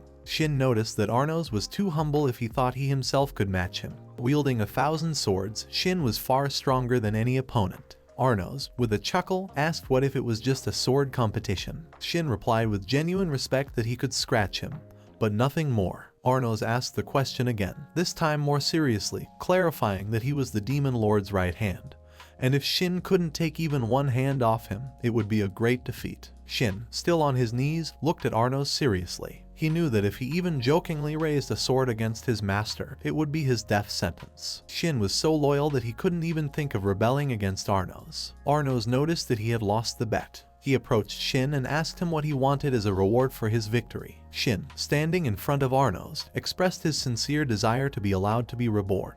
Arnos listened carefully to his request and asked an important question. He asked what Shin understood rebirth to mean, especially in the context of completing the barrier. Shin was willing to sacrifice his existence to uphold his lord's honor. Everything Shin knew and held dear, 1,000 swords dedicated to serving Arnos, were now meaningless without the one who was his lord. If Arnos died, Shin could not move on with his life, staying alive. Arnos remarked that Shin was weak in basic magic. Arnos reminded him that rebirth is a complex process that depends on mastery of basic magic, and those weak in that magic cannot perform it. Rebirth is always accompanied by the loss of something important, either power or memories. Shin, on the other hand, despite the possible consequences, continued to insist on his desire to start a new path. He said he would be honored to start fresh, to re-wield his sword and dedicate himself to serving in the new age. Arnos was surprised at such determination. In response, Arnos acknowledged his determination and agreed to grant the rebirth. Shin, bowing, expressed his sincere gratitude to Arnos. He realized that even if he lost all his memories, his essence, his roots, would remain true to what he was. Arnos, in turn, pointed out that he shouldn't worry so much, and that Shin could do as he wished.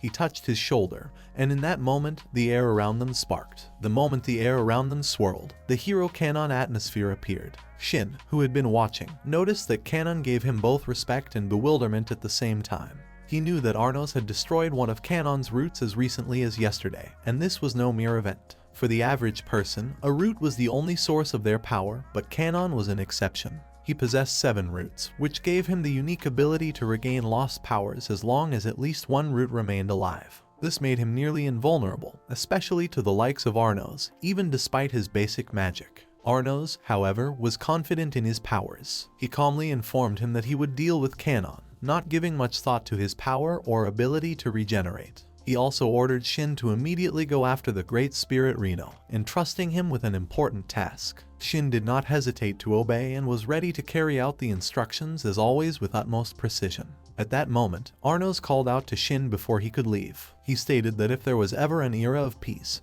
he would like to truly test his strength in battle with him without any restrictions. Shin, used to this tone, agreed, knowing that there would be no room for weakness or restraint in a battle with Arnos. After Shin left them, Arnos focused on Canon once more. He thought about how many times he would have to defeat this opponent before he finally folded and fell. At the moment, Sasha was sitting next to Arnos, and her gaze never took her eyes off of him. She seemed to be waiting for an answer to her question. Arnos, a little puzzled, asked what she meant. Sasha explained that she was referring to a recent misunderstanding regarding his parents and the fact that she and Misha were now engaged. Sasha's gaze went to Misha, and she showed the ring on the 4th finger of her left hand, signifying the engagement. Arnos realized in a moment that all of this happening had everything to do with him. He was surprised to realize that the ring on Misha's finger and his mother's concern were no coincidence. Misha, noticing his bewilderment, said that 2,000 years ago it had not been customary to get engaged in this way.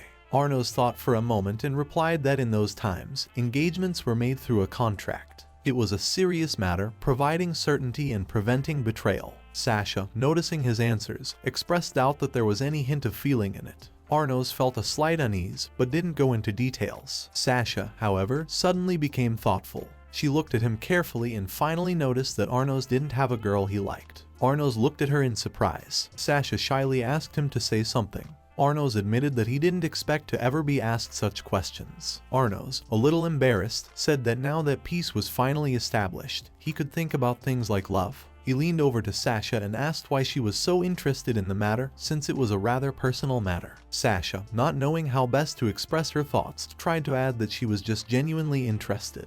Then Misha, who had been silent all this time, suddenly called out Arnos. She looked thoughtfully at his ring and asked if she should take it off. Arnos did not understand why she was asking such a question, for he saw no reason for doubt. Misha, on the other hand, noted with a little trepidation that the ring on her hand might have caused misconceptions in others. She stepped closer, pressing her hand to her chest as if to emphasize the seriousness of the situation. Arnos, noticing her hesitation, said that in that case she could leave the ring where it was until she got tired of it. He was not afraid of misunderstandings and added that if someone misunderstood something, so be it. Sasha, though she understood his words, remarked that he should have been a little more careful, especially about possible misunderstandings. Soon, in the room where the academy students were gathered, Emilia began her report on the results of the dungeon exams. In silence, her words echoed around the room, catching the attention of everyone present. She soon approached Arno's squad and reported that his team had managed to take possession of the Founder's Scepter, which was rumored to be in the lower level of the dungeon.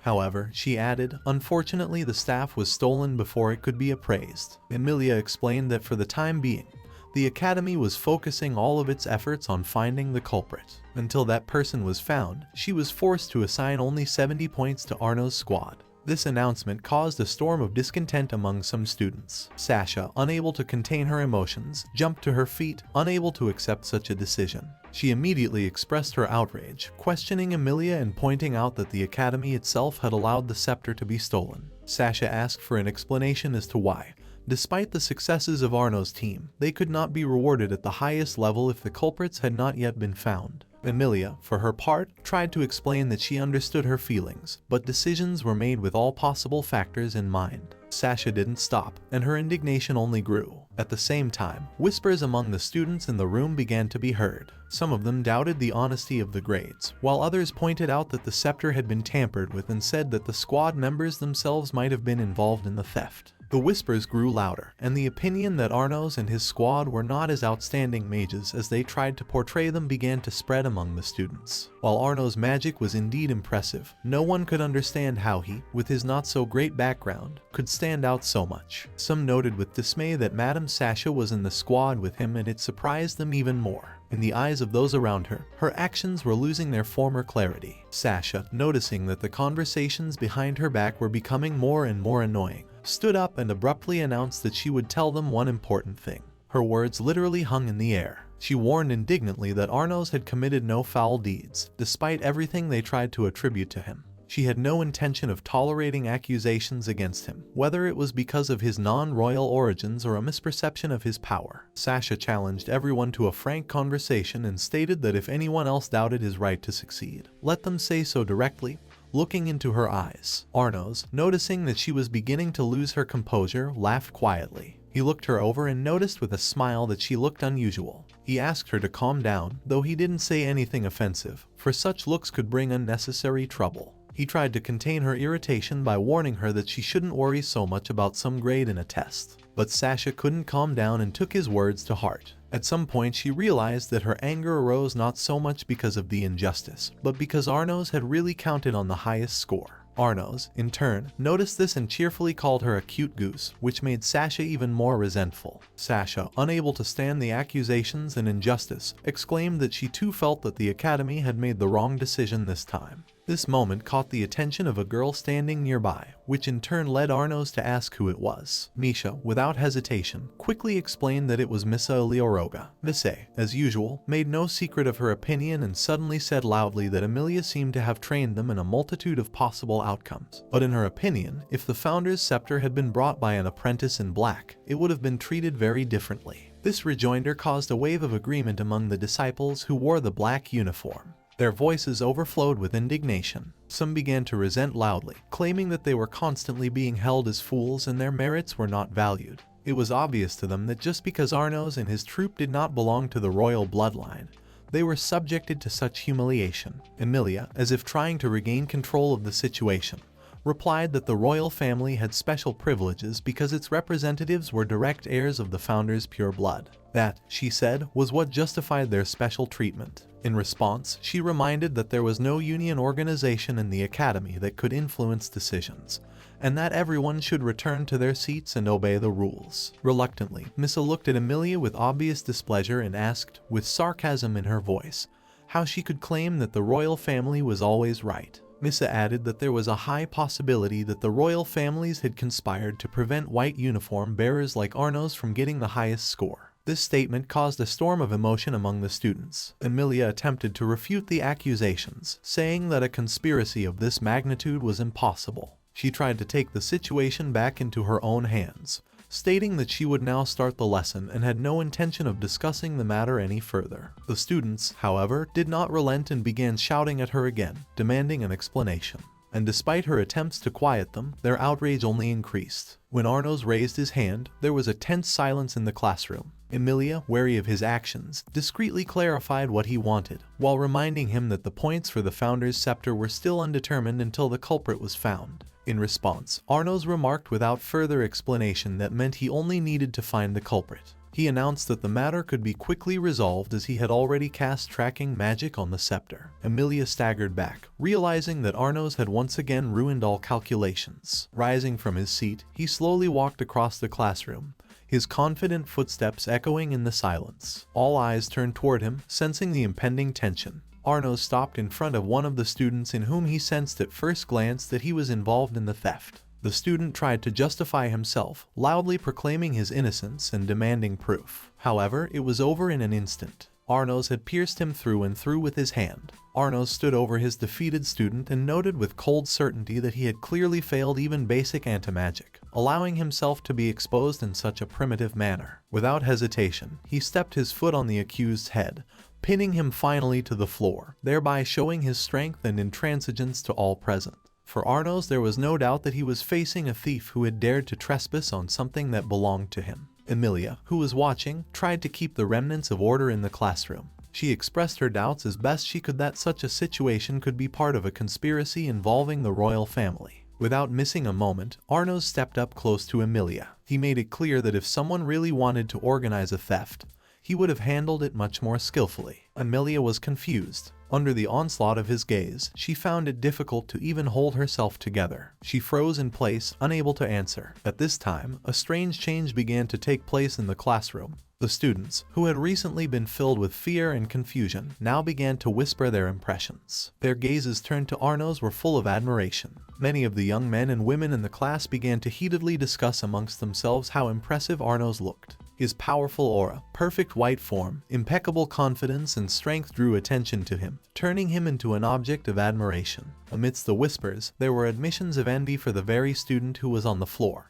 under Arnos' foot, for some even wished they were in his shoes. Some jokingly said that they would be glad to have Arnos walk over them in the same way. Arnos caught the change. It seemed strange to him that the students' perceptions had changed so dramatically, from caution and distrust to outright adoration. Misha approached Arnos in the corridor, thanking him for his support in getting her out of punishment. Arnos appreciated her action, realizing that the girl had consciously taken the risk, knowing the possible consequences. This instilled in him a respect for her as a strong and admirable person. During the conversation, Arnos clarified exactly what kind of alliance she had mentioned earlier. Misha explained that despite the official authority of the nobles over Deligade, there were resistance groups. Arnos, wanting to get a better understanding of the situation, said that he did not know the specifics and asked for more details. Misha readily agreed. She said that all the lands of Deligade are ruled by demon emperors, but only those who belong to the royal family, the pure-blooded descendants of the founder, have the right to hold this high office. That being said, demon society was divided into two large factions, the nobles and the half-breeds. The first group, asserting their superiority and called the royal family. The second, striving for equality between demons of all bloods, united in the so-called alliances. Arnos was interested in the question of whether the effective existence of these unions is possible at all in conditions where power belongs to the nobility. Misha admitted that the task was extremely difficult, but confidently added that the alliances had a powerful patron. That patron was one of the seven demonic emperors, Malha's Balan. Arnos hesitated for a moment. The situation was becoming more and more confusing. Arnos was well aware that only those at the very pinnacle of power, the seven oldest demonic emperors, could decide on his status in the academy. If they all belonged to the pureblood nobility, it would be easier to understand what was going on. Then it would come down to direct discrimination based on ancestry. However, the presence of someone among the elders who didn't mind the existence of mixed blood made things more complicated. It meant that there could be either a true ally or an enemy skillfully hiding his true intentions among them. Misha, noticing his interest, offered to arrange a meeting with Mr. Malha's Balan. Arnos was surprised at the ease with which such an opportunity was offered. It was unusual for him that a meeting with such an influential person could be arranged so easily. Misha, catching his hesitation, smiled and assured him that Mr. Malha's would probably want to talk to him himself. Arnos, still somewhat perplexed, pondered her words. Misha explained that in the eyes of the unions, Arnos was perceived not just as a strong demon, but as the true demon lord of tyranny, the bearer of absolute power and profound knowledge of magic that no ordinary demon could possess. This prospect piqued Arnos' keen interest. From the Alliance's point of view, he looked like a godsend, a kind of palanquin that they could ascend and use for their own purposes. Realizing this, Arnos calmly agreed to Misha's proposal. He made it clear that he didn't mind meeting with Malha's and allowed her to arrange the encounter. Smiling, Misha nodded approvingly, confirming her willingness to arrange whatever was necessary. As Arnos and Misha went outside, Misha seemed to suddenly remember something important, and turning to Arnos, asked if he could meet her friends. Arnos agreed, and Misha nodded happily, inviting him to follow her. But on the way, she noticed that Sasha and Misha were still standing behind her. Turning to them, she clarified if they were going to come with them. Misha replied that Sasha had said that she would have no problem going with them. Sasha, for her part, calmly added that it wasn't such a big deal to her since she was a follower of Arnos after all. Misha happily said that they would be happy to see them, as they too believe in Arnos as the demon lord of tyranny. Sasha, on the other hand, asked Misha not to put her on the same page as herself, clarifying that she didn't believe it, but knew for sure. At this point, Misha wondered if Sasha could share her knowledge with her. Arnos, observing the whole situation, remarked that these two were just special and nothing more. Misha smiled and nodded, taking note of that. They continued towards the community towers that stood nearby. It was a place where students could gather by interest and engage in various activities, communities of swordsmen, magical explorers, and others. It was a place where those who were interested in certain areas of study gathered. Arnos, curious, asked if creating a new community would draw the attention of the royal family, keeping in mind the possible implications for them all. Misha calmly replied that there was no need to worry about that, even if it did. They had already prepared an excuse and it wouldn't be a problem. After saying that, she pointed towards a door that had the Arnos fan community inscribed on it. Looking at it curiously, Misha added with a smile that she had actually created this fan club for Arnos, being his devoted fan. At those words, Sasha cringed in surprise and asked Misha if she was crazy to create something like that. But Misha easily explained that the name Arnos Fans is just a cover for what's going on inside. In reality, there are serious conversations going on inside on how to fight the tyranny of the royal family. When they entered the room, the atmosphere immediately became tense. There were quite a few people in the room, and they all turned around upon noticing Arnos' appearance. Everyone instantly fell silent and their gazes settled on him. The realization that they were in the same room with him, breathing the same air, caused many to tremble. Some of the girls whispered quietly, comparing this situation to an indirect kiss, which caused Sasha noticeable embarrassment. Turning her gaze to Misha, Sasha, still not fully understanding what was happening, tried to clarify what kind of serious conversation was expected in this place. In response, Misha only smiled embarrassedly, obviously embarrassed by the situation. Meanwhile, one of the girls ran up to Arnos, holding a sheet of contract in which she swore eternal loyalty to Mr. Arnos. She eagerly held out the document, asking for his signature, but she was immediately pushed aside by another girl with the same contract, and soon another joined them.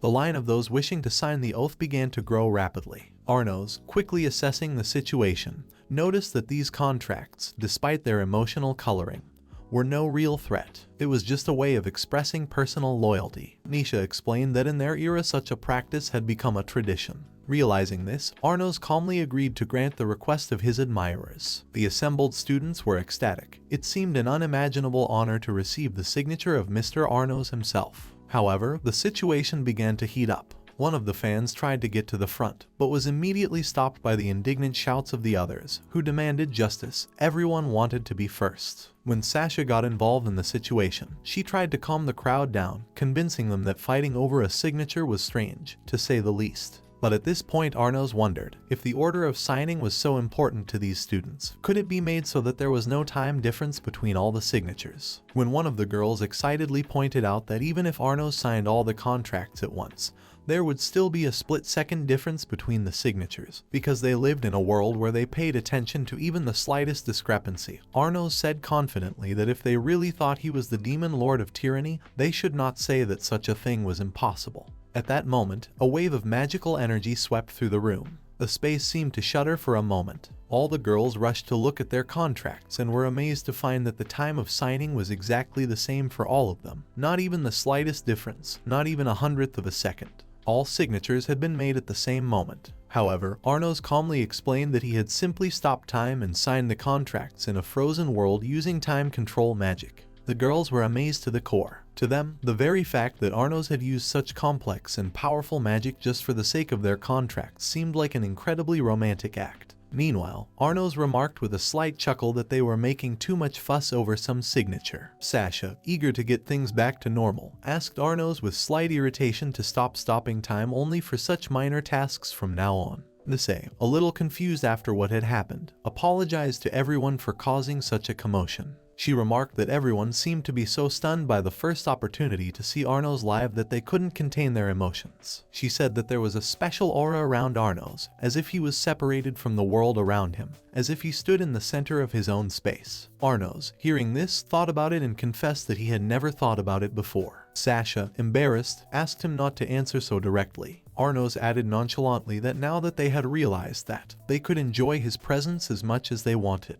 Sasha responded by muttering that Arnos' manner of speech was too obscene. Misha immediately asked her if Arnos was really that obscene. Sasha sharply replied that he was not and that she did not need to know about it. Misha, however, added with a mischievous twinkle in her eyes that she was very interested in finding out. Then Misha, with a sly smile, suggested that Sasha join their fan community. Sasha, horrified, clung to Misha and screamed that she would never let her sister be dragged into such madness. Misha insisted, however, insinuating that it would be easier for Sasha herself if she were with them. Sasha flatly refused. Then Misha turned to her secret weapon. She whispered that they had a secret collection of Arnos' photographs. Sasha, blushing, said she wasn't interested, but after hesitating, she asked what kind of photos she was talking about. Misha, smiling, told her that one of the photos showed Arnos half-naked while changing clothes. Sasha indignantly called it shameless, but in spite of her shame, she mumbled that she might take a look at it for the sake of interest. Having caught her reaction, Misha cheerfully offered Sasha to go to the second floor to show her the collection. Sasha, greatly embarrassed but driven by curiosity, reluctantly agreed and followed her. When Misha returned to the first floor, Arnos, noticing her, calmly inquired what had become of Sasha. Misha, smiling slightly, replied that she thought Sasha was having a great time.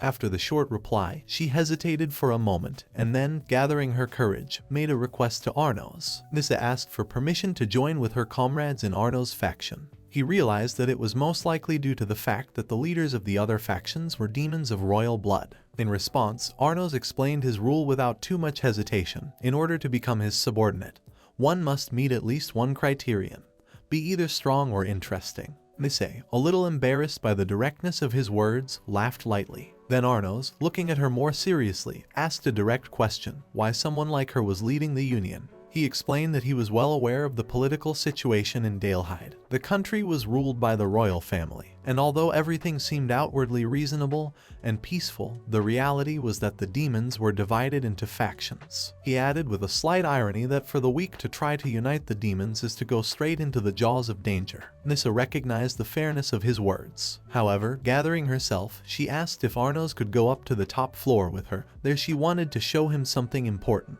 They went up to the hall where there was a strange exhibit, half of an ancient demonic sword. Arnos immediately felt the magical power emanating from the blade, very similar to the aura of artifacts from the Age of Myths. The sword was not just a wreck, its shape and energy clearly held some deep history. Misha looked at Arnos and stated that he was probably already beginning to suspect something. Misha, standing in front of the sword, opened up to him. She revealed that she was not a pureblood demoness. Her father was a demon and her mother was a spirit. This statement surprised Arnos. He noted to himself how much the world had changed during his absence. Before, the mixing of demons and spirits had seemed unthinkable. Misha continued to tell him that her mother had died shortly after she was born, and she had never seen her father, never knew his face or even his name. However, she knew her father was a demon of royal blood and held a high position. Arnos asked a question about the reason for their separation. Misha answered instead. She explained that the duty of demons of royal lineage is to preserve the purity of blood, and if a demon links his blood with a creature of other origin, he and his descendants are separated from the royal family for 3 generations to come. For this reason, the existence of a mixed blood daughter was carefully concealed. Misha confirmed that her father could not see her. She said that the only time her father showed concern for her was when he handed over a gift for her 10th birthday, half of an ancient demonic sword. As she touched the sword, she quietly said that she believed the other half of the sword was in her father's possession, and the day would come when the sword would be restored, becoming a symbol of the unification of royalty and mixed blood bearers. Misha firmly believed that one day there would be a day when the royal family and mixed blood carriers could shake hands without fear or prejudice. She thought that this was what her father had wanted to convey to her when he handed her half of the demon sword, that he was fighting for a world where their unification would be possible. She was sure that one day he would surely come for her, and all she had to do was wait for that moment. Although there was peace in Deligade, life remained incomplete for Misha. She longed not just to live without oppression, but to laugh with her father every day. This deep longing united her with the rest of the Union. They were all children of mixed bloods, banished from their families and forced to live in the shadow of the royal family's peaceful rule. That was why, when they had first seen Arnos, the demon who had shattered the foundations of the royal order with his power alone, Hope had been born in their hearts. Arnos had become for them the symbol of change they had been waiting for. Pondering her words, Arnos wondered what Misha would have done if he had not turned out to be the founder. To this she calmly replied that it wouldn't have mattered to her. Even if he was an ordinary demon, she would still fight for her right to happiness. Her faith rested not on titles or legends, but on the words he spoke and the power he displayed. Arnos thought about it and realized, to the Union, his identity was more important than any official titles. Even if he wasn't the founder, to these people he would still be a bearer of royal blood and a symbol of their hope. Later, Arnos inquired about the date of the next intergroup combat exam, and Misha informed him that it would be held the day after tomorrow. Arnos then suggested that Misha challenge him to that exam. He emphasized that he did not require her to win. He was not just interested in subordinates, but in those who were able to prove their strength and determination. Misha accepted the challenge, assuring him that she would live up to his expectations. On that positive note, Arnos suggested a snack. The company headed down the stairs. On the way, Misha remarked that at tomorrow's training session with a long cursed ball she would finally be able to admire the valiant figure of Mr. Arnos. Arnos in turn clarified if he remembered correctly that a new instructor from abroad would soon arrive at the academy. Misha confirmed this, adding that perhaps one of the senior demonic emperors would appear along with him. Misha cautiously hinted that rumors were already circulating among the students, but that many important details were not yet known to them. Arnos thought for a moment, anticipating that the day tomorrow promised to be interesting. The next day, a new student entered the classroom. A tall young man with a confident but not arrogant appearance introduced himself as Ray Gransley. He explained that his transfer to the academy was unexpected, due to certain circumstances, and admitted that he was still unfamiliar with local customs,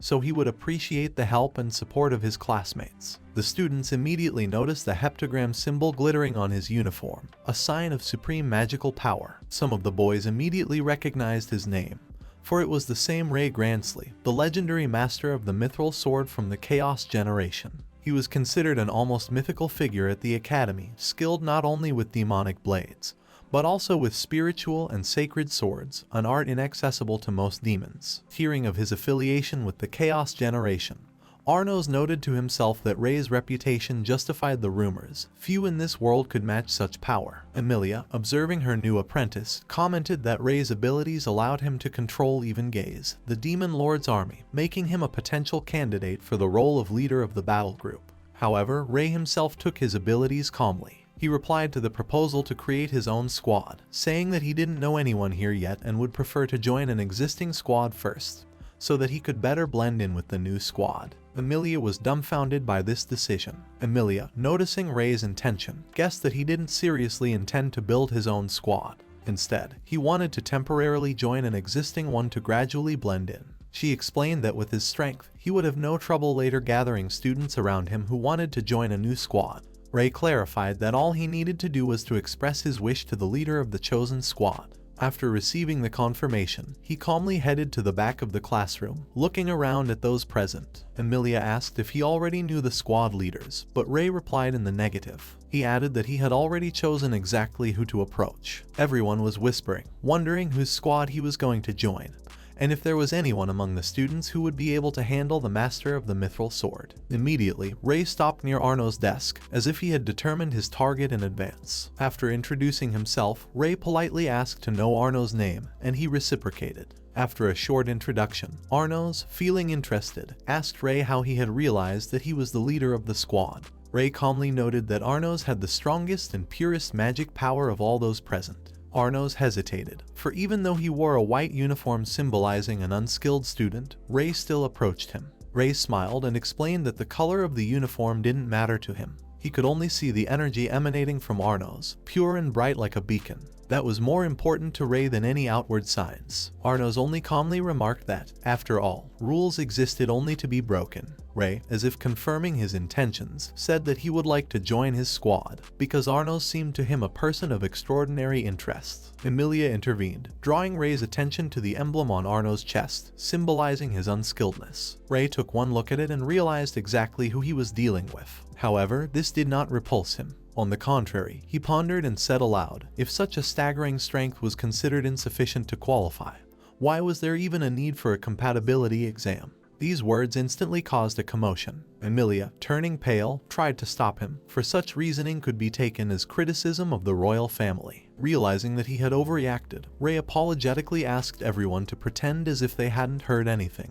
Arnos, watching him closely, grinned to himself, concluding that Ray, despite his bluntness, was not stupid at all. The class buzzed with discussion. Soon one of the girls suddenly exclaimed that she had just realized a terrible truth. Perhaps it was love at first sight. Despite the fact that both Arnos and Ray were boyfriends, she, clearly embarrassed, insisted that it was irrelevant to love. The other students were quick to object, but the argument quickly turned into a lively discussion. Ray meanwhile chuckled lightly, noting that Arnos was probably stronger than himself. Arnos, maintaining his enigma, answered indefinitely, leaving the question open. Ray continued. He would not mind obeying a worthy leader and expressed his desire for Arnos to accept him into his squad.